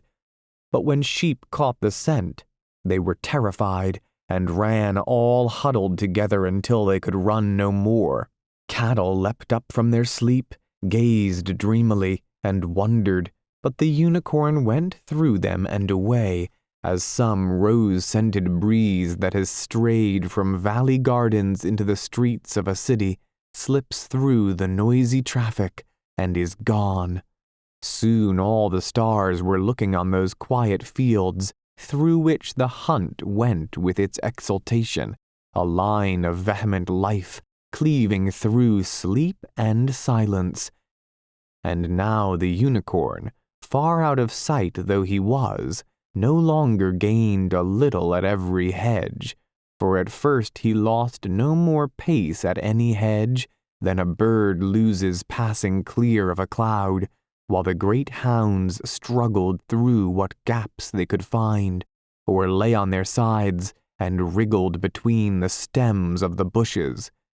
But now he gathered his strength with more effort at every hedge, and sometimes hit the top of the hedge and stumbled. He was galloping slower too, for this was a journey such as no unicorn made through the deep calm of Elfland, and something told the tired hounds they were drawing nearer, and a new joy entered their voices. They crossed a few more black hedges, and then there loomed before them the dark of a wood. When the unicorn entered the wood, the voices of the hounds were clear in his ears. A pair of foxes saw him going slowly, and they ran along beside him to see what would befall the magic creature coming weary to them from Elfland. One on each side they ran, keeping his slow pace and watching him, and they had no fear of the hounds, though they heard their cry, for they knew that nothing that followed that magical scent would turn aside after any earthly thing. So he went laboring through the woods, and the foxes watched him curiously all the way. The hounds entered the wood, and the great oaks rang with the sound of them, and Orion followed with an enduring speed that he may have got from our fields, or may have come to him over the border from Elfland. The dark of the wood was intense, but he followed his hounds' cry, and they did not need to see, with that wonderful scent to guide them. They never wavered as they followed that scent, but went on through gloaming and starlight. It was not like any hunt of fox or stag, for another fox will cross the line of a fox, or a stag may pass through a herd of stags and hinds. Even a flock of sheep will bewilder hounds by crossing the line they follow. But this unicorn was the only magical thing in all our fields that night, and his scent lay unmistakable over the earthly grass, a burning, pungent flavor of enchantment among the things of every day. They hunted him clear through the wood and down to a valley, the two foxes keeping with him and watching still. He picked his feet carefully as he went down the hill, as though his weight hurt them while he descended the slope, yet his pace was as fast as that of the hounds going down. Then he went a little way along the trough of the valley, turning to his left as soon as he came down the hill, but the hounds gained on him then, and he turned for the opposite slope, and then his weariness could be concealed no longer, the thing that all wild creatures conceal to the last. He toiled over every step, as though his legs dragged his body heavily. Orion saw him from the opposite slope, and when the unicorn got to the top, the hounds were close behind him, so that he suddenly whipped round his great single horn and stood before them threatening. Then the hounds bayed about him, but the horn waved and bowed with such swift grace that no hound got a grip. They knew death when they saw it, and eager though they were to fasten upon him, they leapt back from that flashing horn. Then Orion came up with his bow, but he would not shoot, perhaps because it was hard to put an arrow safely past his pack of hounds, perhaps because of a feeling such as we have today, and which is no new thing among us, that it was unfair to the unicorn. Instead, he drew an old sword that he was wearing, and advanced through his hounds and engaged the deadly horn, and the unicorn arched his neck, and the horn flashed at Orion, and weary though the unicorn was, yet a mighty force remained in that muscular neck to drive the blow that he aimed, and Orion barely parried. He thrust at the unicorn's throat, but the great horn tossed the sword aside from its aim, and again lunged at Orion. Again he parried with the whole weight of his arm, and had but an inch to spare. He thrust again at the throat, and the unicorn parried the sword thrust almost contemptuously. Again and again the unicorn aimed fair at Orion's heart. The huge white beast stepped forward, pressing Orion back. That graceful bowing neck with its white arch of hard muscle driving the deadly horn was wearying Orion's arm. Once more he thrust and failed. He saw the unicorn's eye flash wickedly in the starlight. He saw all white before him, the fearful arch of its neck. He knew he could turn aside its heavy blows no more. And then a hound got a grip in front of the right shoulder. No moments passed before many another hound leapt on to the unicorn. each with a chosen grip. For all that they looked like a rabble, rolling and heaving by chance. Orion thrust no more, for many hounds all at once were between him and his enemy's throat. Awful groans came from the unicorn, such sounds as are not heard in the fields we know, and then there was no sound but the deep growl of the hounds that roared over the wonderful carcass as they wallowed in fabulous blood. Chapter 20. A Historical Fact. Amongst the weary hounds refreshed with fury and triumph, Orion stepped with his whip and drove them away from the monstrous dead body, and sent the lash quivering round in a wide circle, while in his other hand he took his sword and cut off the unicorn's head. He also took the skin of the long white neck and brought it away dangling empty from the head. All the while the hounds bayed and made eager rushes one by one at that magical carcass whenever one saw a chance of eluding the whip, so that it was long before Orion got his trophy, for he had to work as hard with his whip as with his sword. But at last he had it slung by a leather thong over his shoulders, the great horn pointing upwards past the right side of his head, and the smeared skin hanging down along his back. And while he arranged it thus, he allowed his hounds to worry the body again and taste that wonderful blood. Then he called to them and blew a note on his horn and turned slowly home towards Earl, and they all followed behind him, and the two foxes stole up to taste the curious blood, for they had sat and waited for this.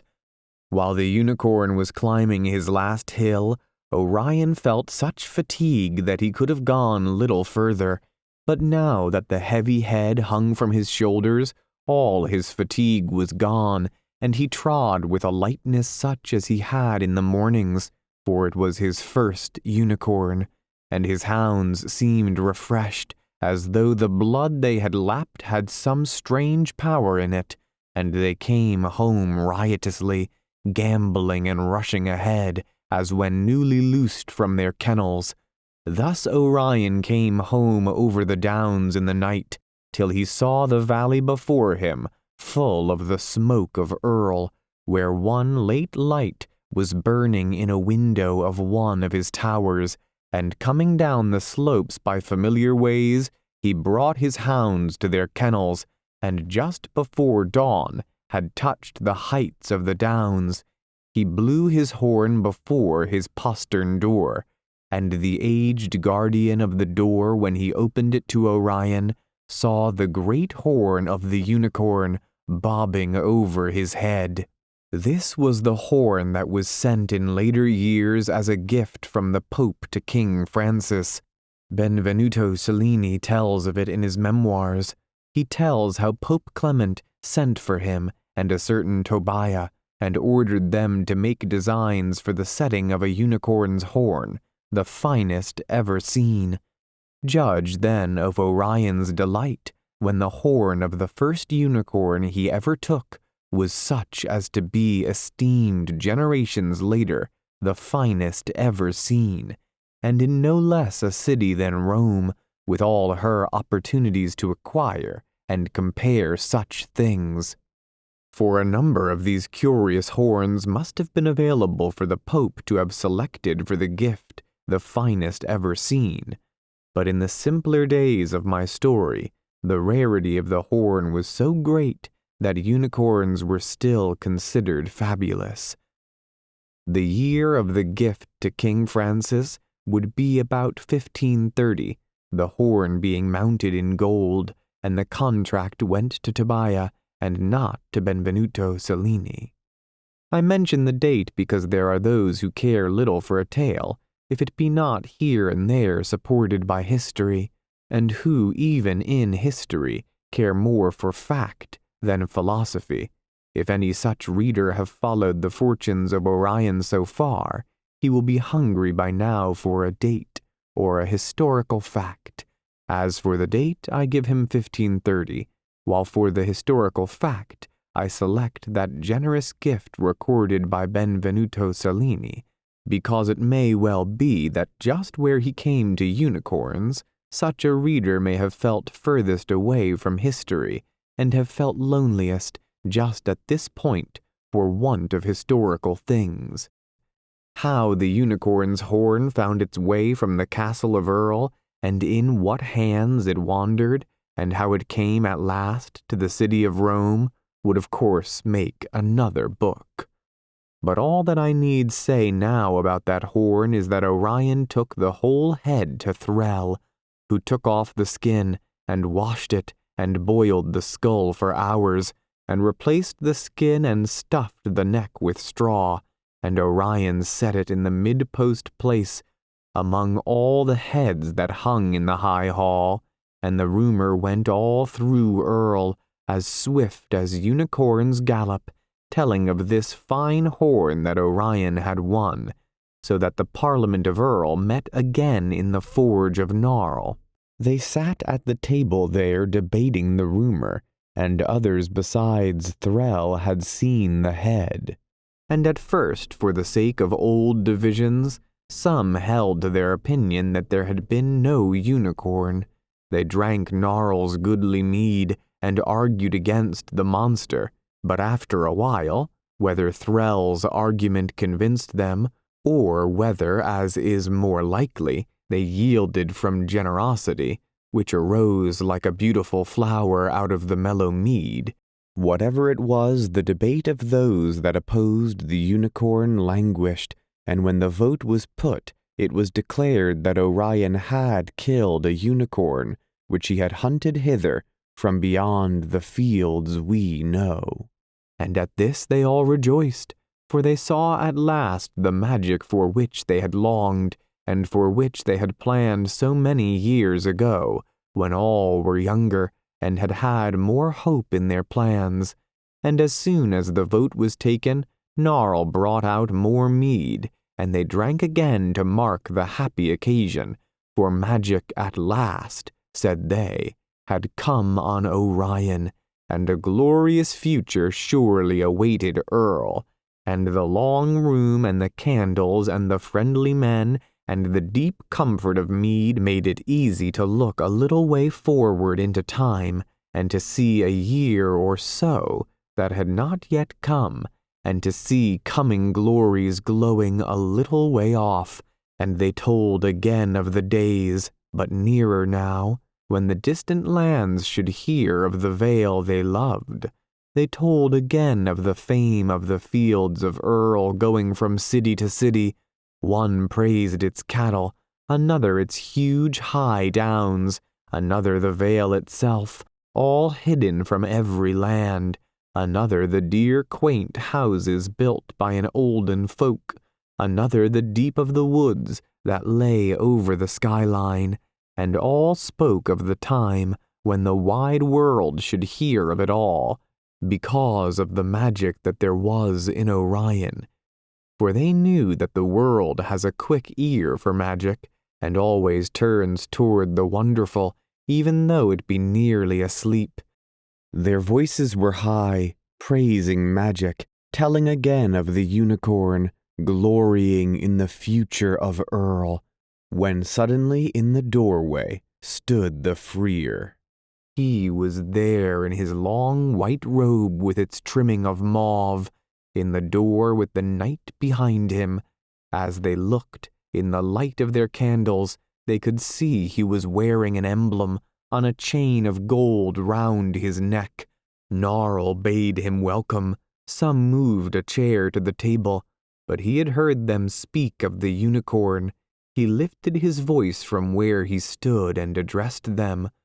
"Cursed be unicorns," he said, "and all their ways, and all things that be magic." In the awe that suddenly changed the mellow room, one cried, "Master, curse not us." "Good Freer," said Gnarl, "we hunted no unicorn." But the Freer raised up his hand against unicorns, and cursed them yet. "Cursed be their horn," he cried, "and the place where they dwell, and the lilies whereon they feed. Cursed be all songs that tell of them. Cursed be they utterly, with everything that dwelleth beyond salvation."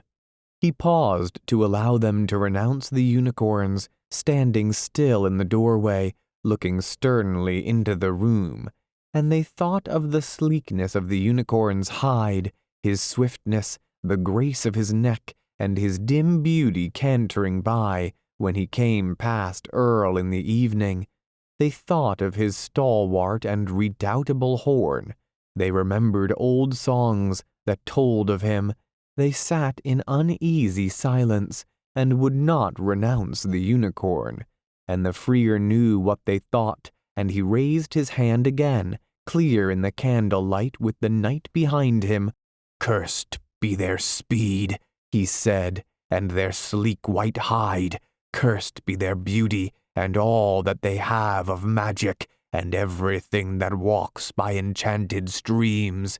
And still he saw in their eyes a lingering love for those things that he forbade, and therefore he ceased not yet. He lifted his voice yet louder and continued, with his eye sternly upon those troubled faces, "And cursed be trolls, elves, goblins, and fairies upon the earth, and hippogriffs, and Pegasus in the air, and all the tribes of the merfolk under the sea. Our holy rites forbid them, and cursed be all doubts, all singular dreams, all fancies, and from magic may all true folk be turned away. Amen." He turned round suddenly, and was into the night.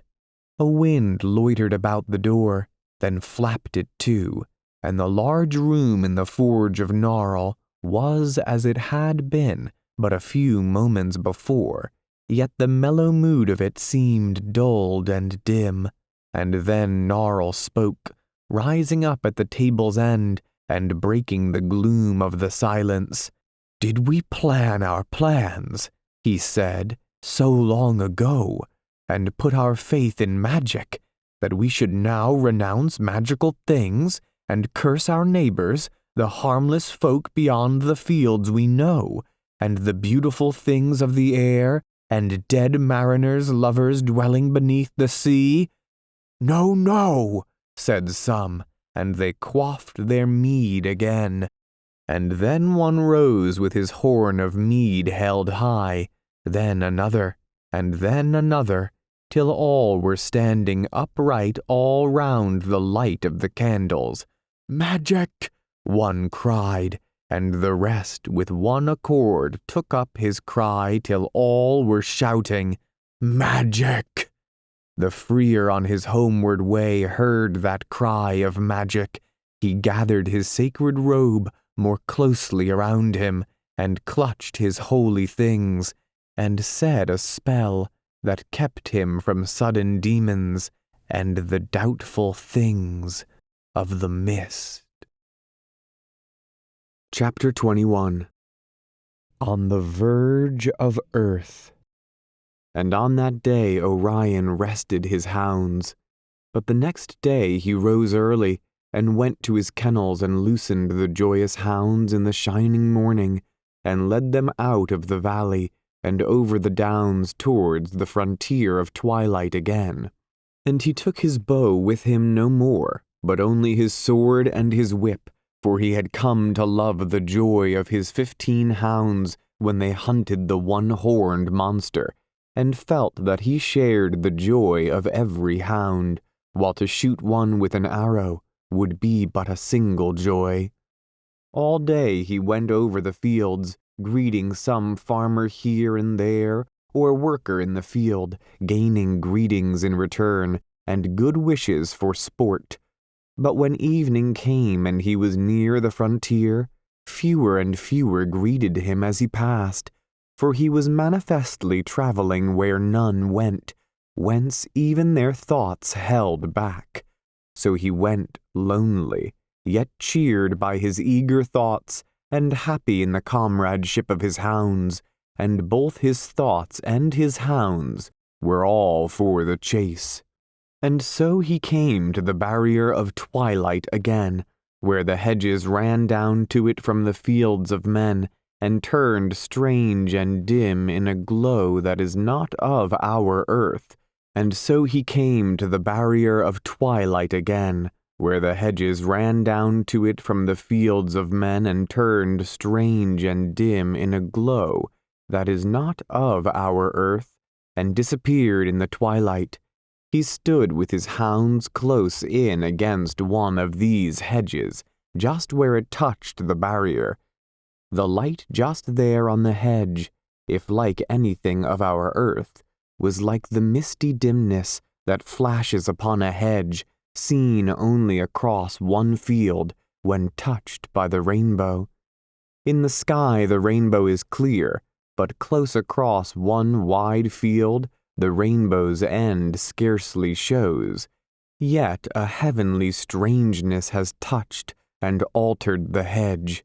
In some such light as that glowed the last of the hawthorns that grew in the fields of men, and just beyond it, like a liquid opal, all full of wandering lights, lay the barrier through which no man can see, and no sound come but the sound of the elfin horns, and only that to the ears of very few.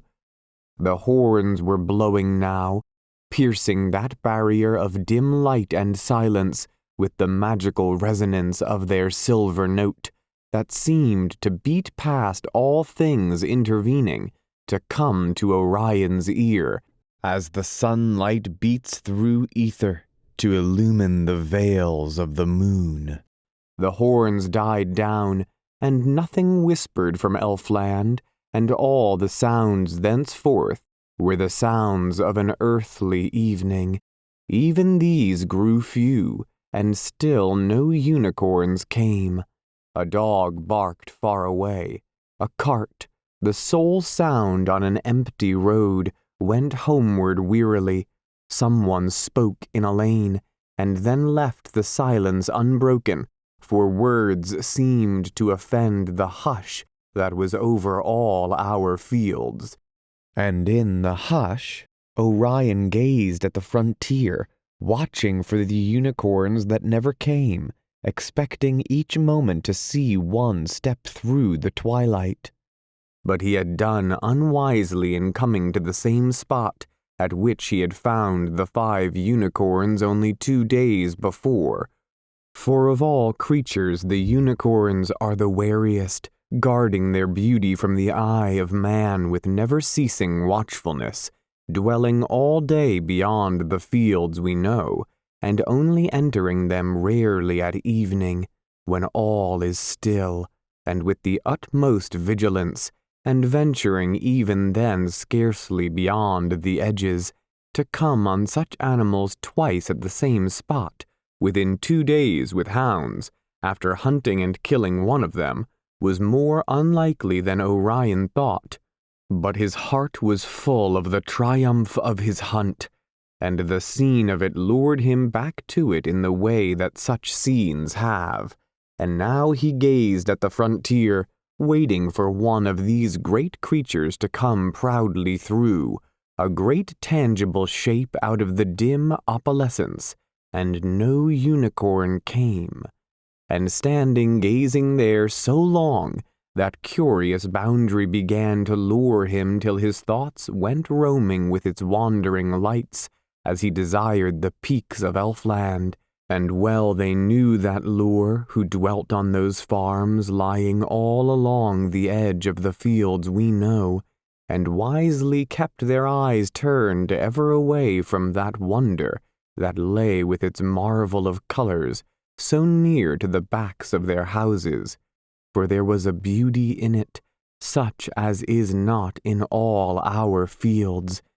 And it is told those farmers in youth how, if they gaze upon those wandering lights, there will remain no joy for them in the goodly fields, the fine brown furrows or the waves of wheat, or in anything of ours, but their hearts will be far from here, with elfin things, yearning always for unknown mountains and for folk not blessed by the freer. And standing now while our earthly evening waned upon the very edge of that magical twilight, the things of earth rushed swiftly from his remembrance, and suddenly all his care was for elfin things. Of all the folk that trod the paths of men, he remembered only his mother, and suddenly knew, as though the twilight had told him, that she was enchanted and he of a magical line, and none had told him this, but he knew it now. For years he had wandered through many an evening and guessed where his mother was gone. He had guessed in lonely silence. None knew what the child was guessing, and now an answer seemed to hang in the air. It seemed as though she were only a little way off, across the enchanted twilight that divided those farms from Elfland. He moved 3 steps and came to the frontier itself. His foot was the furthest that stood in the fields we know. Against his face the frontier lay like a mist, in which all the colors of pearls were dancing gravely. A hound stirred as he moved. The pack turned their heads and eyed him. He stood, and they rested again.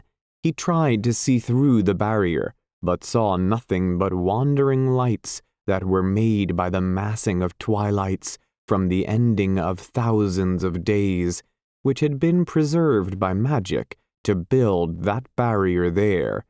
Then he called to his mother across that mighty gap, those few paces of airy twilight lying over the fields, which had upon one side earth and the haunts of men, and the time that we measure by minutes and hours and years, and upon the other, Elfland, and another way of time. He called to her twice and listened, and called again, and never a cry or a whisper came out of Elfland. He felt then the magnitude of the gulf that divided him from her, and knew it to be vast and dark and strong, like the gulfs that set apart our times from a bygone day, or that stand between daily life and the things of dream, or between folk tilling the earth and the heroes of song, or between those living yet and those they mourn. And the barrier twinkled and sparkled as though so airy a thing never divided lost years from that fleeting hour, called now. He stood there with the cries of earth faint in the late evening behind him, and the mellow glow of the soft earthly twilight, and before him, close to his face, the utter silence of Elfland, and the barrier that made that silence, gleaming with its strange beauty. And now he thought no more of earthly things, but only gazed into that wall of twilight, as prophets tampering with forbidden lore gaze into cloudy crystals. And to all that was elvish in Orion's blood, to all that he had of magic from his mother, the little lights of the twilight-builded boundary lured and tempted and beckoned. He thought of his mother dwelling in lonely ease beyond the rage of time. He thought of the glories of Elfland, dimly known by magical memories that he had from his mother. The little cries of the earthly evening behind him he heeded no more, nor heard.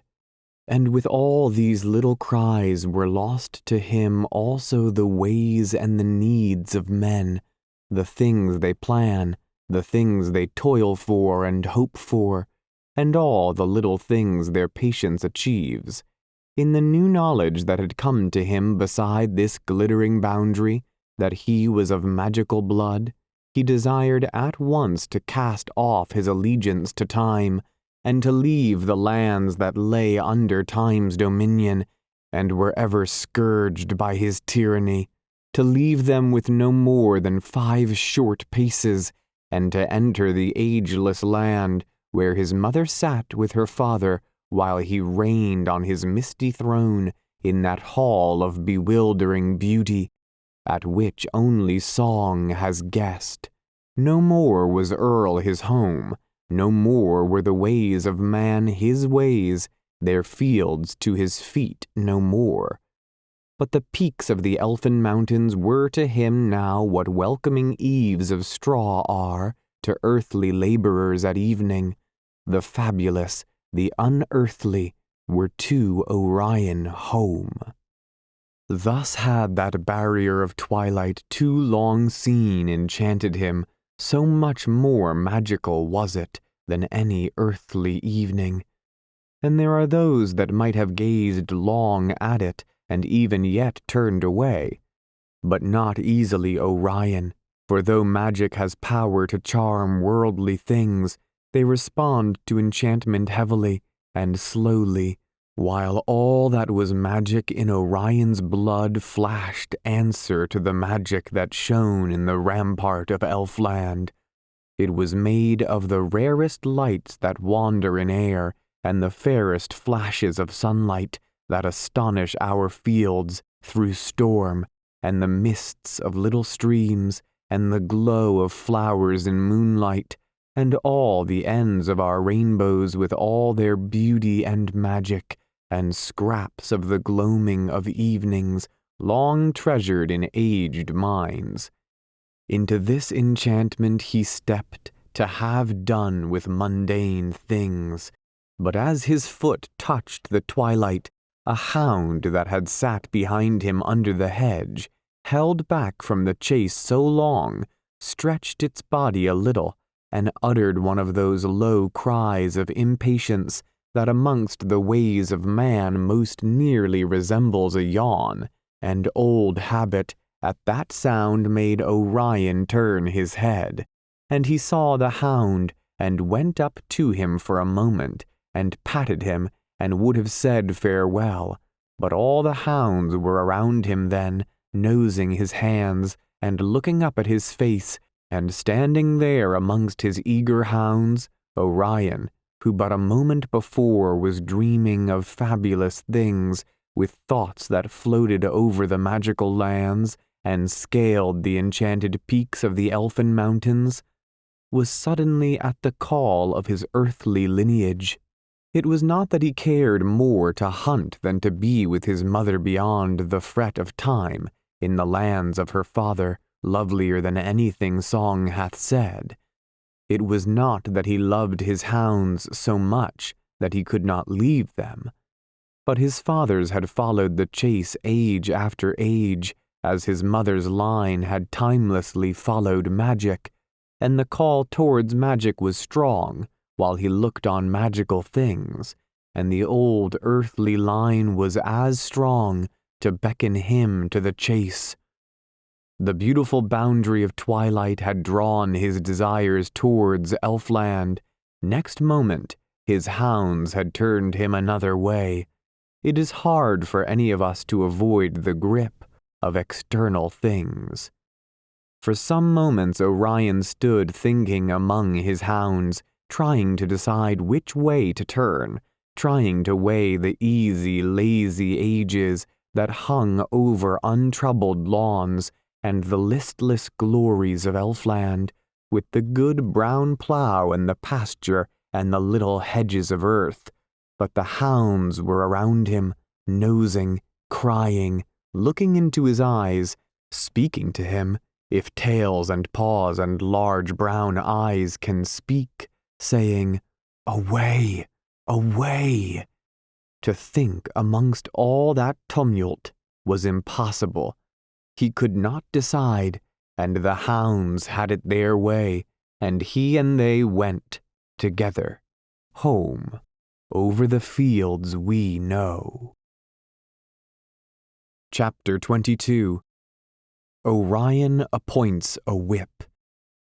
And many times again while the winter wore away, Orion went back again with his hounds to that wonderful boundary, and waited there while the earthly twilight faded, and sometimes saw the unicorns come through, craftily, silently, when our fields were still, great beautiful shapes of white. But he brought back no more horns to the castle of Earl, nor hunted again across the fields we know. For the unicorns, when they came, moved into our fields no more than a few bare paces, and Orion was not able to cut one off again. Once when he tried, he nearly lost all his hounds, some being already within the boundary when he beat them back with his whip. Another 2 yards, and the sound of his earthly horn could never more have reached them. It was this that taught him that for all the power that he had over his hounds, and even though in that power was something of magic, yet one man without help could not hunt hounds so near to that edge, over which if one should stray, it would be lost forever. After this Orion watched the lads at their games and evenings at Earl, till he had marked 3 that in speed and strength seemed to excel the rest, and 2 of these he chose to be whippers in. He went to the cottage of one of them when the games were over, just as the lights were lit. A tall lad with great speed of limb, the lad and his mother were there, and both rose from the table as the father opened the door and Orion came in. And cheerily Orion asked the lad if he would come with the hounds and carry a whip and prevent any from straying, and a silence fell. All knew that Orion hunted strange beasts and took his hounds to strange places. None there had ever stepped beyond the fields we know. The lad feared to pass beyond them. His parents were full loth to let him go. At length the silence was broken by excuses and muttered sentences and unfinished things, and Orion saw that the lad would not come. He went then to the house of the other. There too the candles were lit and a table spread. There were 2 old women there, and the lad at their supper. And to them Orion told how he needed a whipper in, and asked the lad to come. Their fear in that house was more marked. The old woman cried out together that the lad was too young, and he could not run so well as he used to, that he was not worthy of so great an honor, that dogs never would trust him, and much more than this they said, till they became incoherent. Orion left them and went to the house of the third. It was the same here. The elders had desired magic for Earl, but the actual touch of it, or the mere thought of it, perturbed the folk in their cottages. None would spare their sons to go whither they knew not, to have dealings with things that rumor, like a large and sinister shadow, had so grimly magnified in the hamlet of Earl. So Orion went alone with his hounds when he took them up from the valley, and went eastwards over our fields where earth's folk would not go. It was late in the month of March, and Orion slept in his tower, when there came up to him from far below, shrill and clear in the early morning, the sound of his peacocks calling. The bleat of sheep far up on the downs came to wake him too, and cocks were crowing clamorously, for spring was singing through the sunny air. He rose and went to his hounds, and soon early laborers saw him go up the steep side of the valley, with all his hounds behind him, tan patches against the green.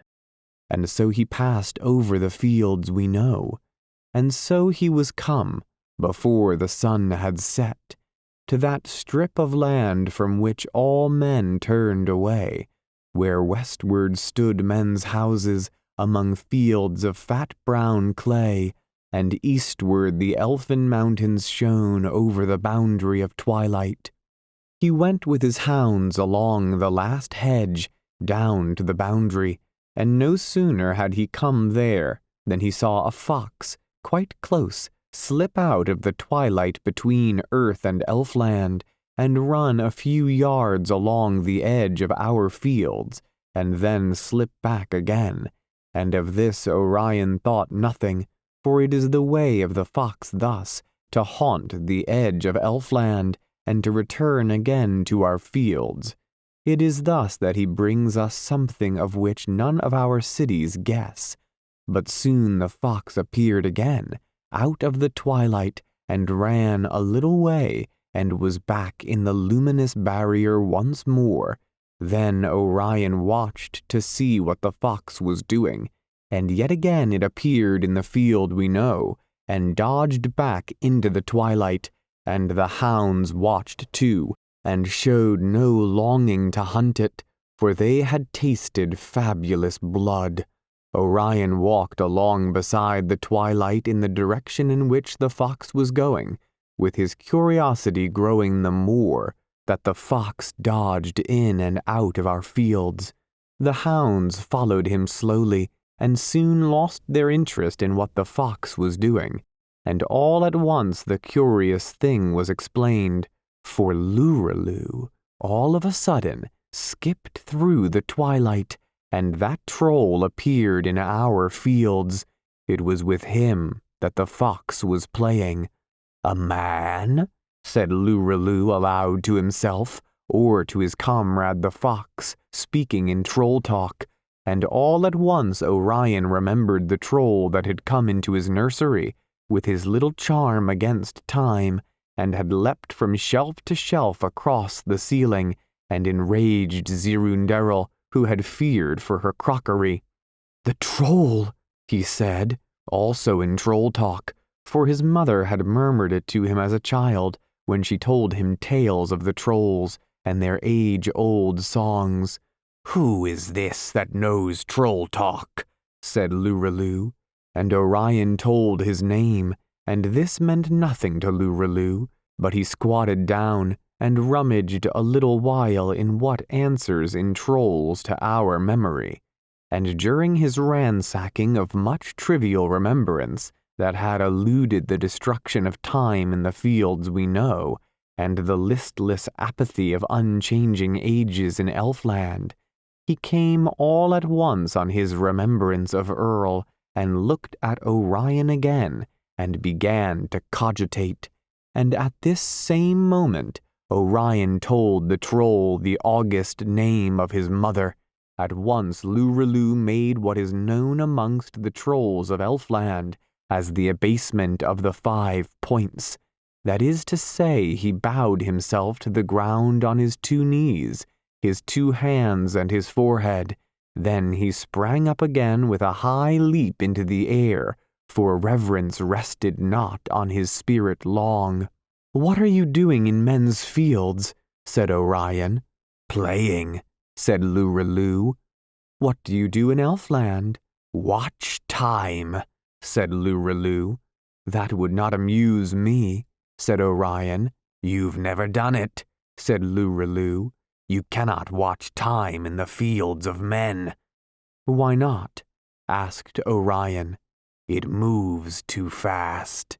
Orion pondered a while on this, but could make nothing of it, because never having gone from the fields we know, he knew only one pace of time, and so had no means of comparison. "How many years have gone over you?"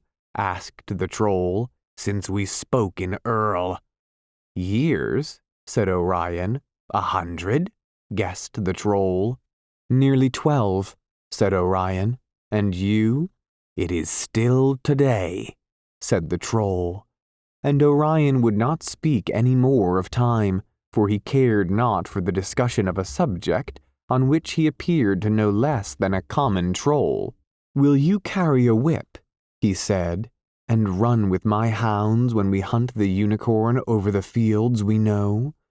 Luraloo looked searchingly at the hounds, watching their brown eyes. The hounds turned doubtful noses towards the troll, and sniffed inquiringly. "They are dogs," said the troll, as though that were against them. "Yet they have pleasant thoughts." "You will carry the whip, then?" said Orion. Yes, said the troll. So Orion gave him his own whip there and then, and blew his horn and went away from the twilight, and told Luraloo to keep the hounds together, and to bring them on behind. and the hounds were uneasy at the sight of the troll, and sniffed again, but could not make him human, and were loath to obey a creature no larger than them. They ran up to him through curiosity, and ran away in disgust, and straggled through disobedience, but the boundless resources of that nimble troll were not thus easily thwarted, and the whip went suddenly up, looking 3 times as large in that tiny hand, and the lash flew forward and cracked on the tip of a hound's nose. The hound yelped, then looked astonished, and the rest were uneasy still.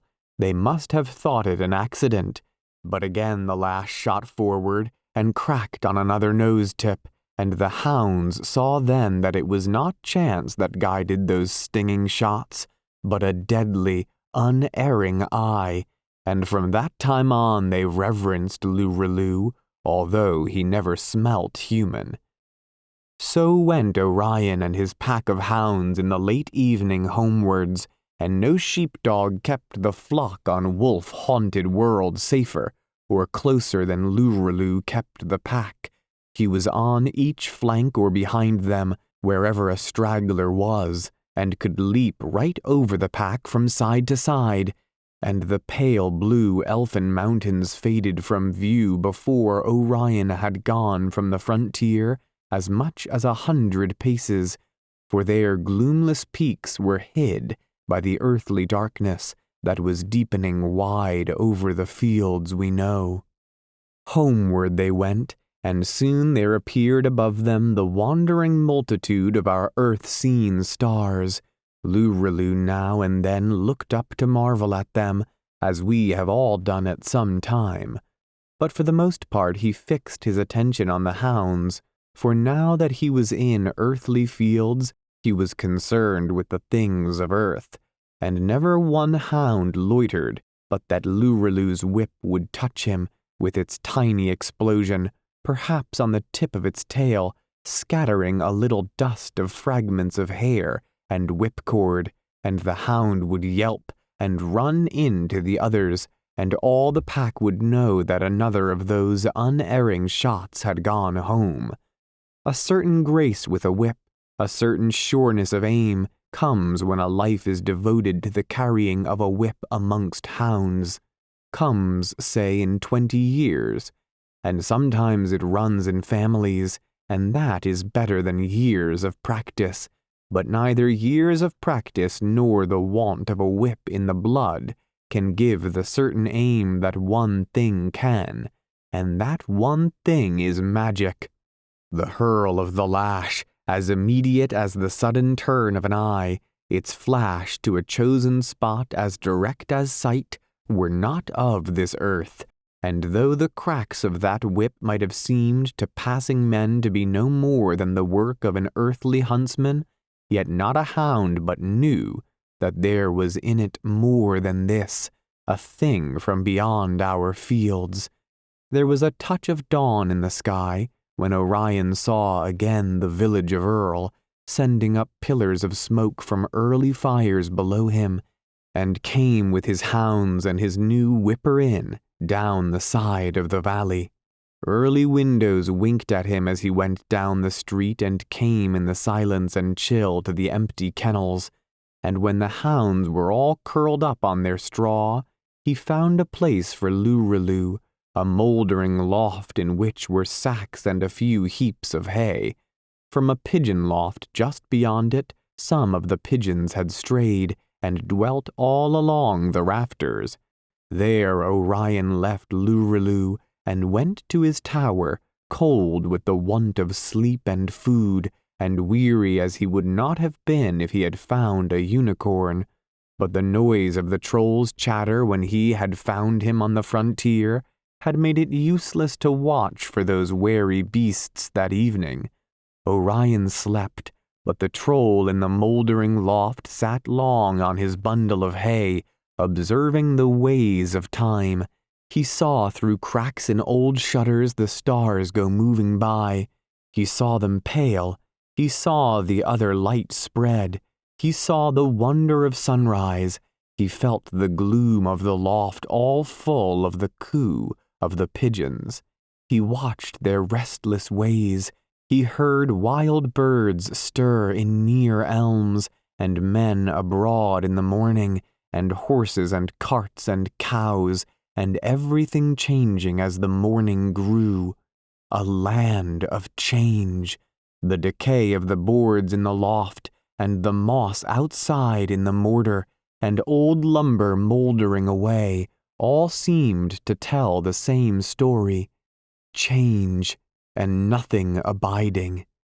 He thought of the age-old calm that held the beauty of Elfland, and then he thought of the tribe of trolls he had left, wondering what they would think of the ways of earth, and the pigeons were suddenly terrified by wild peals of Lureloo's laughter. Chapter 23. Lureloo watches the restlessness of earth. As the day wore on and still Orion slept heavily, and even the hounds lay silent in their kennels a little way off, and the coming and going of men and carts below had nothing to do with the troll, Lureloo began to feel lonely. So thick are the brown trolls in the dells they inhabit that none feels lonely there.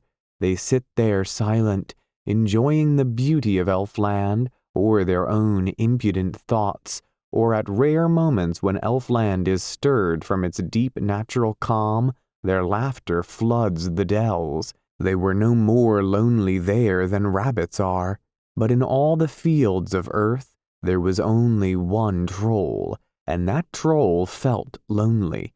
The door of the pigeon loft was open some 10 feet from the door of the hayloft, and some 6 feet higher.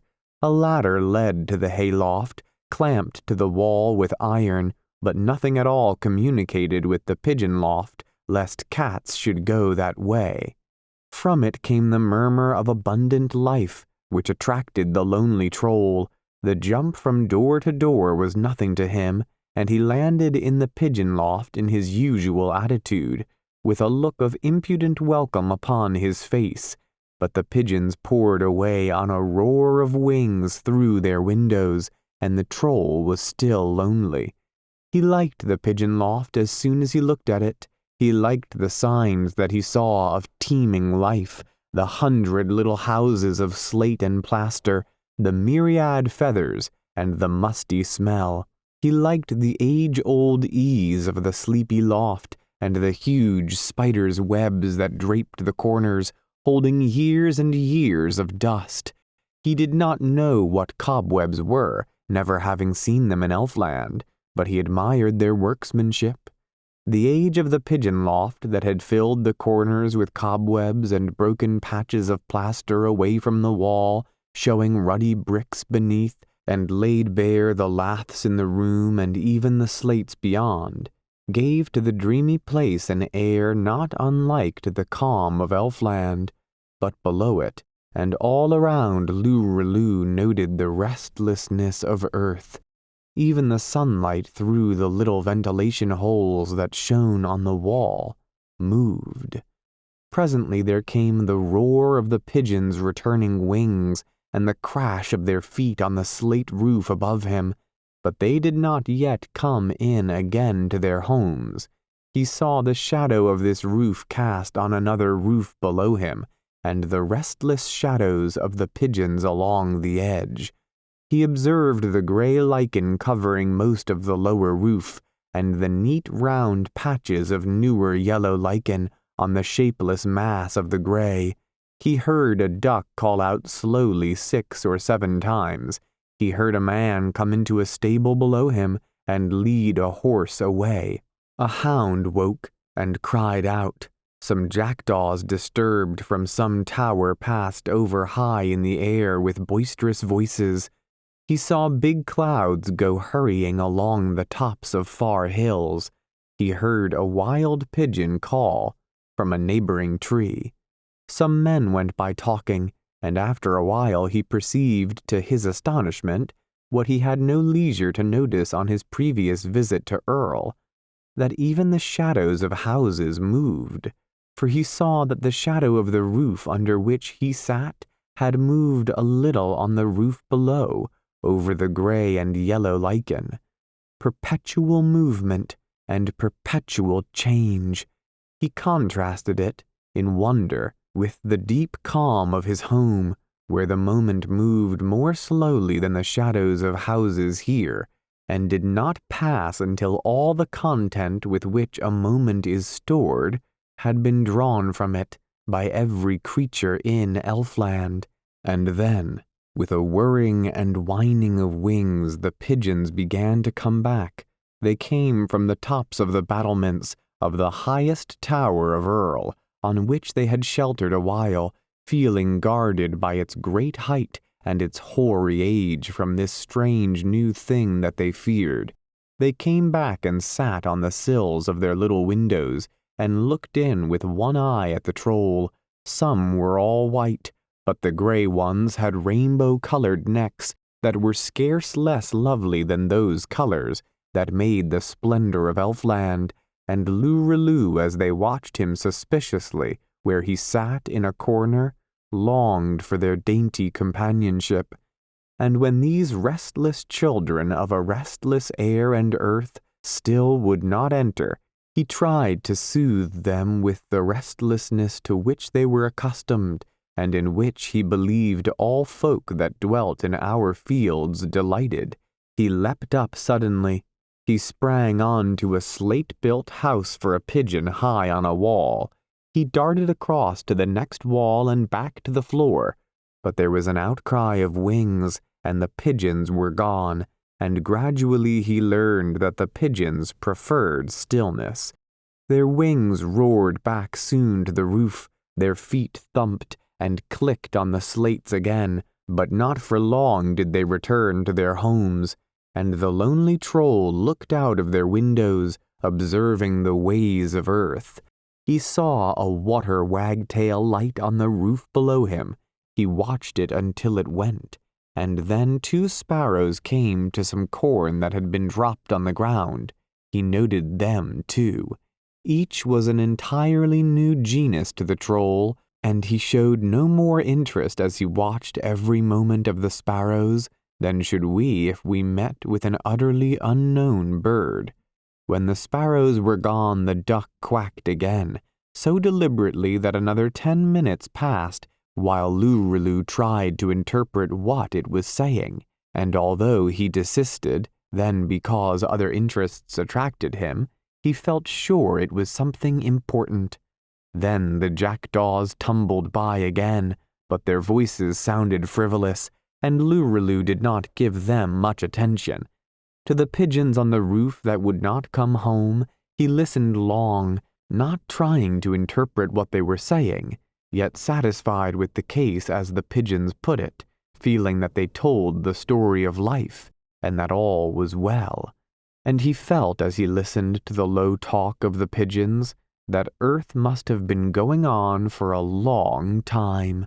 Beyond the roofs, the tall trees rose up, leafless except for evergreen oaks and some laurels and pines and yews, and the ivy that climbed up trunks. But the buds of the beech were getting ready to burst, and the sunlight glittered and flashed on the buds and leaves, and the ivy and laurel shone. A breeze passed by, and some smoke drifted from some near chimney. Far away, Lureloo saw a huge gray wall of stone that circled a garden all asleep in the sun, and clear in the sunlight he saw a butterfly sail by and swoop when it came to the garden, and then he saw 2 peacocks go slowly past. He saw the shadow of the roofs darkening the lower part of the shining trees. He heard a cock crow somewhere, and a hound spoke out again, and then a sudden shower rained on the roofs, and at once the pigeons wanted to come home. They alighted outside their little windows again, and all looked sideways at the troll. Lureloo kept very still this time, and after a while the pigeons, though they saw that he was by no means one of themselves, agreed that he did not belong to the tribe of cat, and returned at last to the street of their tiny houses, and there continued their curious age-old tale. And Lurelu longed to repay them with curious tales of the trolls, the treasured legends of Elfland, but found that he could not make them understand troll talk. So he sat and listened to them talking, till it seemed to him they were trying to lull the restlessness of earth, and thought that they might by drowsy incantation be putting some spell against time, through which it could not come to harm their nests. For the power of time was not made clear to him yet, and he knew not yet that nothing in our fields has the strength to hold out against time. The very nests of the pigeons were built on the ruins of old nests, on a solid layer of crumbled things that time had made in that pigeon loft, as outside it the strata are made from the ruins of hills. So vast and ceaseless a ruin was not yet clear to the troll, for his sharp understanding had only been meant to guide him through the lull and the calm of Elfland, and he busied himself with a tinier consideration. Foreseeing that the pigeons seemed now amicable, he leapt back to his hayloft and returned with a bundle of hay, which he put down in a corner to make himself comfortable there. When the pigeons saw all this movement, they looked at him sideways again, jerking their necks queerly, but in the end decided to accept the troll as a lodger, and he curled up on his hay and listened to the history of earth, which he believed the tale of the pigeons to be, though he did not know their language. But the day wore on, and hunger came to the troll, far sooner than ever it did in Elfland, where even when he was hungry, he had no more to do than to reach up and take the berries that hung low from the trees that grew in the forest that bordered the dells of the trolls. And it is because the trolls eat them whenever hunger comes on them, which it rarely does, that these curious fruits are called troll-berries. He leapt now from the pigeon loft and scampered abroad, looking all round for troll-berries, and there were no berries at all, for there is but one season for berries, as we know well. It is one of the tricks of time. But that all the berries on earth should pass away for a period was to the troll too astonishing to be comprehended at all. He was all among farm buildings, and presently he saw a rat humping himself slowly along through a dark shed. He knew nothing of rat talk, but it is a curious thing that when any two folk are after the same thing, each somehow knows what the other is after, at once, as soon as he sees him. We are all partially blind to other folks' occupations, but when we meet anyone engaged in our own pursuit, then somehow we soon seem to know without being told. And the moment that Lurelu saw the rat in the shed, he seemed to know that it was looking for food, so he followed the rat quietly, and soon the rat came up to a sack of oats, and to open that took him no longer than it does to shell a row of peas, and soon he was eating the oats. "Are they good?" said the troll in troll talk. The rat looked at him dubiously, noting his resemblance to man, and on the other hand his unlikeness to dogs. But on the whole the rat was dissatisfied, and after a long look turned away in silence, and went out of the shed.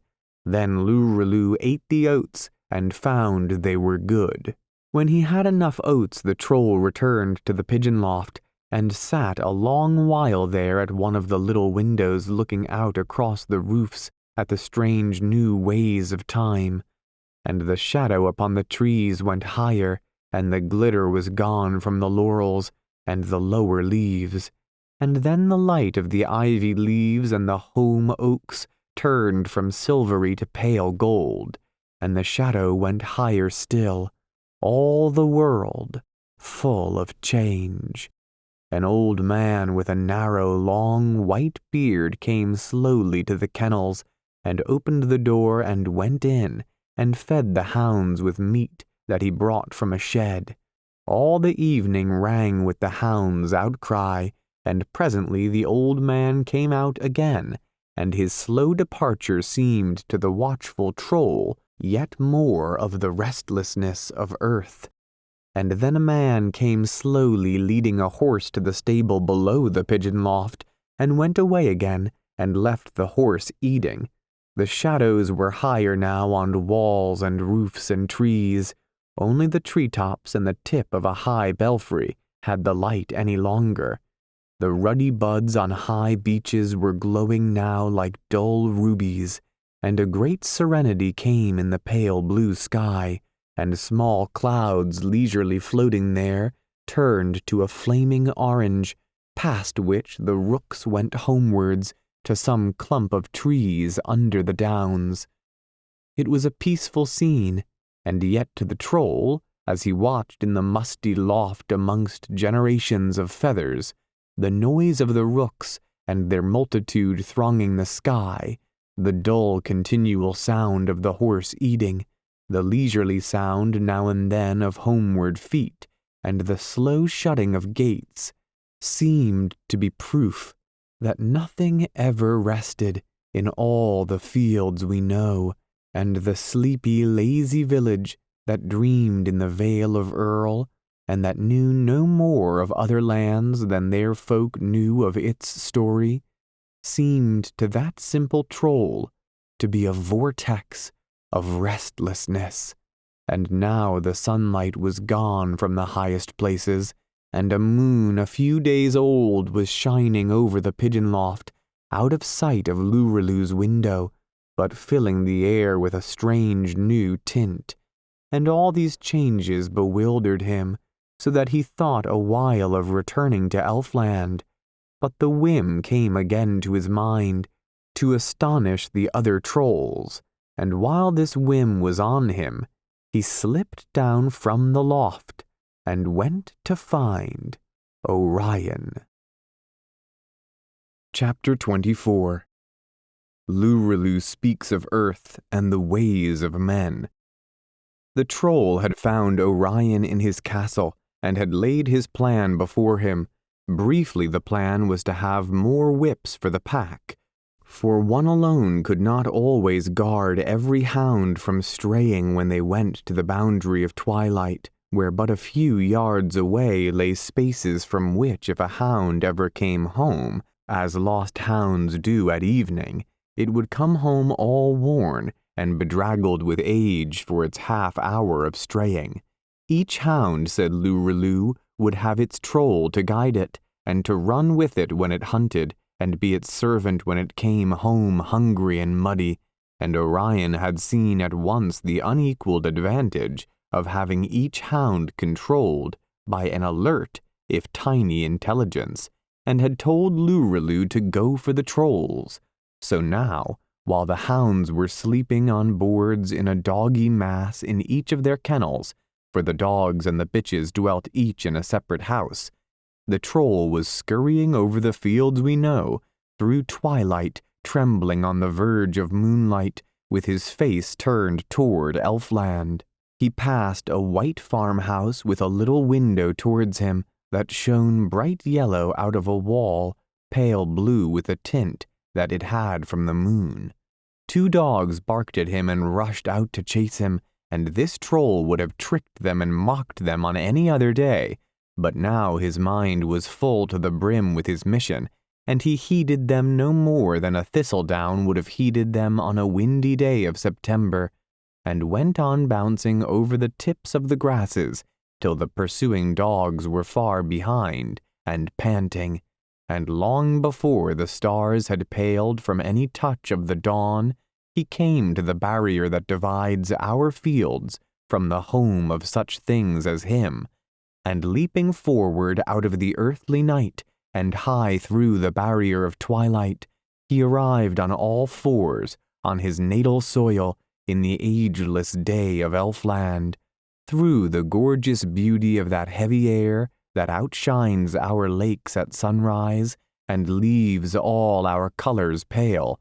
He scampered full of the news he had with which to astonish his kith. He came to the moors of the trolls, where they dwell in their queer habitations, and uttered the squeaks as he went, whereby the trolls summon their folk. And he came to the forests in which the trolls have made dwellings in boles of enormous trees. For there be trolls in the forest, and trolls of the moor, two tribes that are friendly and kin. And there he uttered again the squeaks of the trolls' summons, and soon there was a rustling of flowers throughout the deeps of the forest, as though all four winds were blowing, and the rustling grew and grew, and the trolls appeared, and sat down one by one near Lureloo, and still the rustling grew, troubling the whole wood, and the brown trolls poured on, and sat down round Lureloo.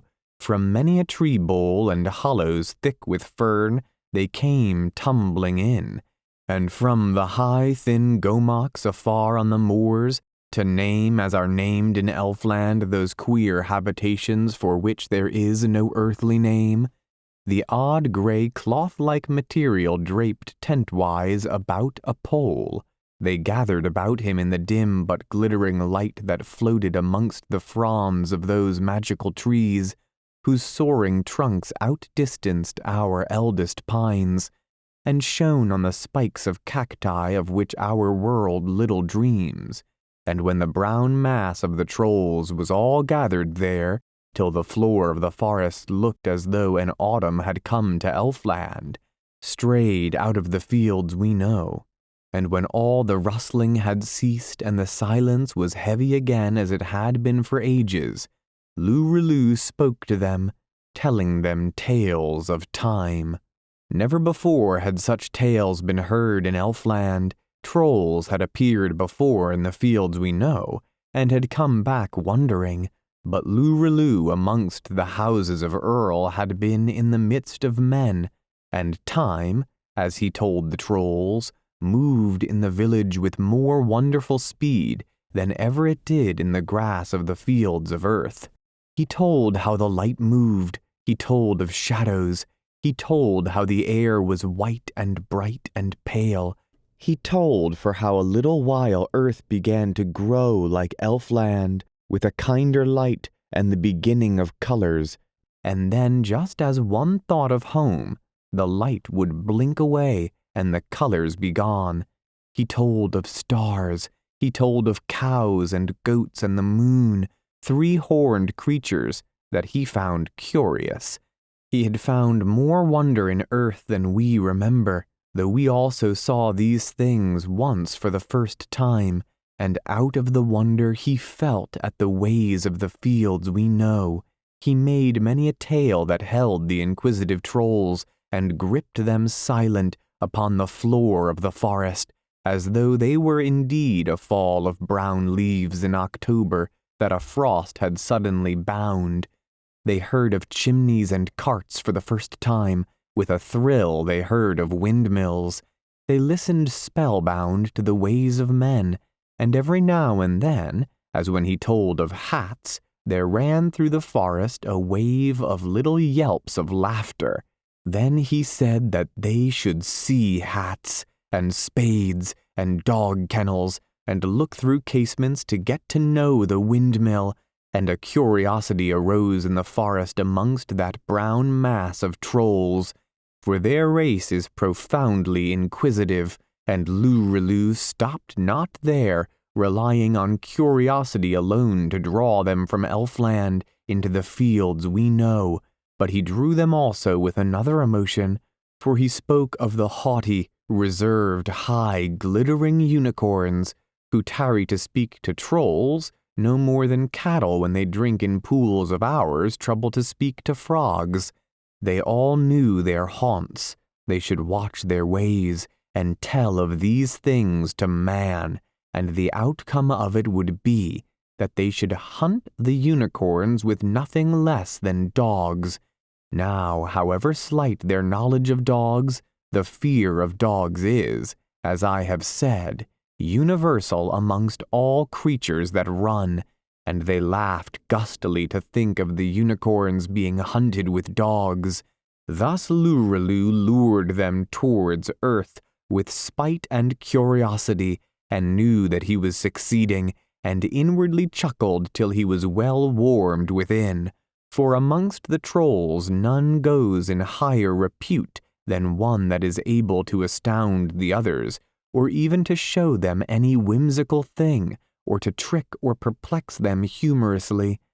Lurelu had earth to show, whose ways are considered amongst those able to judge, to be fully as quaint and whimsical as the curious observer could wish. Then up spake a grizzled troll, one that had crossed too often earth's border of twilight to watch the ways of men, and while watching their ways too long time had grizzled him.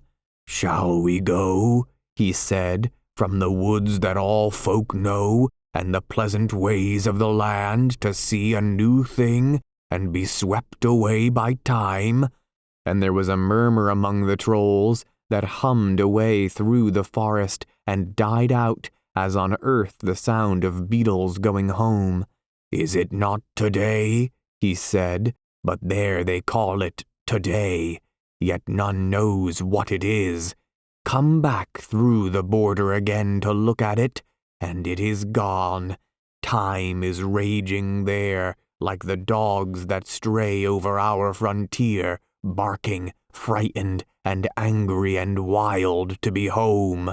"It is even so," said the trolls, though they did not know, but this was a troll whose words carried weight in the forest. "Let us keep today," said that weighty troll, "while we have it, and not be lured where today is too easily lost. For every time men lose it, their hair grows whiter, their limbs grow weaker, and their faces sadder, and they are nearer still to tomorrow." So gravely he spoke when he uttered that word tomorrow, that the brown trolls were frightened. "What happens tomorrow?" one said.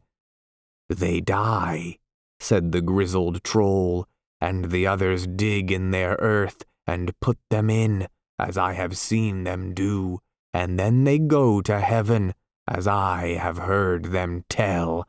And a shudder went through the trolls, far over the floor of the forest, and Lurelu, who had sat angry all the while to hear that weighty troll speak ill of earth, where he would have them come to astonish them with its quaintness, spoke now in defense of heaven. "Heaven is a good place," he blurted hotly, though any tales he had heard of it were few. "All the blessed are there," the grizzled troll replied, "and it is full of angels. What chance would a troll have there? The angels would catch him, for they say on earth that the angels all have wings. They would catch a troll and smack him forever and ever." All the brown trolls in the forest wept. "We are not so easily caught," Lurelu said. "They have wings," said the grizzled troll, and all were sorrowful and shook their heads, for they knew the speed of wings. The birds of Elfland mostly soared on the heavy air and eyed everlastingly that fabulous beauty, which to them was food and nest, and of which they sometimes sang. But trolls playing along the border, peering into the fields we know, had seen the dart and the swoop of earthly birds, wondering at them as we wonder at heavenly things, and knew that if wings were after him, a poor troll would scarcely escape. "Well-a-day," said the trolls. The grizzled troll said no more, and had no need to, for the forest was full of their sadness as they sat thinking of heaven, and feared that they soon might come there if they dared to inhabit earth. And Lurelu argued no more. It was not a time for argument, for the trolls were too sad for reason. So he spoke gravely to them of solemn things, uttering learned words and standing in reverent attitude. Now nothing rejoices the trolls as learning does, and solemnity, and they will laugh for hours at a reverent attitude, or any semblance of gravity. Thus he won them back again to the levity that is their natural mood, and when this was accomplished, he spoke again of earth, telling whimsical stories of the ways of man. I do not wish to write the things that Lurelu said of man, lest I should hurt my reader's self-esteem, and thereby injure him, or her, whom I seek only to entertain.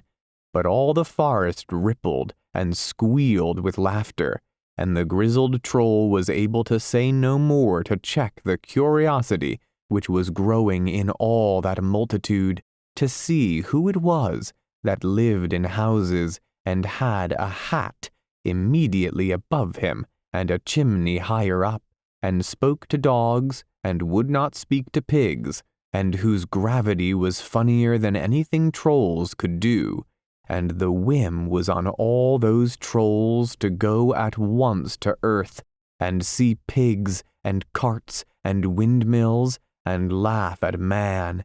And Lurelu, who had told Orion that he would bring a score of trolls, was hard set to keep the whole brown mass from coming, so quickly changed the moods and whims of the trolls. Had he let them all have their way, there would be no trolls left in Elfland, for even the grizzled troll had changed his mind with the rest. 50 he chose, and led them towards earth's perilous frontier, and away they scurried out of the gloom of the forest, as a whirl of brown oak leaves scurries on days of November's worst. Chapter 25. Lyrazel remembers the fields we know. As the trolls scurried earthwards to laugh at the ways of man, Lyrazel stirred where she sat on her father's knee, who, grave and calm on his throne of mist and ice, had hardly moved for 12 of our earthly years. She sighed, and the sigh rippled over the fells of dream, and lightly troubled Elfland, and the dawns and the sunsets and twilight, and the pale blue glow of stars that are blended together forever to be the light of Elfland, felt a faint touch of sorrow, and all their radiance shook. For the magic that caught these lights, and the spells that bound them together, to illumine forever the land that owes no allegiance to time, were not so strong as a sorrow rising dark from a royal mood of a princess of the elvish line. She sighed, for through her long content and across the calm of Elfland there had floated a thought of earth, so that in the midmost splendors of Elfland, of which song can barely tell, she called to mind common cowslips and many a trivial weed of the fields we know, and walking in those fields she saw in fancy Orion, upon the other side of the boundary of twilight, remote from her by she knew not what waste of years, and the magical glories of Elfland, and its beauty beyond our dreaming, and the deep, deep calm in which ages slept, unhurt, unhurried by time, and the art of her father that guarded the least of the lilies from fading, and the spells by which he made daydreams and yearnings true, held her fancy no longer from roving, nor contented her any more, and so her sigh blew over the magical land, and slightly troubled the flowers, and her father felt her sorrow, and knew that it troubled the flowers, and knew that it shook the calm that lay upon Elfland, though no more than a bird would shake a regal curtain, fluttering against its folds, when wandering lost upon a summer's night. And though he knew too it was but for earth that she sorrowed, preferring some mundane way to the midmost glories of Elfland, as she sat with him on the throne that may only be told of in song, yet even this moved nothing in his magical heart but compassion, as we might pity a child who in fanes that to us seemed sacred might be found to be sighing, for some trivial thing.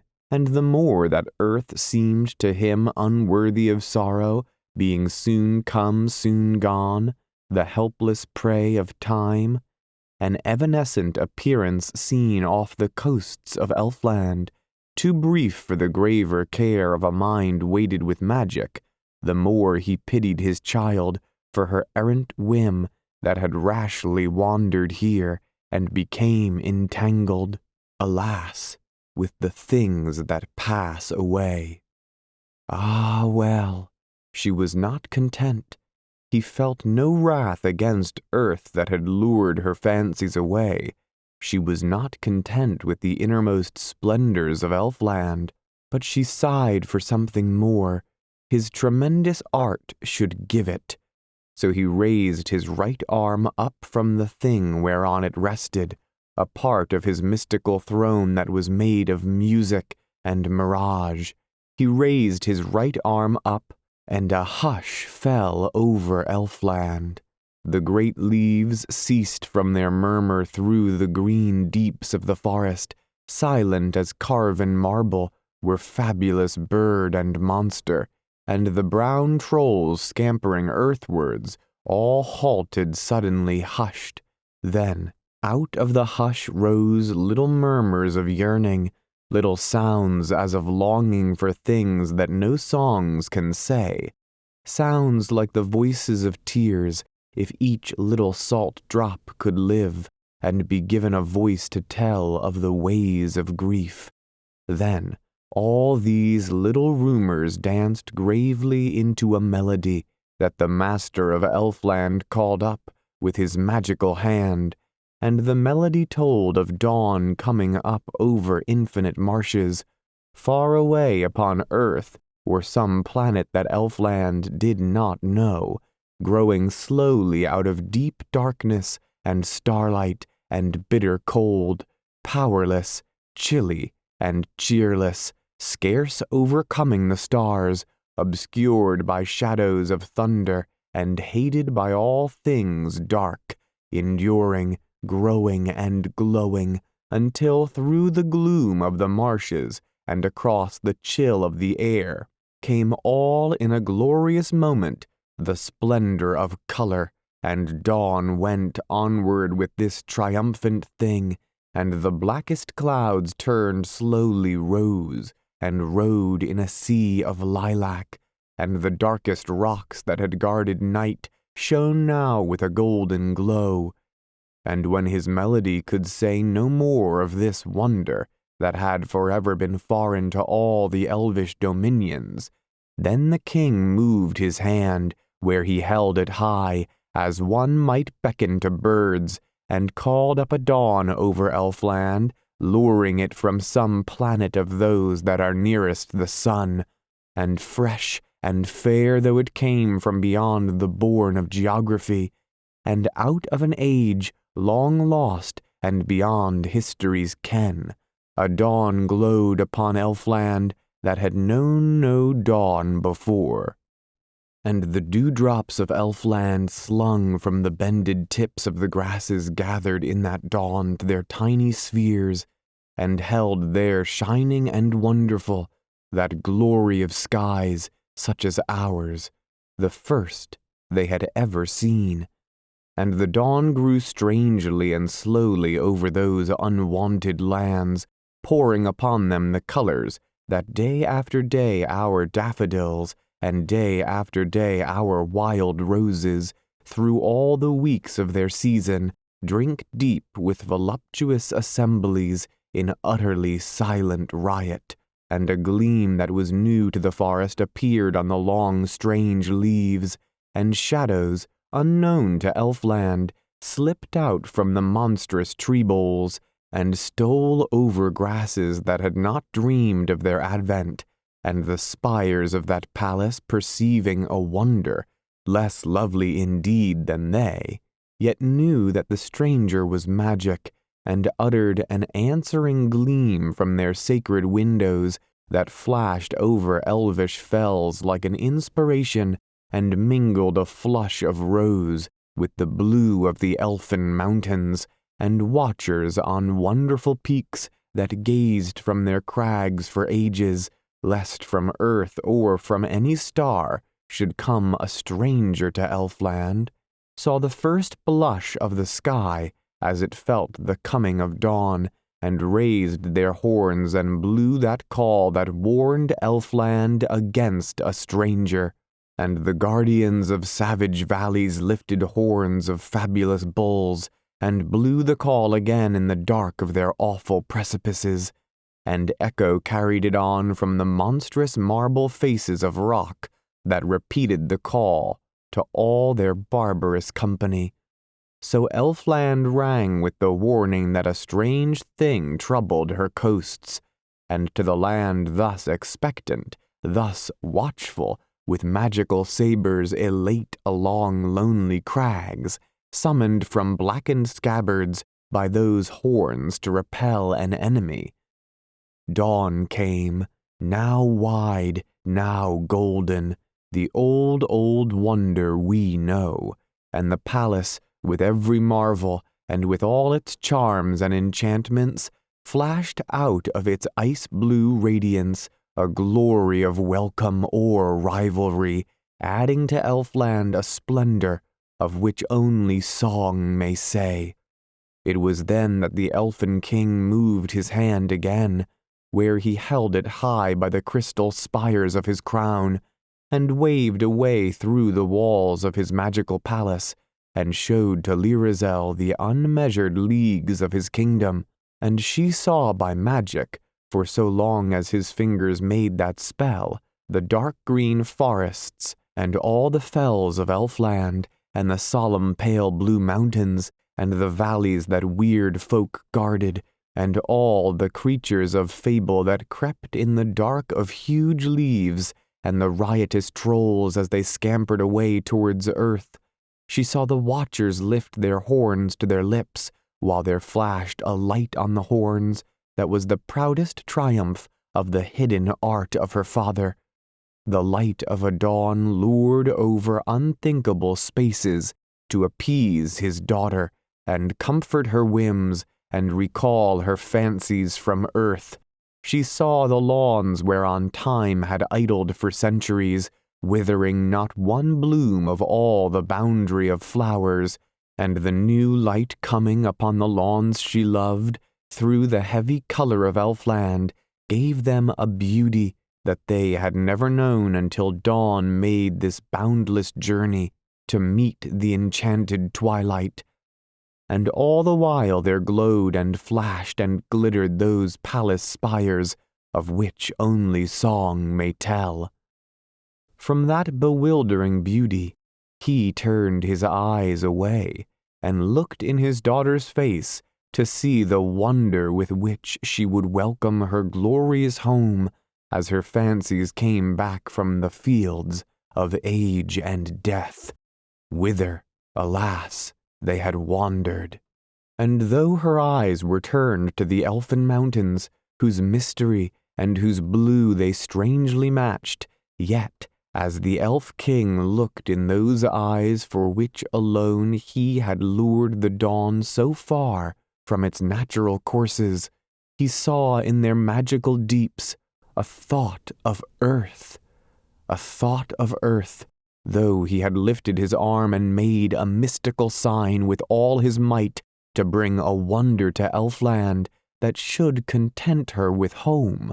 And all his dominions had exulted in this, and the watchers on awful crags had blown strange calls, and monster and insect and bird and flower had rejoiced with a new joy, and there, in the center of Elfland, his daughter thought of earth.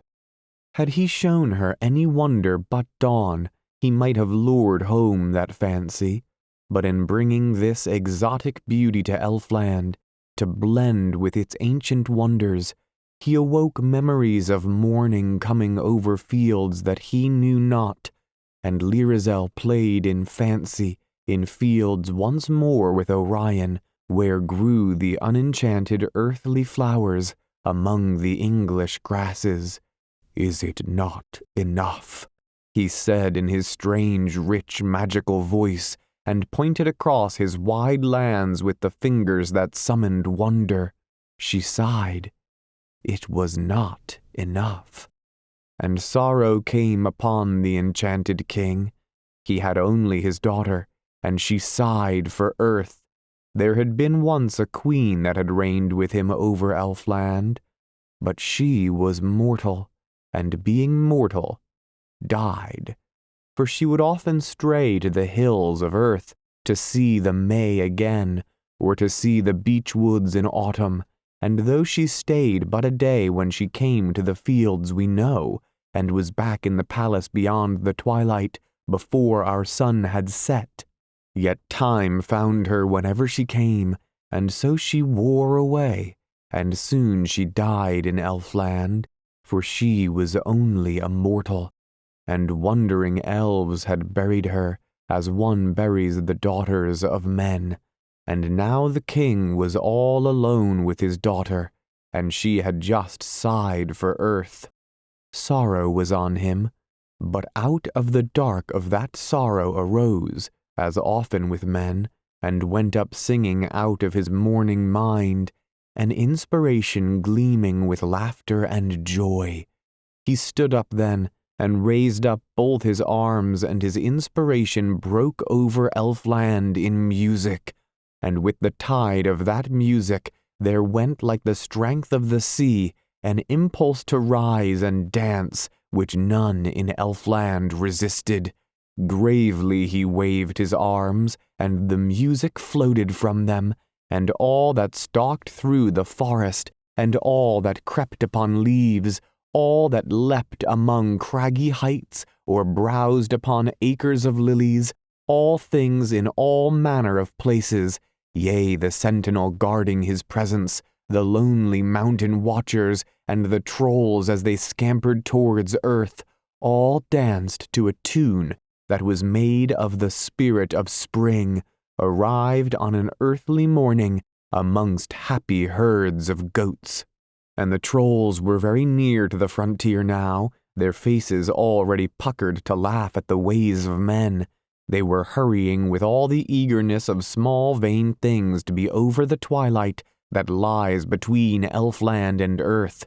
Now they went forward no longer, but only glided in circles and intricate spirals, dancing some such dance as the gnats in summer evenings dance over the fields we know, and grave monsters of fable in deeps of the ferny forest danced minuets that witches had made of their whims and their laughter long ago in their youth, before cities had come to the world, and the trees of the forest heavily lifted slow roots out of the ground, and swayed upon them uncouthly, and then danced as on monstrous claws, and the insects danced on the huge waving leaves, and in the dark of long caverns, weird things in enchanted seclusion rose out of their age-long sleep and danced in the damp. And beside the wizard king stood, swaying slightly to the rhythm that had set dancing all magical things, the Princess Lyrizel, with that faint gleam on her face that shone from a hidden smile, for she secretly smiled forever at the power of her great beauty. And all in a sudden moment, the elf king raised one hand higher, and held it high, and stilled all that danced in Elfland, and gripped by a sudden awe all magical things, and sent over Elfland a melody, all made of notes he had caught from wandering inspirations, that sing and stray through limpid blue beyond our earthly coasts. And all the land lay deep in the magic of that strange music, and the wild things that earth had guessed at, and the things hidden even from legend, were moved to sing age-old songs that their memories had forgotten, and fabulous things of the air were lured downwards out of great heights, and emotions unknown and unthought of troubled the calm of Elfland, The flood of music beat with wonderful waves against the slopes of the grave blue elfin mountains, till their precipices uttered strange bronze-like echoes. On earth, no noise was heard of music or echo. Not a note came through the narrow border of twilight, not a sound, not a murmur. Elsewhere those notes ascended and passed like rare strange moths through all the fields of heaven, and hummed like untraceable memories about the souls of the blessed, and the angels heard that music, but were forbidden to envy it, and though it came not to earth, and though never our fields have heard the music of Elfland, yet there were then, as there have been in every age, lest despair should overtake the peoples of earth, those that make songs for the need of our grief and our laughter, and even they heard never a note from Elfland across the border of twilight that kills their sound, but they felt in their minds the dance of those magical notes, and wrote them down, and earthly instruments played them, then, and never till then, have we heard the music of Elfland. For a while the Elf King held all things that owed him allegiance, and all their desires and wonders and fears and dreams, floating drowsy on tides of music that was made of no sounds of earth, but rather of that dim substance in which the planets swim, with many another marvel that only magic knows. And then, as all Elfland was drinking the music in, as our earth drinks in soft rain, he turned again to his daughter, with that in his eyes that said, "What land is so fair as ours?" And she turned towards him to say, "Here is my home forever." Her lips were parted to say it, and love was shining in the blue of her elfin eyes. She was stretching her fair hands out towards her father, when they heard the sound of the horn of a tired hunter, wearily blowing by the border of earth. Chapter 26. The Horn of Alveric. Northward to lonely lands through wearying years, Alveric wandered, where windy fragments of his grey gaunt tent added a gloom to chill evenings, and the folk upon lonely farms, as they lit the lights in their houses, and the ricks began to darken against the pale green of the sky, would sometimes hear the rap of the mallets of Niv and Zend coming clear through the hush from the land that no others trod, and their children, peering from casements to see if a star was come, would see perhaps the queer grey shape of that tent flapping its tatters above the last of the hedgerows, where a moment before was only the grey of the gloaming. On the next morning there would be guesses and wonderings, and the joy and fear of the children, and the tales that their elders told them, and the explorations by stealth to the edge of the fields of men, shy peerings through dim green gaps in the last of the hedgerows, though to look toward the east was forbidden, and rumors and expectations, and all these things were blended together by this wonder that came from the east, and so passed into legend, which lived for many a year beyond that morning, but Alveric and his tent would be gone. So day by day and season after season that company wandered on, the lonely mateless man, the moonstruck lad, and the madman, and that old grey tent with its long twisted pole, and all the stars became known to them, and all the four winds familiar, and rain and mist and hail, but the flow of yellow windows all warm and welcome at night they knew only to say farewell to. With the earliest light in the first chill of dawn, Alveric would awake from impatient dreams, and Niv would arise shouting, and away they would go upon the crazed crusade, before any sign of awakening appeared on the quiet, dim gables, and every morning Nim prophesied that they would surely find Elfland, and the days wore away, and the years. Thiel had long left them, Thiel who prophesied victory to them in burning song, whose inspirations cheered Alveric on coldest nights, and led him through rockiest ways. Thiel sang one evening suddenly songs of some young girl's hair, Thiel who should have led their wanderings.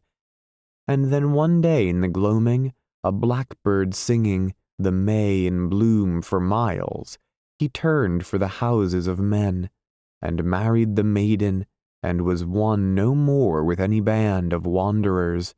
The horses were dead, Niv and Zend carried all they had on the pole, many years had gone. One autumn morning, Alveric left the camp to go to the houses of men. Niv and Zen eyed each other. Why should Alveric seek to ask the way of others?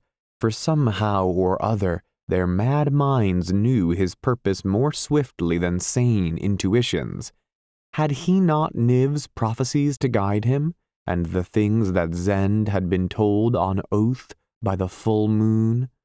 Alveric came to the houses of men, and of the folk he questioned few would speak at all of things that lay to the east, and if he spoke of the lands through which he had wandered for years, they gave as little heed as if he were telling them that he had pitched his tent on the colored layers of air that glowed and drifted and darkened in the low sky over the sunset.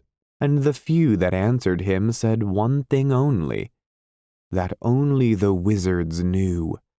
When he had learned this, Alveric went back from the fields and hedgerows, and came again to his old grey tent in the lands of which none thought, and Niv and Zend sat there silent, eyeing him sideways, for they knew he mistrusted madness and things said by the moon. And next day, when they moved their camp in the chill of dawn, Niv led the way without shouting. They had not gone for many more weeks upon their curious journey, when Alveric met one morning at the edge of the fields men tended, one filling his bucket at a well, whose thin, high, conical hat and mystical air proclaimed him surely a wizard. "Master," said Alveric, "of those arts men dread, I have a question that I would ask of the future."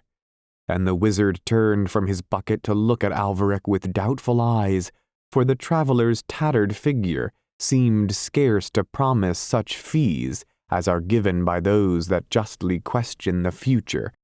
And such as those fees are, the wizard named them, and Alveric's wallet held that which banished the doubts of the wizard, so that he pointed to where the tip of his tower peered over a cluster of myrtles, and prayed Alveric to come to his door when the evening star should appear, and in that propitious hour he would make the future clear to him.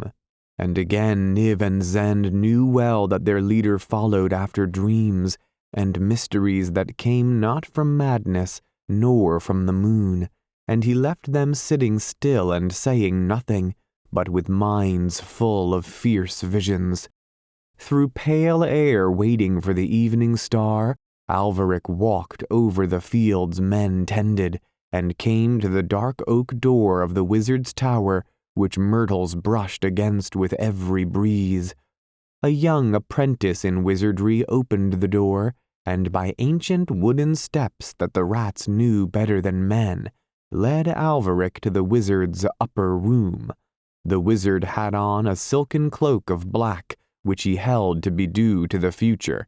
Without it he would not question the years to be, and when the young apprentice had gone away, he moved to a volume he had on a high desk, and turned from the volume to Alveric to ask what he sought of the future, and Alveric asked him how he should come to Elfland. Then the wizard opened the great book's darkened cover, and turned the pages therein, and for a long while all the pages he turned were blank, But further on in the book, much writing appeared, although of no kind that Alveric had ever seen, and the wizard explained that such books as these told of all things, but that he, being only concerned with the years to be, had no need to read of the past, and had therefore acquired a book that told of the future only, though he might have had more than this from the College of Wizardry, had he cared to study the follies already committed by man. Then he read for a while in his book, and Alveric heard the rats returning softly to the streets and houses that they had made in the stairs. And then the wizard found what he sought of the future, and told Alveric that it was written in his book how he never should come to Elfland while he carried a magical sword. When Alveric heard this, he paid the wizard's fees and went away dolefully, for he knew the perils of Elfland, which no common saber forged on the anvils of men could ever avail to parry. He did not know that the magic that was in his sword left a flavor or taste on the air like that of lightning, which passed through the border of twilight and spread over Elfland, nor knew that the Elf King learned of his presence thus, and drew his frontier away from him, so that Alveric should trouble his realm no more. But he believed what the wizard had read to him out of his book, and so went dolefully away, and leaving the stairs of oak to time and the rats, he passed out of the grove of myrtles and over the fields of men, and came again to that melancholy spot where his grey tent brooded mournfully in the wilderness, dull and silent as Niv and Zend sitting beside it. And after that they turned and wandered southwards, for all journeys now seemed equally hopeless to Alveric, who would not give up his sword to meet magical perils without magical aid, and Niv and Zend obeyed him silently, no longer guiding him with raving prophecies or with things said by the moon, for they knew he had taken counsel with another. By weary ways with lonely wanderings they came far to the south, and never the border of Elfland appeared with its heavy layers of twilight, yet Alveric would never give up his sword, for well he guessed that Elfland dreaded its magic, and had poor hope of recapturing Lyrazel with any blade that was dreadful only to men. And after a while Niv prophesied again, and Zend would come late on nights of the full moon to wake Alveric with his tales, and for all the mystery that was in Zend when he spoke, and for all the exultation of Niv when he prophesied, Alveric knew by now that the tales and the prophecies were empty and vain, and that neither of these would ever bring him to Elfland. With this mournful knowledge in a desolate land, he still struck camp at dawn, still marched, still sought for the frontier, and so the months went by, and one day, where the edge of earth was a wild, untended heath running down to the rocky waste in which Alveric had camped, he saw at evening a woman in the hat and cloak of a witch sweeping the heath with a broom, and each stroke as she swept the heath was away from the fields we know, away to the rocky waste, eastwards towards Elfland. Big gusts of black dried earth and puffs of sand were blowing towards Alveric from every powerful stroke. He walked towards her from his sorry encampment, and stood near and watched her sweeping, but still she labored at her vigorous work, striding away behind dust from the fields we know, and sweeping as she strode, and after a while she lifted her face as she swept and looked at Alveric, and he saw that it was the witch Zirunderil. After all these years he saw that witch again, and she saw beneath the flapping rags of his cloak that sword that she had made for him once on her hill. Its scabbard of leather could not hide from the witch that it was that very sword, for she knew the flavor of magic that arose from it, faintly, and floated wide through the evening. "Mother Witch," said Alveric, and she curtsied low to him, magical though she was, and aged by the passing of years that had been before Alveric's father, and though many an earl had forgotten their lord by now, yet she had not forgotten. He asked her what she was doing there on the heath with her broom in the evening.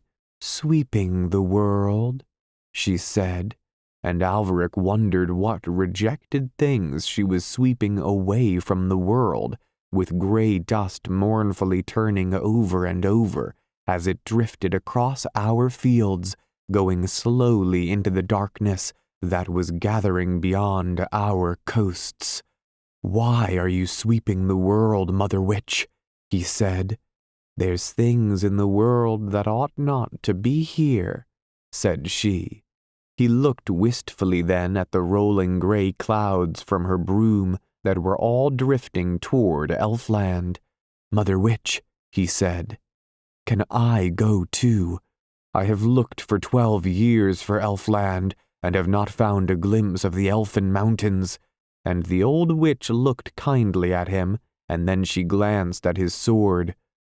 "He's afraid of my magic," she said, and thought or mystery dawned in her eyes as she spoke. "Who?"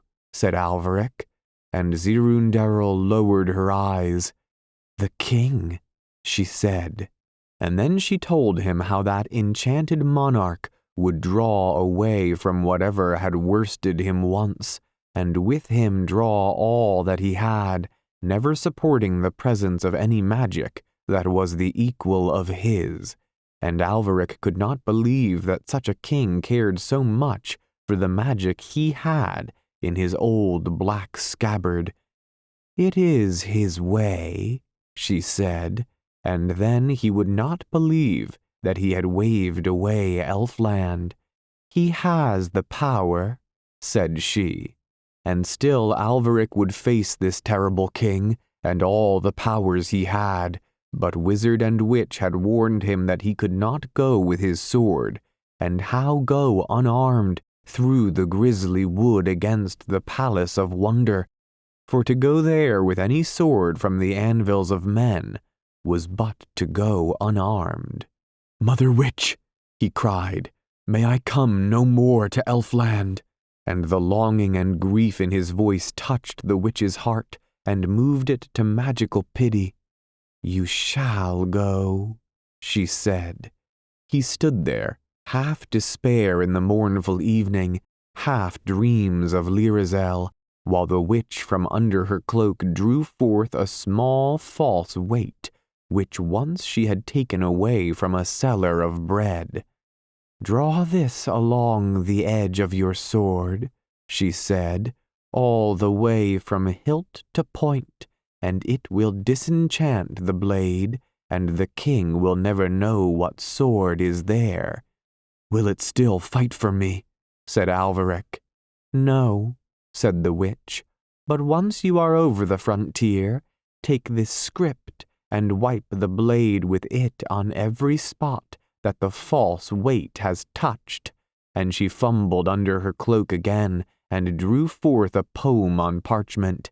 "It will enchant it again," she said, and Alveric took the weight and the written thing. "Let not the two touch," warned the witch, and Alveric set them apart. "Once over the frontier," she said, "and he may move Elfland where he will, but you and the sword will be within his borders." "Mother Witch," said Alveric, "will he be wroth with you if I do this?" "Wroth?" said Zirundarel. "Wroth? He will rage with a most exceeding fury, beyond the power of tigers." "I would not bring that on you, Mother Witch," said Alveric. "Ha!" said Zirundarel.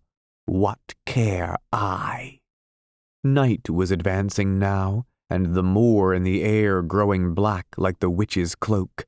She was laughing now and merging into the darkness, and soon the night was all blackness and laughter, but he could see no witch.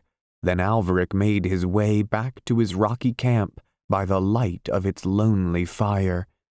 And as soon as morning appeared on the desolation, and all the useless rocks began to glow, he took the false weight and softly rubbed it along both sides of his sword, until all its magical edge was disenchanted, and he did this in his tent while his followers slept, for he would not let them know that he sought for help that came not from the ravings of Niv, nor from any sayings that Zend had had from the moon. Yet the troubled sleep of madness is not so deep that Niv did not watch him out of one wild, sly eye when he heard the false weight softly rasping the sword. And when this was secretly done and secretly watched, Alveric called to his 2 men, and they came and folded up his tattered tent, and took the long pole, and hung their sorry belongings upon it, and on went Alveric along the edges of the fields we know, impatient to come at last to the land that so long eluded him, and Niv and Zend came behind with the pole between them, with bundles swinging from it, and tatters flying. They moved inland a little towards the houses of men to purchase the food they needed, and this they bought in the afternoon from a farmer who dwelt in a lonely house, so near to the very edge of the fields we know that it must have been the last house in the visible world. And here they bought bread and oatmeal, and cheese and a cured ham, and other such things, and put them in sacks, and slung them over their pole. Then they left the farmer, and turned away from his fields and from all the fields of men. And as evening fell they saw just over a hedge, lighting up the land with a soft strange glow that they knew to be not of this earth, that barrier of twilight that is the frontier of Elfland. "Lyrazel!" shouted Alveric, and drew his sword and strode into the twilight, and behind him went Niv and Zend, with all their suspicions flaming now into jealousy of inspirations or magic that were not theirs. Once he called Lyrazel, then little trusting his voice in that wide, weird land, he lifted his hunter's horn that hung by his side on a strap. He lifted it to his lips and sounded a call weary with so much wandering. He was standing within the edge of the boundary. The horn shone in the light of Elfland. Then Niv and Zend dropped their pole in that unearthly twilight, where it lay like the wreckage of some uncharted sea, and suddenly seized their master. "A land of dreams," said Niv. "Have I not dreams enough?" "There is no moon there," cried Zend. Alveric struck Zend on the shoulder with his sword, but the sword was disenchanted and blunt and only harmed him slightly. Then the two seized the sword and dragged Alveric back, and the strength of the madman was beyond what one could believe. They dragged him back again to the fields we know, where they too were strange and were jealous of other strangeness, and led him far from the sight of the pale blue mountains. He had not entered Elfland, but his horn had passed the boundary's edge and troubled the air of Elfland, uttering across its dreamy calm one long, sad, earthly note. It was the horn that Lyrazel heard as she spoke with her father. Chapter 27. The Return of Lurelu. Over hamlet and castle of Earl, and through every nook and crevice of it, spring passed, a mild benediction that blessed the very air and sought out all living things, not missing even the tiny plants that had their dwelling in most secluded places, under eaves, in the cracks of old barrels, or along the lines of mortar that held ancient rows of stones. and in this season Orion hunted no unicorns, not that he knew in what season the unicorns bred in Elfland, where time is not as here, but because of a feeling he had from all his earthly forefathers against hunting any creature in this season of song and flowers. So he tended his hounds and often watched the hills, expecting on any day the return of Lurelu. And spring passed by and the summer flowers grew, and still there was no sign of the troll returning, for time moves through the dells of Elfland as over no field of man, and long Orion watched through fading evenings till the line of the hills was black, yet never saw the small round heads of trolls bobbing across the downs, and the long autumnal winds came sighing out of cold lands and found Orion still watching for Lurelu, and the mist and the turning leaves spoke to his heart of hunting, and the hounds were whining for the open spaces and the line of scent like a mysterious path crossing the wide world, but Orion would hunt nothing less than unicorns, and waited yet for his trolls.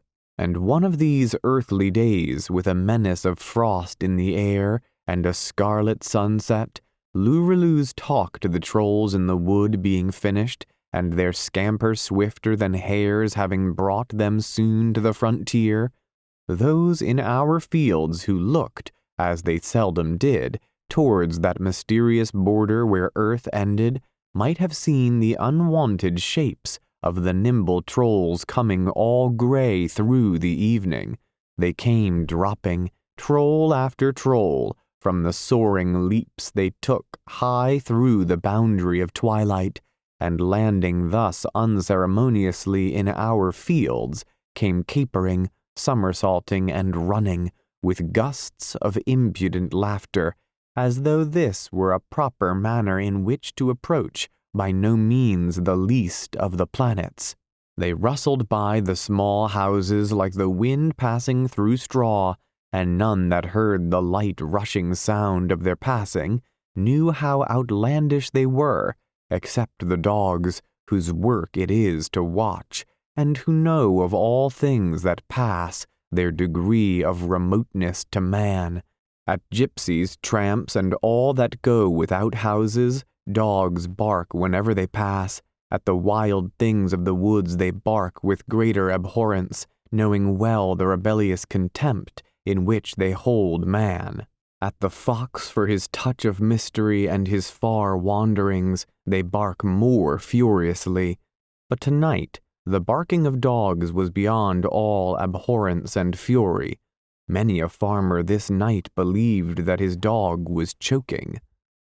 And passing over these fields, staying not to laugh at the clumsy, scared running of sheep, for they kept their laughter for man, they came soon to the downs above Earl, and there below them was night and the smoke of men, all gray together, and not knowing from what slight causes the smoke arose, here from a woman boiling a kettle of water, or there because one dried the frock of a child, or that a few old men might warm their hands in the evening, the trolls forbore to laugh, as they had planned to do as soon as they should meet with the things of man.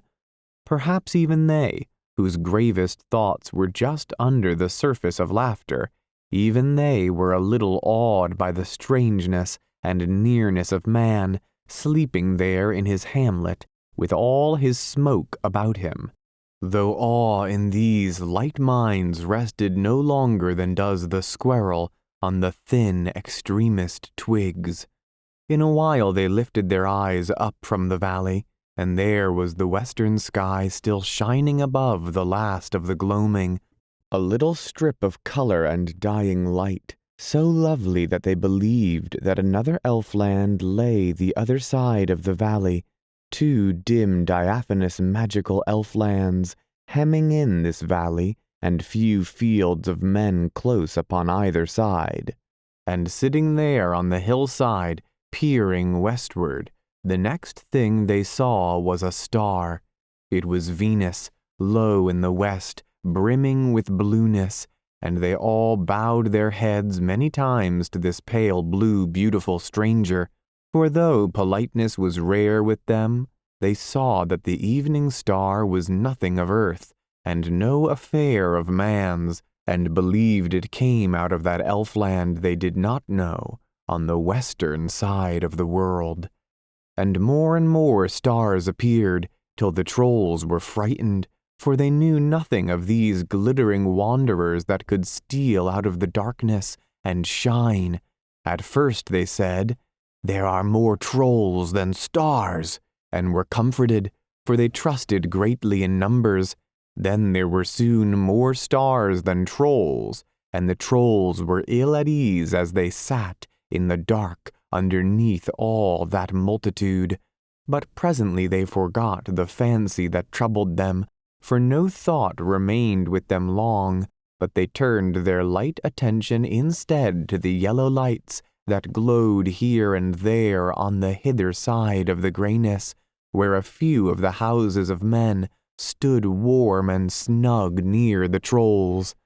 A beetle went by, and they hushed their chatter to hear what he would say, but he droned by, going home, and they did not know his language. A dog far off was ceaselessly crying out, and filling all the still night with a note of warning, and the trolls were angry at the sound of his voice, for they felt that he interfered between them and man. Then a soft whiteness came out of the night, and lit on the branch of a tree, and bowed its head to the left, and looked at the trolls, and then bowed over to the right, and looked at them again from there, and then back to the left again, for it was not yet sure about them. "An owl," said Lureloo, and many besides Lureloo had seen his kind before, for he flies much along the edge of Elfland. Soon he was gone, and they heard him hunting across the hills and the hollows, and then no sound was left but the voices of men, or the shrill shouts of children, and the bay of the dog that warned men against the trolls. "A sensible fellow," they said of the owl, for they liked the sound of his voice, but the voices of men and their dog sounded confused and tiresome. They saw sometimes the lights of late wayfarers crossing the downs towards Earl, or heard men that cheered themselves in the lonely night by singing, instead of by lanterns' light, and all the while the evening star grew bigger, and great trees grew blacker and blacker. Then from underneath the smoke and the mist of the stream there boomed all of a sudden the brazen bell of the freer out of deep night in the valley. Night and the slopes of Earl and the dark downs echoed with it, and the echoes rode up to the trolls and seemed to challenge them with all accursed things and wandering spirits and bodies unblessed by the freer. And the solemn sound of those echoes going alone through the night from every heavy swing of the holy bell cheered that band of trolls among all the strangeness of earth, for whatever is solemn always moves trolls to levity. They turned merrier now, and tittered among themselves, and while they still watched all that host of stars, wondering if they were friendly, the sky grew steely blue, and the eastern stars dwindled, and the mist and the smoke of men turned white, and a radiance touched the further edge of the valley, and the moon came up over the downs behind the trolls. Then voices sang from the holy place of the freer, chanting moon matins, which it was their wont to sing on nights of the full moon, while the moon was yet low. And this rite they named Moon's Morning. The bell had ceased, chance voices spoke no more, they had hushed their dog in the valley, and silenced his warning, and lonely and grave and solemn that people's song floated up from before the candles in their small square sacred place, built of gray stone by men that were dead for ages and ages. All solemn the song welled up in the time of the moon's rising, grave as the night, mysterious as the full moon, and fraught with a meaning that was far beyond the highest thoughts of the trolls. Then the trolls leapt up with one accord from the frosted grass of the downs, and all poured down the valley to laugh at the ways of men, to mock at their sacred things, and to dare their singing with levity. Many a rabbit rose up and fled from their onrush, and thrills of laughter arose from the trolls at their fear.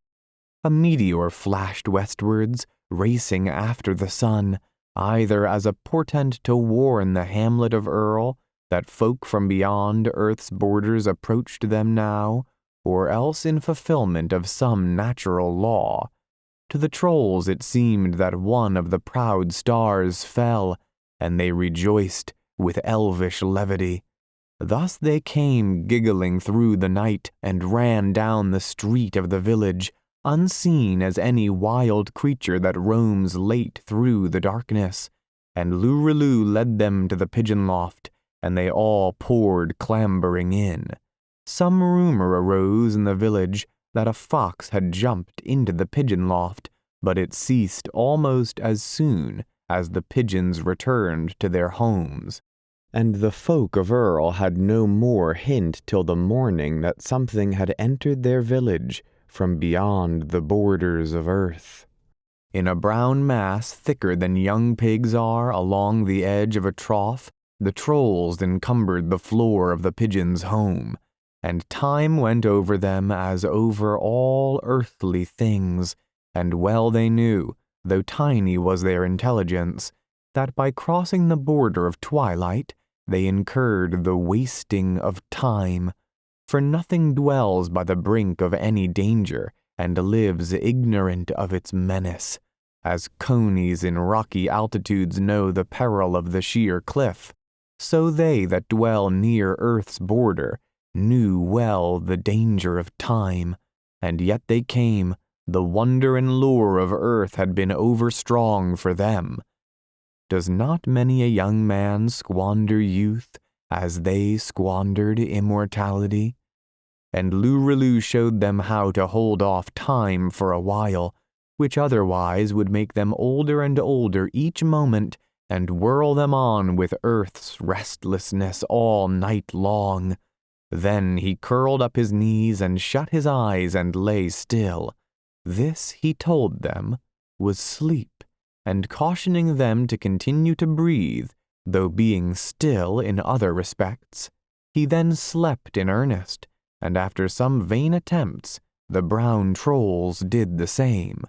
When sunrise came, awaking all earthly things, long rays came through the 30 little windows, and awoke both birds and trolls, and the mass of trolls went to the window to look at earth, and the pigeons fluttered to rafters, and jerked sidelong looks at the trolls, and there that heap of trolls would have stayed, crowded high on each other's shoulders, blocking the windows while they studied the variety and restlessness of earth, finding them equal to the strangest fables that wayfarers had brought to them out of our fields. And though Lurelu often reminded them, they had forgotten the haughty white unicorns that they were to hunt with dogs.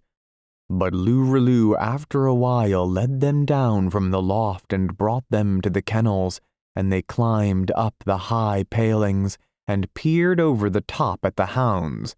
When the hounds saw those strange heads peering over the palings, they made a great uproar, and presently folk came to see what troubled the hounds. And when they saw that mass of trolls all round the top of the palings, they said to each other, and so said all that heard of it, "There is magic in Earl now." Chapter 28. a chapter on unicorn hunting. None in Earl was so busy but that he came that morning to see the magic that was newly come out of Elfland, and to compare the trolls with all that the neighbors said of them. And the folk of Earl gazed much at the trolls, and the trolls at the folk of Earl, and there was great merriment, for as often happens with minds of unequal weight, each laughed at the other, and villagers found the impudent ways of the bare, brown, nimble trolls no funnier, no more meet for derision, than the trolls found the grave, high hats, the curious clothes, and the solemn air of the villagers. And Orion soon came too, and the folk of the village doffed their long, thin hats, and though the trolls would have laughed at him also, Lurelu had found his whip, and by means of it made the mob of his impudent brethren give that salutation that is given in Elfland to those of its royal line. When noonday came, which was the hour of dinner, and the folk turned from the kennels, they went back to their houses all praising the magic that was come at last to Earl. During the days that followed, Orion's hounds learned that it was vain to chase a troll, and unwise to snarl at one, for apart from their elvish speed, the trolls were able to leap into the air far over the heads of the hounds, and when each had been given a whip, they could repay snarling with an aim that none on earth was able to equal, except those whose sires had carried a whip with hounds for generations. And one morning Orion came to the pigeon loft, and called to Lurelu early, and he brought out the trolls, and they went to the kennels. And Orion opened the doors, and he led them all away eastwards over the downs.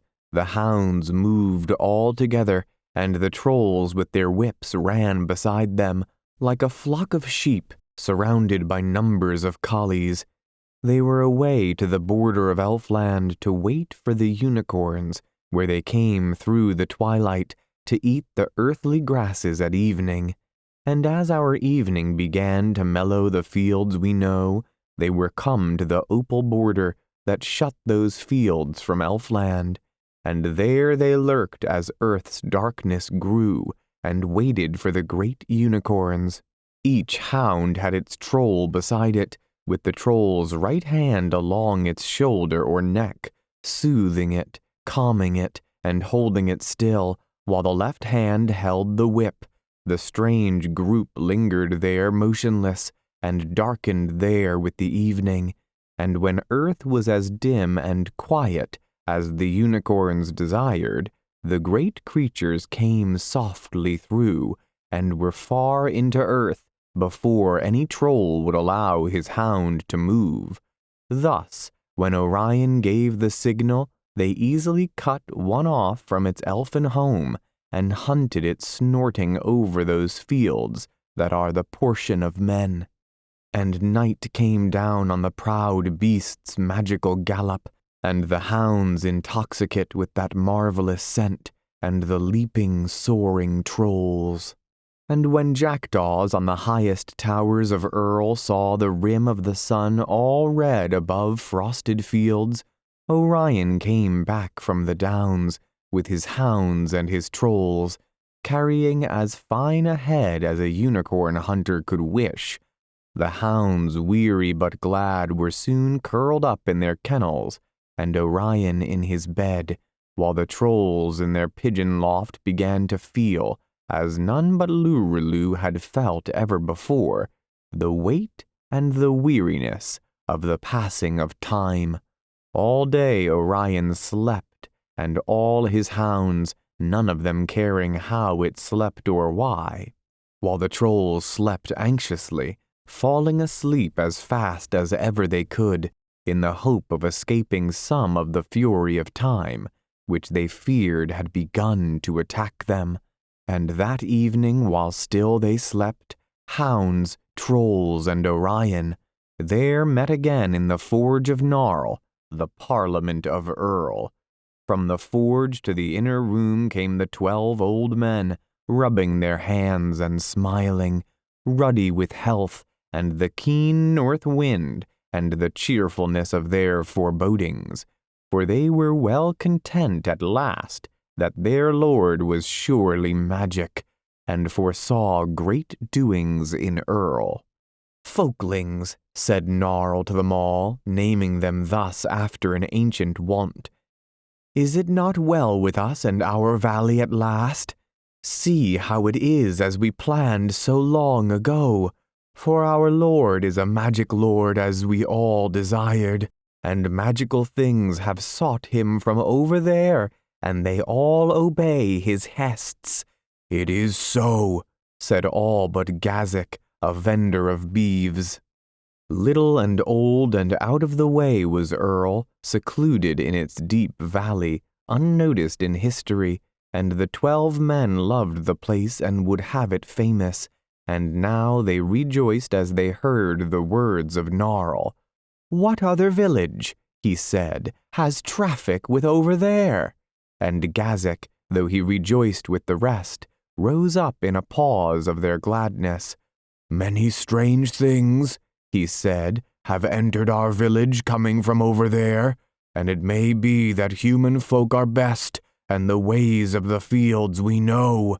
Oth scorned him, and Threll. "Magic is best," said all, and Gazik was silent again, and raised his voice no more against the many, and the mead went round, and all spoke of the fame of Earl, and Gazik forgot his mood and the fear that was in it. Far into the night they rejoiced, quaffing the mead, and by its homely aid gazing into the years of the future, so far as that may be done by the eyes of men.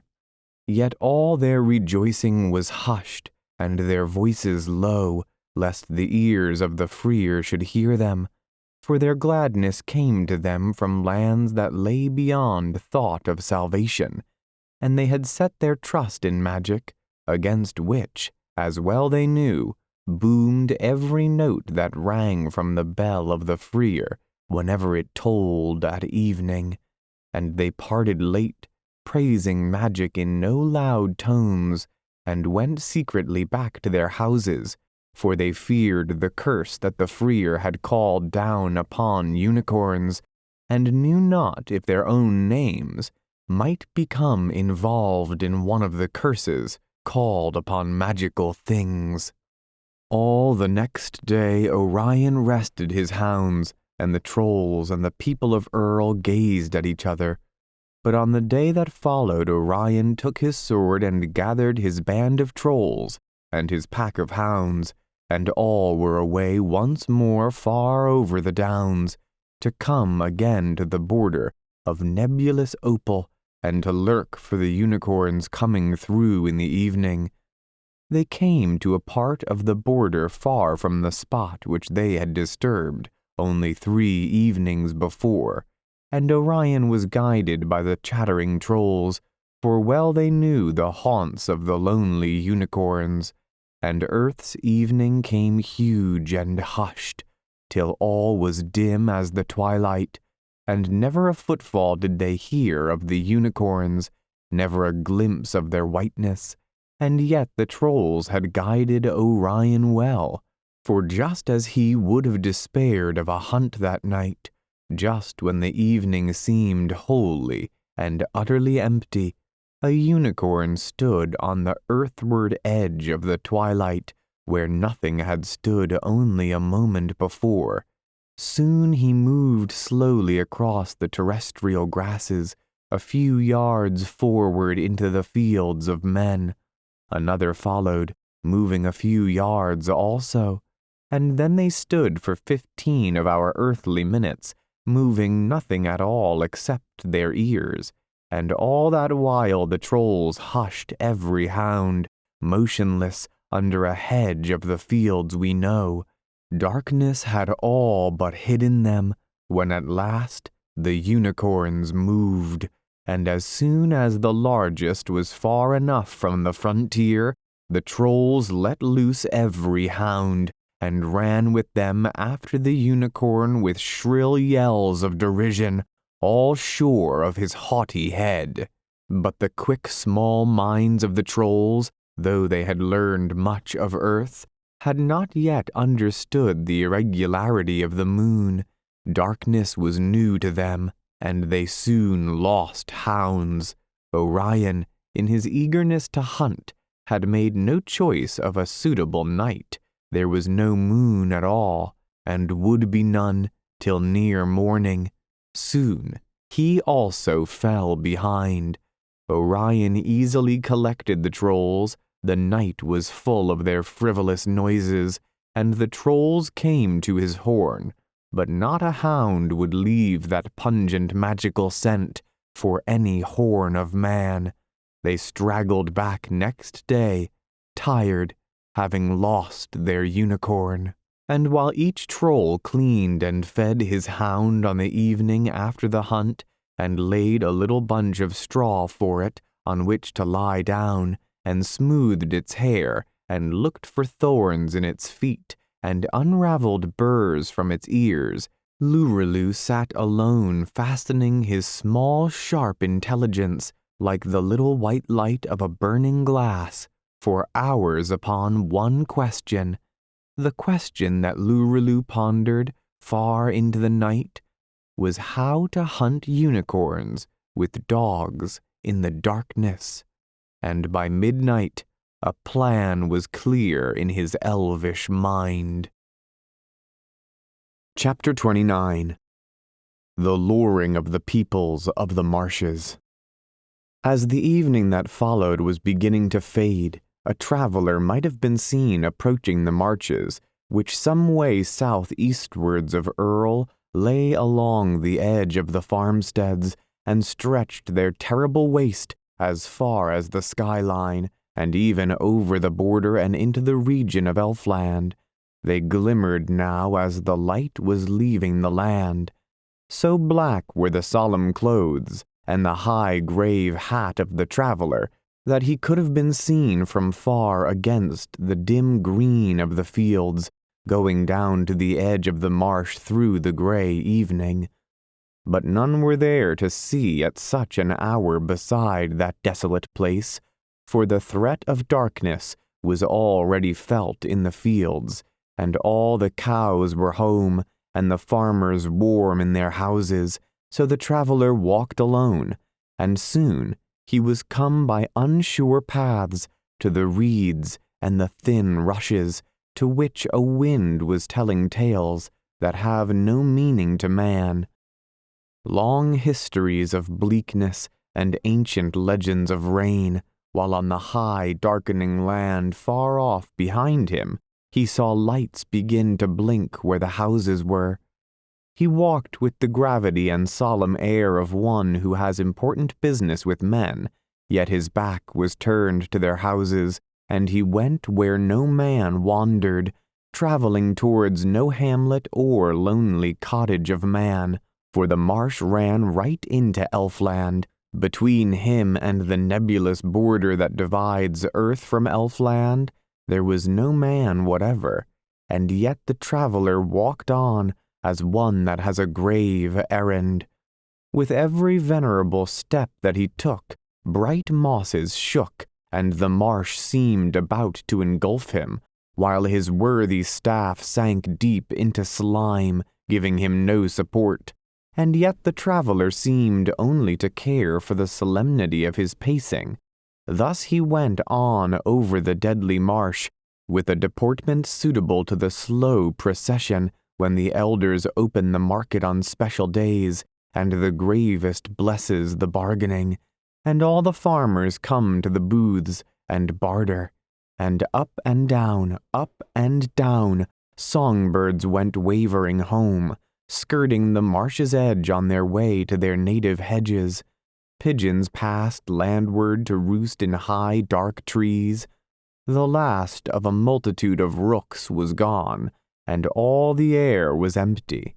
And now the great marsh thrilled to the news of the coming of a stranger, for no sooner had the traveler gravely set a foot on one of those brilliant mosses that bloom in the pools, than a thrill shot under their roots and below the stems of the bulrushes, and ran like a light beneath the surface of the water, or like the sound of a song, and passed far over the marshes, and came quivering to the border of magical twilight that divides Elfland from earth, and stayed not there, but troubled the very border, and passed beyond it, and was felt in Elfland.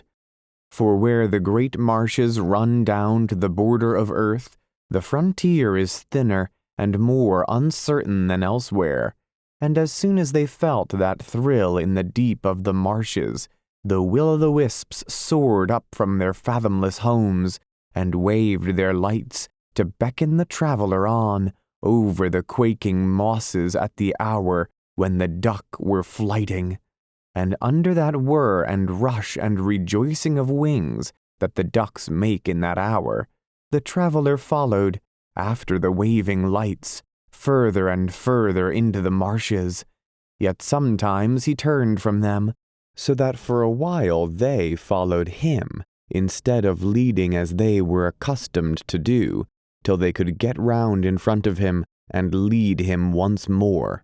A watcher, if there had been one in such bad light and in such a perilous place, had noticed after a while in the venerable traveler's movements a queer resemblance to those of the hen-green plover when she lures the stranger after her in spring away from the mossy bank where her eggs lie bare.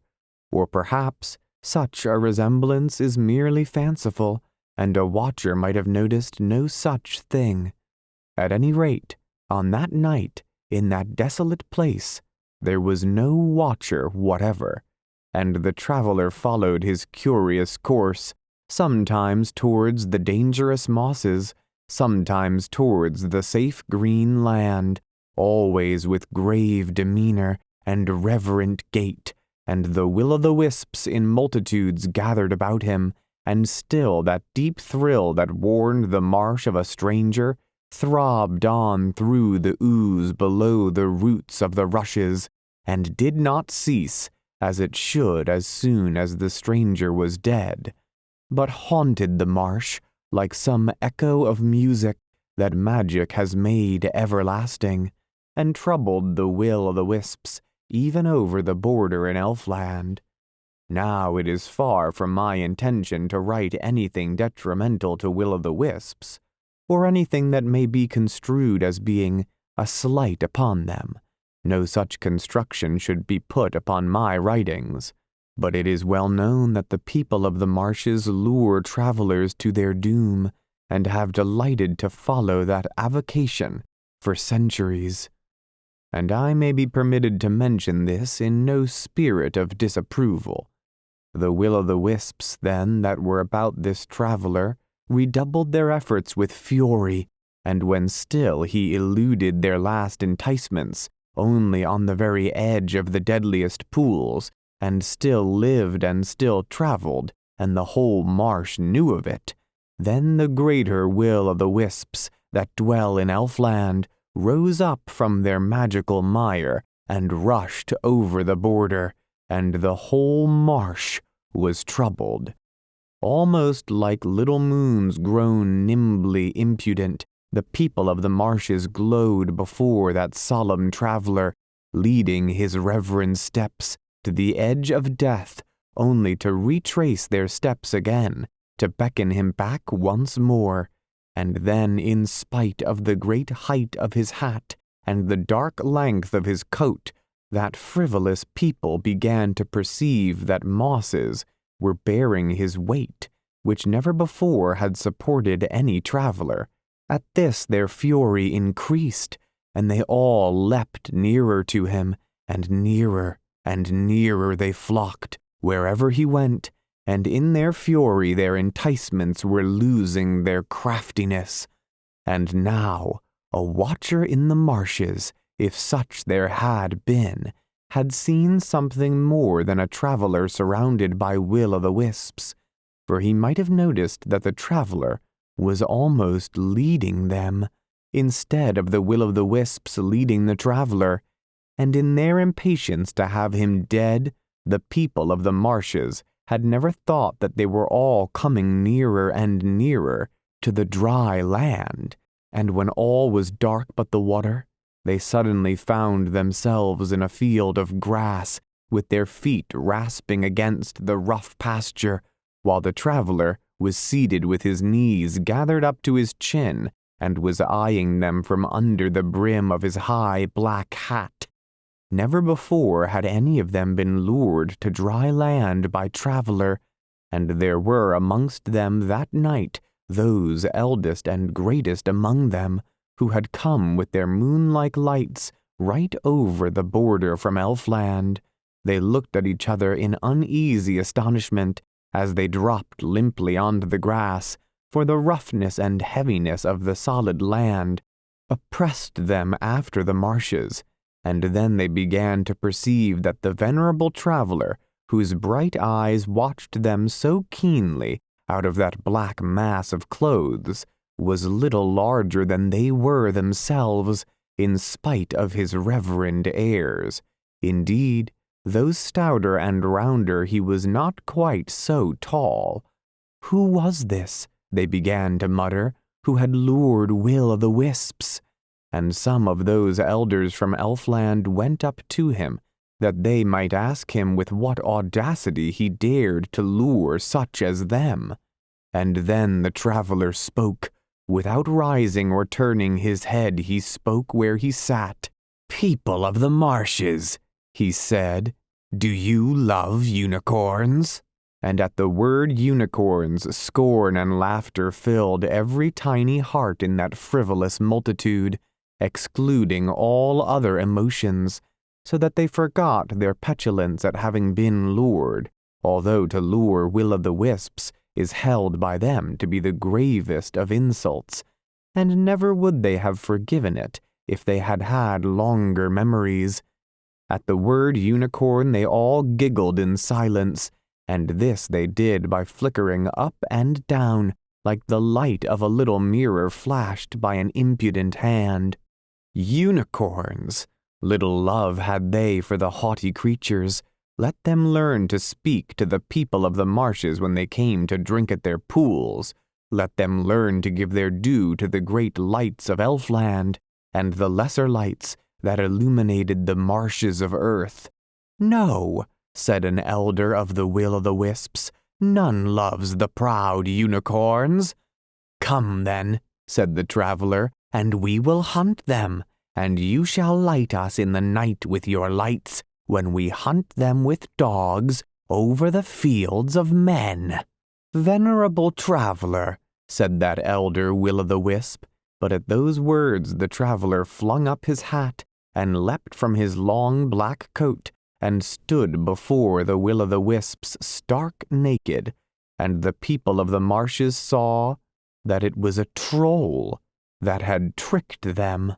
Their anger at this was slight, for the people of the marshes have tricked the trolls, and the trolls have tricked the people of the marshes, each of them so many times for ages and ages, that only the wisest among them can say which has tricked the other most, and is how many tricks ahead. They consoled themselves now by thinking of times when trolls had been made to look ludicrous, and consented to come with their lights to help to hunt unicorns. For their wills were weak when they stood on the dry land, and they easily acquiesced in any suggestion or followed anyone's whim. It was Lureloo who had thus tricked the Will-o'-the-Wisps, knowing well how they loved to lure travelers, and having obtained the highest hat and gravest coat he could steal, he had set out with a bait that he knew would bring them from great distances. Now that he had gathered them all on the solid land, and had their promise of light and help against unicorns, which such creatures will give easily on account of the unicorn's pride, he began to lead them away to the village of Earl, slowly at first while their feet grew accustomed to the hard land, and over the fields he brought them limping to Earl. And now there was nothing in all the marshes that at all resembled man, and the geese came down on a huge tumult of wings. The little swift teal shot home, and all the dark air twanged with the flight of the duck. Chapter 30. The Coming of Too Much Magic. In Earl that had sighed for magic, there was indeed magic now. The pigeon loft and old lumber lofts over stables were all full of trolls. The ways were full of their antics, and lights bobbed up and down the street at night long after traffic was home, for the will-o'-the-wisps would go dancing along the gutters, and had made their homes round the soft edges of duck ponds and in green-black patches of moss that grew upon oldest thatch, and nothing seemed the same in the old village. And amongst all these magical folk, the magical half of Orion's blood, that had slept while he went amongst earthly men, hearing mundane talk each day, stirred out of its sleep and awakened long sleeping thoughts in his brain, and the elfin horns that he often heard blowing at evening blew with a meaning now, and blew stronger as though they were nearer. The folk of the village, watching their lord by day, saw his eyes turned away towards Elfland, saw him neglecting the wholesome earthly cares, and at night there came the queer lights and the gibbering of the trolls. A fear settled on Earl. At this time the Parliament took counsel again. 12 grey-beard quaking men that had come to the house of Gnarl when their work was ended at evening, and all the evening was weird with the new magic of Elfland. Every man of them, as he ran from his own warm house on his way to the forge of Gnarl, had seen lights leaping, or heard voices gibbering, which were of no Christum land, and some had seen shapes prowling, which were of no earthly growing, and they feared that all manner of things had slipped through the border of Elfland to come and visit the trolls. They spoke low in their parliament, all told the same tale, a tale of children terrified, a tale of women demanding the old ways again, and as they spoke they eyed window and crevice, none knowing what might come. And Oth said, "Let us folk go to the Lord Orion as we went to his grandfather in his long red room. Let us say how we sought for magic, and lo, we have magic enough, and let him follow no more after witchery, nor the things that are hidden from man." He listened acutely, standing there amongst his hushed comrade neighbors. Was it goblin voices that mocked him, or was it only echo? Who could say? And almost at once the night all round was hushed again, and Threll said, "Nay, it is too late for that." Threll had seen their lord one evening standing alone on the downs, all motionless, and listening to something sounding from Elfland, with his eyes to the east as he listened, and nothing was sounding, not a noise was astir, yet Orion stood there called by things beyond mortal hearing. "It is too late now," said Threll. And that was the fear of all. Then Guhic rose slowly up and stood by that table, and trolls were gibbering like bats away in their loft, and the pale marshlights were flickering, and shapes prowled in the dark. The pit-pat of their feet came now and then to the ears of the 12 that were there in that inner room, and Guhic said, "We wished for a little magic," and a gust of gibbering came clear from the trolls, and then they disputed a while as to how much magic they had wished in the olden time, when the grandfather of Orion was lord in Earl. But when they came to a plan, this was the plan of Guhic. "If we may not turn our lord Orion," he said, "and his eyes be turned to Elfland, let all our parliament go up the hill to the witch Zirunderil, and put our case to her, and ask for a spell which shall be put against too much magic."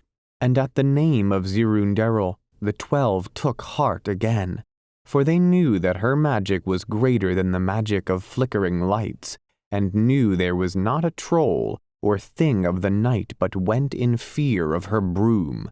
They took heart again and quaffed Gnarl's heavy mead, and refilled their mugs, and praised Guhic, and late in the night they all rose up together to go back to their homes, and all kept close together as they went, and sang grave old songs to affright the things that they feared, though little the light trolls care, or the will-o'-the-wisps, for the things that are grave to man. And when only one was left he ran to his house, and the will-o'-the-wisps chased him. When the next day came, they ended their work early, for the Parliament of Earl cared not to be left on the Witches' Hill when night came, or even the gloaming. They met outside Gnarl's forge in the early afternoon, 11 of the Parliament, and they called out Gnarl, and all were wearing the clothes they were wont to wear when they went with the rest to the holy place of the Freer, though there was scarcely a soul he had ever cursed that was not blessed by her. And away they went with their old stout staves up the hill, and as soon as they could they came to the witch's house, and there they found her sitting outside her door, gazing over the valley away, and looking neither older nor younger, nor concerned one way or the other with the coming and going of years. "We be the Parliament of Earl," they said, standing before her, all in their graver clothes. "Aye," she said, "you desired magic. Has it come to you yet?" "Truly," they said, "and to spare." "There is more to come," she said. "Mother Witch," said Gnarl, "we are met here to pray you that you will give us a goodly spell, which shall be a charm against magic, so that there be no more of it in the valley, for overmuch has come." "Overmuch," she said, "overmuch magic? As though magic were not the spice and essence of life, its ornament and its splendor. By my broom," said she, "I give you no spell against magic." And they thought of the wandering lights, and the scarce-seen gibbering things, and all the strangeness and evil that was come to their Valley of Earl, and they besought her again, speaking suavely to her. "O Mother Witch," said Guhic, "there is overmuch magic indeed, and the folk that should tarry in Elfland are all over the border." "It is even so," said Gnarl. "The border is broken, and there will be no end to it. Will-o'-the-wisps should stay in the marshes, and trolls and goblins in Elfland, and we folk should keep to our own folk. This is the thought of us all. For magic, if we desired it somewhat, years ago when we were young, pertains to matters that are not for man." She eyed him silently, with a cat-like glow increasing in her eyes, and when she neither spoke nor moved, Gnarl besought her again.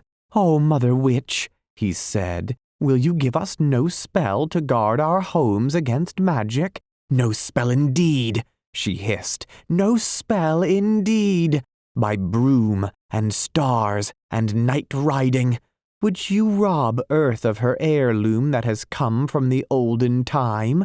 Would you take her treasure and leave her bare to the scorn of her comrade planets? Poor indeed were we without magic, whereof we are well stored, to the envy of darkness and space." She leaned forward from where she sat and stamped her stick, looking up in Gnarl's face with her fierce, unwavering eyes. "I would sooner," she said, "give you a spell against water, that all the world should thirst, than give you a spell against the song of streams that evening hears faintly over the ridge of a hill, too dim for wakeful ears, a song threading through dreams, whereby we learn of old wars and lost loves, of the spirits of rivers, I would sooner give you a spell against bread, that all the world should starve, than give you a spell against the magic of wheat that haunts the golden hollows in moonlight in July, through which, in the warm short nights wander, how many of whom man knows nothing. I would make you spells against comfort and clothing, food, shelter, and warmth, aye, and will do it, sooner than tear from these poor fields of earth that magic that is to them an ample cloak against the chill of space, and a gay raiment against the sneers of nothingness. Go hence, to your village go, and you that sought for magic in your youth, but desire it not in your age, know that there is a blindness of spirit which comes from age, more black than the blindness of eye, making a darkness about you, across which nothing may be seen or felt or known, or in any way apprehended, and no voice out of that darkness shall conjure me to grant a spell against magic. Hence!"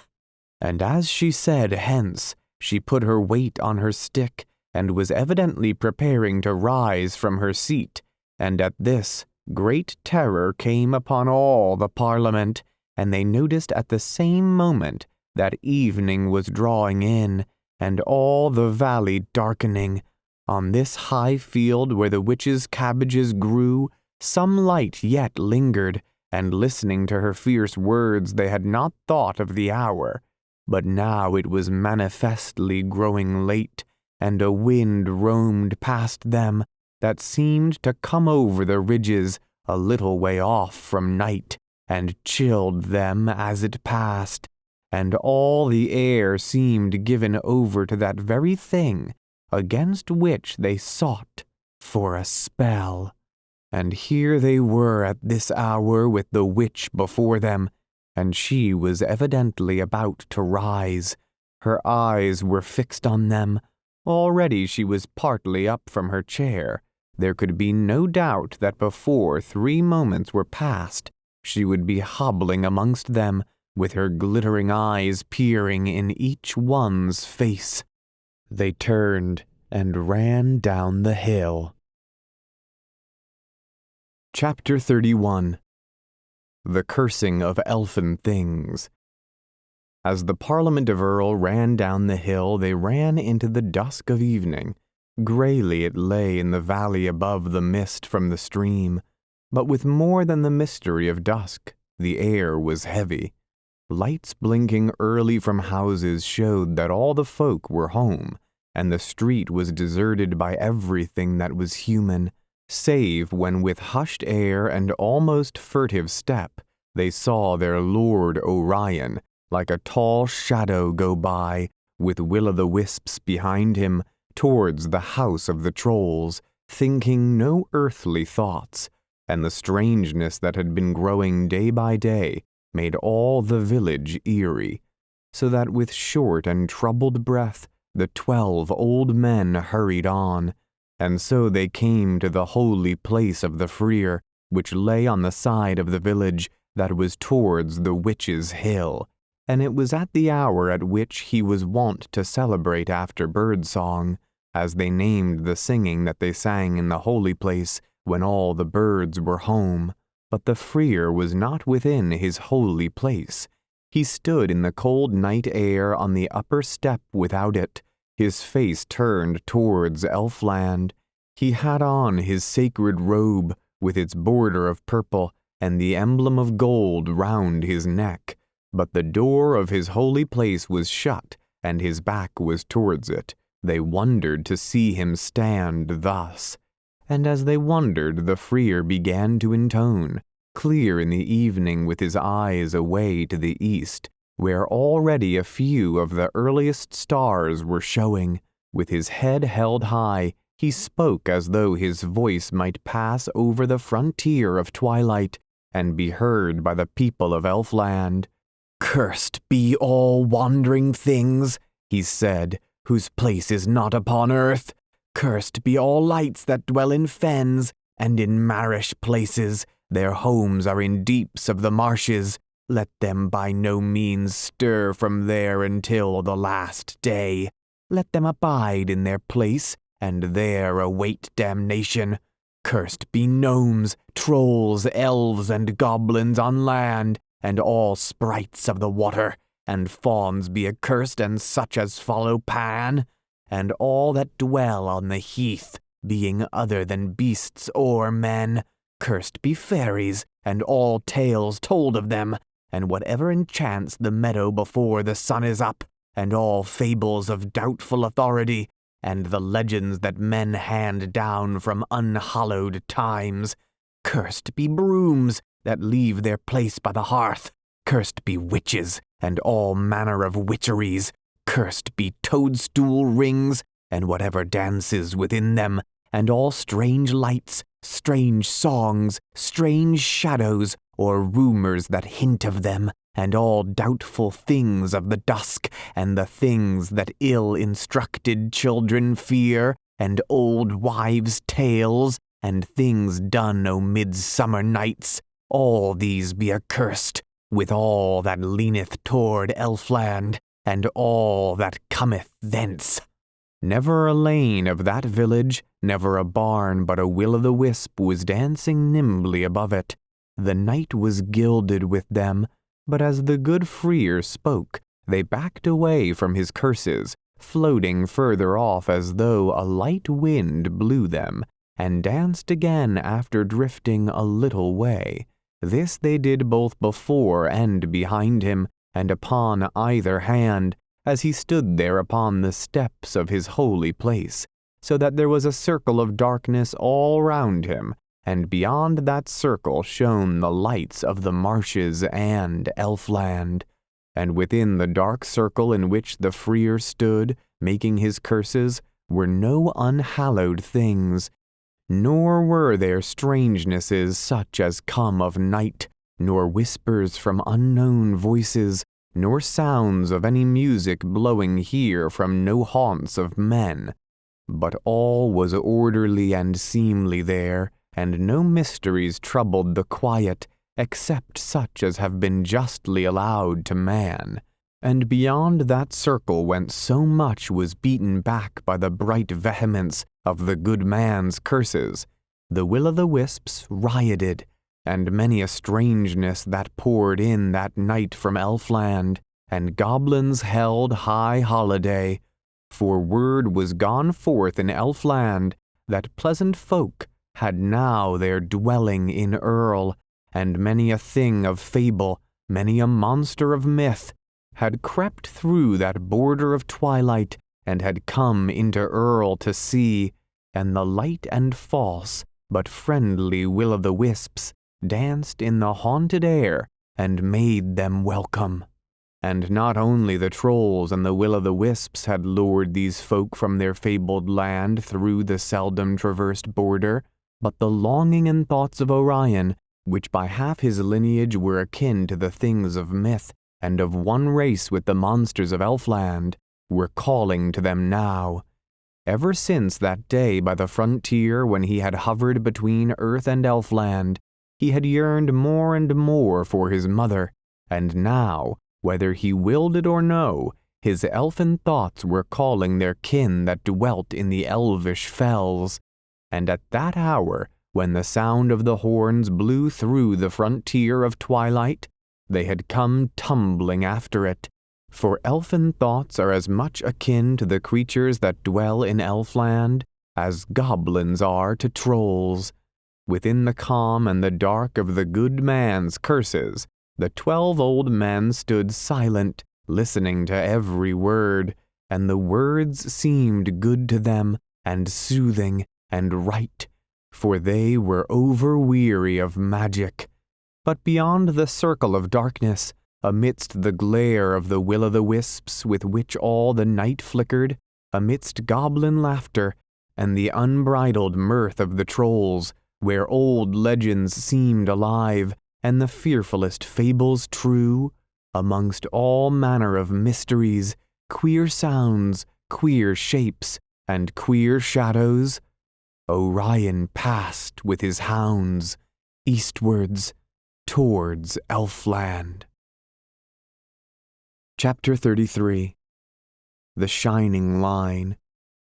Alveric wandered on, alone of that small company of 3 without a hope to guide him, for Niv and Zend, who were lately led by the hope of their fantastic quest, no longer yearned for Elfland, but were guided now by their plan to hold Alveric back from it. They vacillated more slowly than sane folk, but clung with far more than sane fervor to each vacillation, and Zend, that had wandered through so many years with the hope of Elfland before him, looked on it, now that he had seen its frontier, as one of the rivals of the moon. Niv, who had endured as much for Alveric's quest, saw in that magical land something more fabulous than was in all his dreams. And now when Alveric attempted lame cajoleries with those swift and ferocious minds, he received no more answers from Zend than the curt statement, "It is not the will of the moon," while Niv could only reiterate, "Have I not dreams enough?" They were wandering back again past farms that had known them years before. With their old gray tent more tattered, they appeared in the twilight, adding a shade to the evening, in fields wherein they and their tent had become a legend. And never was Alveric unwatched by some mad eye, lest he should slip from the camp and come to Elfland and be where dreams were stranger than Niv's, and under a power more magical than the moon. Often he tried, creeping silently from his place in the dead of night. One moonlit night he tried first, waiting awake till all the world seemed sleeping. He knew that the frontier was not far away as he crept from the tent into the brightness and black shadows and past Niv sleeping heavily. A little way he went, and there was Zend sitting still on a rock, gazing into the face of the moon. Round came Zend's face, and newly inspired by the moon, he shouted and leapt at Alveric. They had taken away his sword, and Niv woke and came towards them with immense fury, united to Zend by one jealousy, for each of them knew well that the wonders of Elfland were greater than any fancy that their minds would ever know. And again he tried on a night when no moon shone. But on that night Niv was sitting outside the camp, relishing in a strange and joyless way a certain comradeship that there was between his ravings and the interstellar darkness.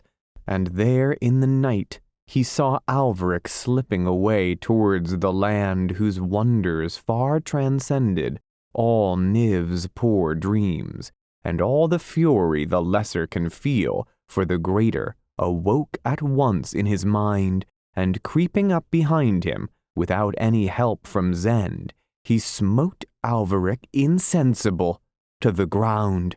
And never did Alveric plan any escape after that, but that the busy thoughts of madness anticipated it. And so they came, watchers and watched, over the fields of men, and Alveric sought help of the folk of the farms, but the cunning of Niv knew too well the tricks of sanity, so that when the folk came running over their fields to that queer grey tent from which they heard Alveric's cries, they found Niv and Zend posed in a calm that they had much practiced, while Alveric told of his thwarted quest of Elfland. Now by many men all quests are considered mad, as the cunning of Niv knew. Alveric found no help here. As they went back by the way by which they had marched for years, Niv led that band of 3, stepping ahead of Alveric, and Zend, with his lean face held high, made all the leaner by the long thin points to which he had trained his beard and his mustaches, and wearing Alveric's sword, that stuck out long behind him and its hilt high in front. and he stepped and perked his head with a certain air that revealed to the rare travelers who saw him that this sparse and ragged figure esteemed itself the leader of a greater band than were visible. Indeed, if one had just seen him at the end of the evening with the dusk and the mist of the fenlands close behind him, he might have believed that in the dusk and the mist was an army that followed this gay, worn, confident man. Had the army been there, Niv was sane. Had the world accepted that an army was there, even though only Alveric and Zend followed his curious steps, still he was sane. But the lonely fancy that had not fact to feed on, nor the fancy of any other for fellowship, was for its loneliness mad. Zend watched Alveric all the while as they marched behind Niv, for their mutual jealousy of the wonders of Elfland bound Niv and Zend together to work as with one wild whim. And now one morning Niv stretched himself up to the fullest possible height of his lean inches, and extended his right arm high, and addressed his army. "We are come near again to Earl," he said, "and we shall bring new fancies in place of outworn things, and things that are stale, and its customs shall be henceforth the way of the moon." Now Niv cared nothing for the moon, but he had great cunning, and he knew that Zend would aid his new plan against Earl, if only for the sake of the moon.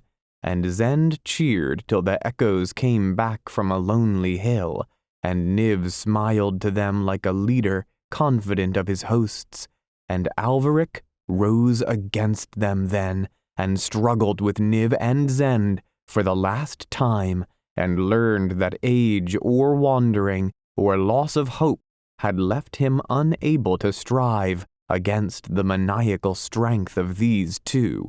And after that he went with them more meekly, with resignation, caring no longer what befell him, living only in memory, and only for days that had been. And in November evenings in this dim camp in the chill, he saw, looking only backwards through the years, spring mornings shine again on the towers of Earl. In the light of these mornings he saw Orion again, playing again with old toys that the witch had made with a spell.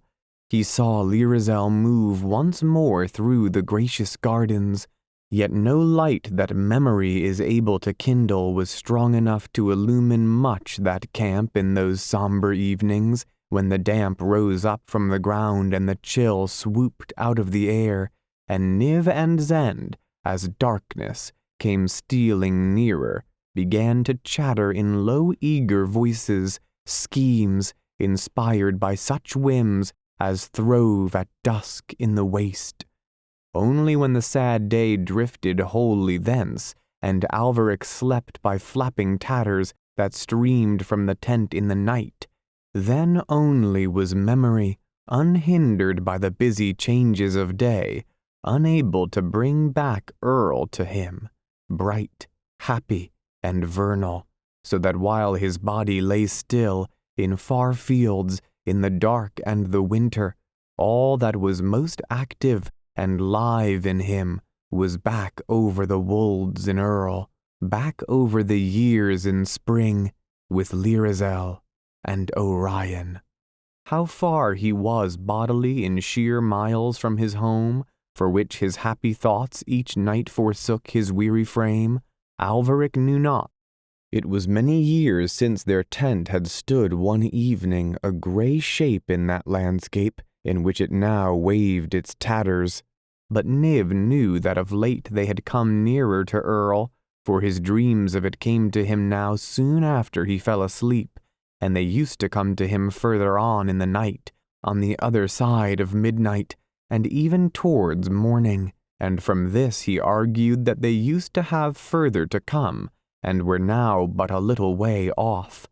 When he told this secretly one evening to Zend, Zend listened gravely, but gave no opinion, merely saying, The moon knows. Nevertheless, he followed Niv, who led this curious caravan always in that direction from which his dreams of the Valley of Earl came soonest.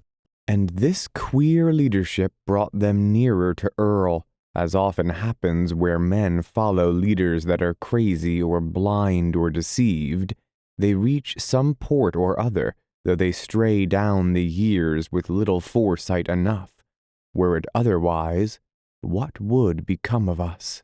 And one day the upper parts of the towers of Earl looked at them out of blue distance, shining in early sunlight above a curve of the downs, and towards them Niv turned at once and led directly, for the line of their wandering march had not pointed straight to Earl, and marched on as a conqueror that sees some new city's gates.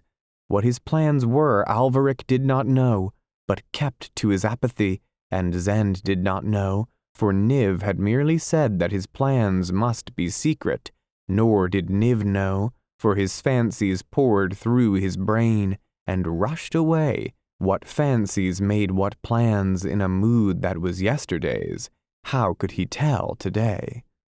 Then as they went, they soon came to a shepherd, standing amongst his grazing sheep, and leaning upon his crook, who watched, and seemed to have no other care but only to watch all things going by, or, when nothing passed, to gaze and gaze at the downs, till all his memories were fashioned out of their huge grass curves. He stood, a bearded man, and watched them with never a word as they passed, and one of Niv's mad memories suddenly knew him, and Niv hailed him by his name, and the shepherd answered, and who should he be but Vand? Then they fell talking, and Niv spoke suavely, as he always did with sane folk, aping with clever mimicry the ways and the tricks of sanity, lest Alveric should ask for help against him. But Alveric sought no help. Silent he stood, and heard the others talking, but his thoughts were far in the past, and their voices were only sounds to him. And Vand inquired of them if they had found Elfland, but he spoke as one asks of children if their toy boat has been to the Happy Isles. He had had for many years to do with sheep, and had come to know their needs and their price, and the need men have of them, and these things had risen imperceptibly up all round his imagination, and were at last a wall over which he saw no further. When he was young, yes, once, he had sought for Elfland, but now, why now he was older, such things were for the young. But we saw its border, said Zend, the border of twilight.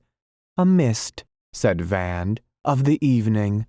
I have stood, said Zend, upon the edge of Elfland. But Vand smiled, and shook his bearded head as he leaned on his long crook, and every wave of his beard as he shook it slowly denied Zend's tale of that border, and his lips smiled it away, and his tolerant eyes were grave with the lore of the fields we know. No, not Elfland, he said, and Niv agreed with Vand, for he watched his mood, studying the ways of sanity, and they spoke of Elfland lightly, as one tells of some dream that came at dawn and went away before waking. And Alveric heard with despair, for Lyrazel dwelt not only over the border, but even, as he saw now, beyond human belief, so that all at once she seemed remoter than ever, and he still lonelier. I sought for it once, said Vand, but no, there's no Elfland. No, said Niv, and only Zend wondered. No, replied Vand, and shook his head, and lifted his eyes to his sheep. And just beyond his sheep, and coming towards them, he saw a shining line, So long his eyes stayed fixed on that shining line coming over the downs from the eastward, that the others turned and looked. They saw it too, a shimmering line of silver, or a little blue like steel, flickering and changing with the reflection of strange passing colors, and before it, very faint, like threatening breezes breathing before a storm, came the soft sound of very old songs. It caught, as they all stood gazing, one of Van's furthest sheep, and instantly its fleece was that pure gold that is told of in romance, and the shining line came on, and the sheep disappeared altogether. They saw now that it was about the height of the mist from a small stream, and still Van stood gazing at it, neither moving nor thinking. But Niv turned very soon, and beckoned curtly to Zend, and seized Alveric by the arm, and hastened away towards Earl. The gleaming line that seemed to bump and stumble over every unevenness of the rough fields came not so fast as they hastened, yet it never stopped when they rested, never wearied when they were tired, but came on over all the hills and hedges of earth, nor did sunset change its appearance or check its pace. Chapter 34. The Last Great Rune. As Alveric hastened back, led by two madmen, to those lands over which he had long ago been lord, the horns of Elfland had sounded in Earl all day, and though only Orion heard them, they no less thrilled the air, flooding it deep with their curious golden music, and filling the day with a wonder that others felt, so that many a young girl leaned from her window to see what was enchanting the morning. But as the day wore on, the enchantment of the unheard music dwindled, giving place to a feeling that weighed on all minds in Earl, and seemed to bode the imminence of some unknown region of wonder. All his life Orion had heard these horns blowing at evening, except upon days on which he had done ill. If he heard the horns at evening, he knew that it was well with him, but now they had blown in the morning, and blew all day, like a fanfare in front of a march, and Orion looked out of his window, and saw nothing, and the horns rang on, proclaiming he knew not what. Far away they called his thoughts from the things of earth that are the concerns of men, far away from all that casts shadows. He spoke to no man that day, but went among his trolls and such elfin things as had followed them over the border, and all men that saw him perceived such a look in his eyes as showed his thoughts to be far in realms that they dreaded. And his thoughts were indeed far thence, once more with his mother, and hers were with him, lavishing tenderness that the years had denied her in their swift passage over our fields that she never had understood. And somehow he knew she was nearer.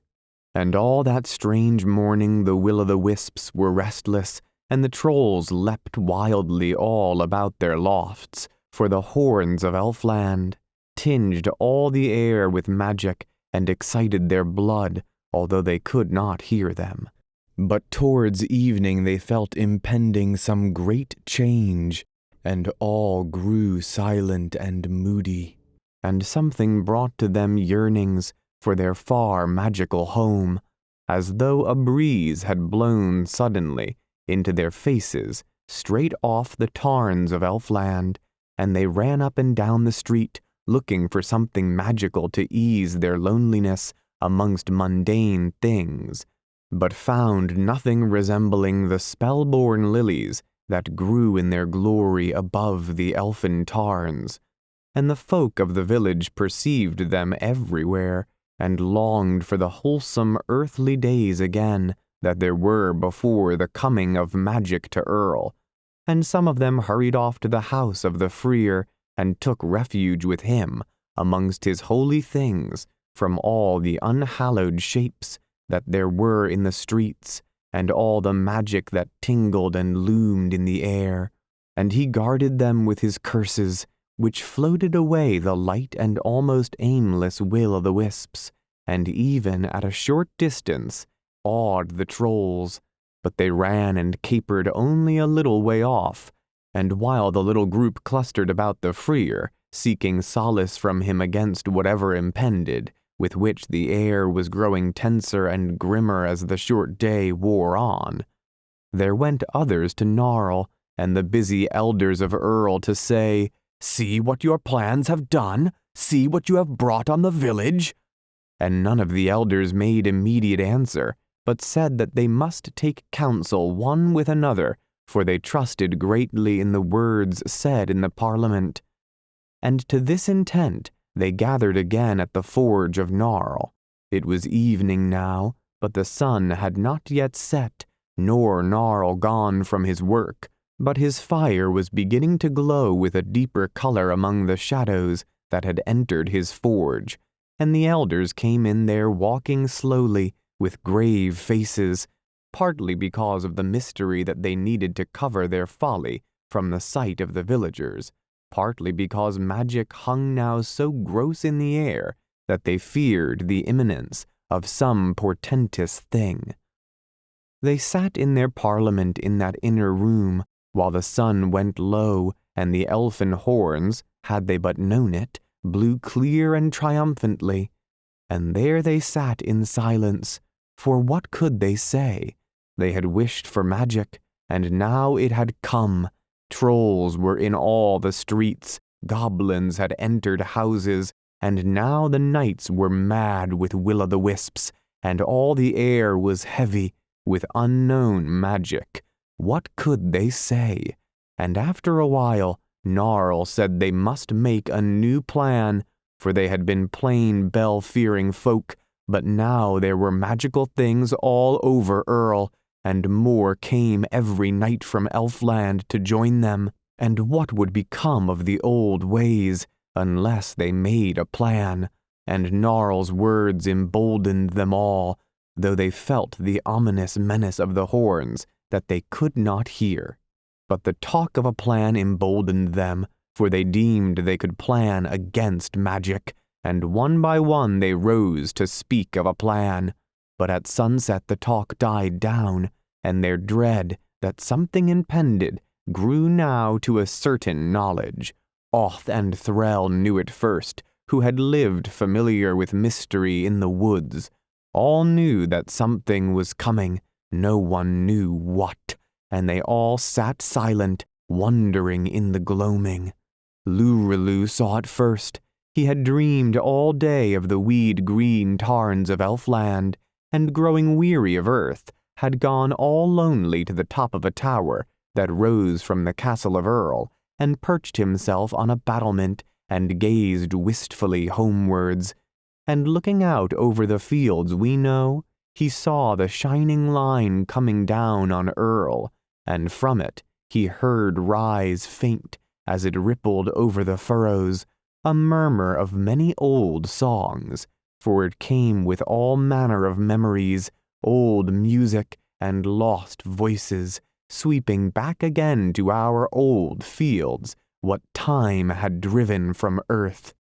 It was coming towards him bright as the evening star, and flashing with sudden colors, some common on earth, and some unknown to our rainbow, so that Lurelu knew it at once for the frontier of Elfland, and all his impudence returned to him at sight of his fabulous home, and he uttered shrill gusts of laughter from his high perch that rang over the roofs below like the chatter of building birds, and the little homesick trolls in the lofts were cheered by the sound of his merriment, though they knew not from what it came. And now Orion heard the horns blowing so loud and near, and there was such triumph in their blowing, and pomp, and withal so wistful a crooning, that he knew now why they blew, knew that they proclaimed the approach of a princess of the elfin line, knew that his mother came back to him. High on her hill, Zirundaril knew this, being forewarned by magic, and looking downward at evening, she saw that star-like line of blended twilights, of old lost summer evenings sweeping over the fields towards Earl. Almost she wondered as she saw this glittering thing flowing over the earthly pastures, although her wisdom had told her that it must come. And on the one side she saw the fields we know, full of accustomed things, and on the other, looking down from her height, she saw, behind the myriad-tinted border, the deep green elfin foliage and Elfland's magical flowers, and things that delirium sees not, nor inspiration, on earth, and the fabulous creatures of Elfland prancing forward and, stepping across our fields, and bringing Elfland with her, the twilight flowing from both her hands, which she stretched out a little from her, was her own lady, the Princess Lyrazel, coming back to her home. And at this sight, and at all the strangeness coming across our fields, or because of old memories that came with the twilight, or bygone songs that sang in it, a strange joy came shivering upon Zirundaril, and if witches weep, she wept. And now from upper windows of the houses the folk began to see that glittering line, which was no earthly twilight. They saw it flash at them with its starry gleam, and then flow on towards them. Slowly it came as though it rippled with difficulty over earth's rugged bulk. Though moving lately over the rightful lands of the Elf King, it had outspeeded the comet, and hardly had they wondered at its strangeness when they found themselves amongst most familiar things. For the old memories that floated before it, as a wind before the thunder, beat in a sudden gust on their hearts and their houses, and lo, they were living once more amongst things long past and lost. And as that line of no earthly light came nearer, there rustled before it a sound as of rain on leaves, old sighs breathed over again, old lovers' whispers repeated, and there fell on these folk, as they all leaned hushed from their windows, a mood that looked gently, wistfully, backward through time. Such a mood as might lurk by huge dock leaves in ancient gardens, when everyone is gone that has tended their roses or ever loved the bowers. Not yet had that line of starlight and bygone loves lapped at the walls of Earl, or foamed on the houses, but it was so near now that already there slipped away the daily cares that held folk down to the present, and they felt the balm of past days and blessings from hands long withered. Now elders ran out to children that skipped with a rope in the street to bring them into the houses, not telling them why, for fear of frightening their daughters, and the alarm in their mothers' faces for a moment startled the children. Then some of them looked to the eastward and saw that shining line. "It is Elfland coming," they said, and went on with their skipping. And the hounds knew, though what they knew I cannot say, but some influence reached them from Elfland, such as comes from the full moon, and they bayed as they bay on clear nights when the fields are flooded with moonlight, and the dogs in the streets, that always watched lest anything strange should come, knew how great a strangeness was near them now, and proclaimed it to all the valley. Already the old leather worker in his cottage across the fields, looking out of his window to see if his well were frozen, saw a May morning of 50 years ago, and his wife gathering lilac, for Elfland had beaten time away from his garden. And now the jackdaws had left the towers of Earl and flew away westward, and the baying of the hounds filled all the air, and the barking of lesser dogs. This suddenly ceased, and a great hush fell on the village, as though snow had suddenly fallen inches deep, and through the hush came softly a strange old music, and no one spoke at all. Then, when Zirunderil sat by her door with her chin on her hand gazing, she saw the bright line touch the houses and stop, flowing past them on either side, but held by the houses, as though it had met with something too strong for its magic. But for only a moment the houses held back that wonderful tide, for it broke over them with a burst of unearthly foam, like a meteor of unknown metal burning in heaven, and passed on, and the houses stood all quaint and queer and enchanted, like homes remembered out of a long past age by the sudden waking of an inherited memory. And then she saw the boy she had nursed step forward into the twilight, drawn by a power no less than that which was moving Elfland. She saw him and his mother meet again in all that light that was flooding the valley with splendor, and Alveric was with her, he and she together, a little apart from attendant fabulous things that escorted her all the way from the vales of the Elfin mountains, and from Alveric had fallen away that heavy burden of years, and all the sorrow of wandering.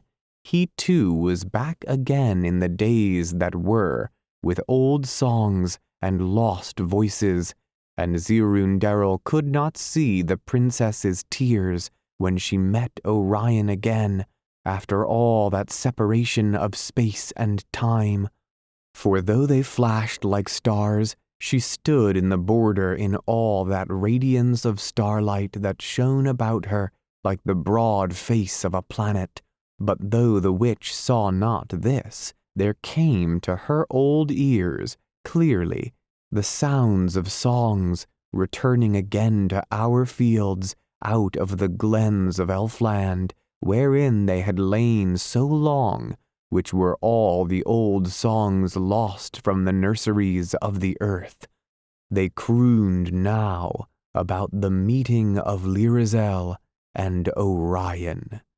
And Niv and Zend had ease at last from their fierce fancies, for their wild thoughts sank to rest in the calm of Elfland, and slept as hawks sleep in their trees when evening has lulled the world. Zirunderil saw them standing together where the edge of the downs had been, a little way off from Alveric, and there was Vand amongst his golden sheep that were munching the strange sweet juices of wonderful flowers. With all these wonders Lyrizel came for her son, and brought Elfland with her, that never had moved before the width of a harebell over the earthly border, and where they met was an old garden of roses under the towers of Earl, where once she had walked, and none had cared for it since. Great weeds were now in its walks, and even they were withered with the rigor of late November. Their dry stalks hissed about his feet as Orion walked through them, and they swung back, brown behind him, over untended paths. But before him bloomed in all their glory and beauty the great voluptuous roses, gorgeous with summer. Between November, that she was driving before her, and that old season of roses that she brought back to her garden, Lyrizel and Orion met. For a moment the withered garden lay brown behind him, then it all flashed into bloom, and the wild glad song of birds from 100 arbors welcomed back the old roses, and Orion was back again in the beauty and brightness of days whose dim fair shades his memory cherished. such as are the chief of all the treasures of man, but the treasury in which they lie is locked, and we have not the key. Then Elfland poured over Earl. Only the holy place of the Freer and the garden that was about it remained still of our earth, a little island all surrounded by wonder, like a mountain peak all rocky, alone in air, when a mist wells up in the gloaming from highland valleys, and leaves only one pinnacle darkly to gaze at the stars. For the sound of his bell beat back the rune and the twilight for a little distance all round. There he lived happy, contented, not quite alone amongst his holy things, for a few that had been cut off by that magical tide lived on the holy island and served him there. And he lived beyond the age of ordinary men, but not to the years of magic. None ever crossed the boundary but one, the witch Zirunderil, who from her hill that was just on the earthward border would go by broom on starry nights to see her lady again, where she dwelt unvexed by years with Alveric and Orion. Thence she comes sometimes, high in the night on her broom, unseen by any down on the earthly fields, unless you chance to notice star after star blink out for an instant as she passes by them, and sits beside cottage doors and tells queer tales to such as care to have news of the wonders of Elfland. May I hear her again. And with the last of his world-disturbing runes set forth, and his daughter happy once more, the elfin king on his tremendous throne breathed and drew in the calm in which Elfland basks, and all his realms dreamed on in that ageless repose, of which deep green pools in summer can barely guess, and Earl dreamed too, with all the rest of Elfland, and so passed out of all remembrance of men. For the 12 that were of the Parliament of Earl looked through the window of that inner room, wherein they planned their plans by the forge of Gnarl, and, gazing over their familiar lands, perceived that they were no longer the fields we know.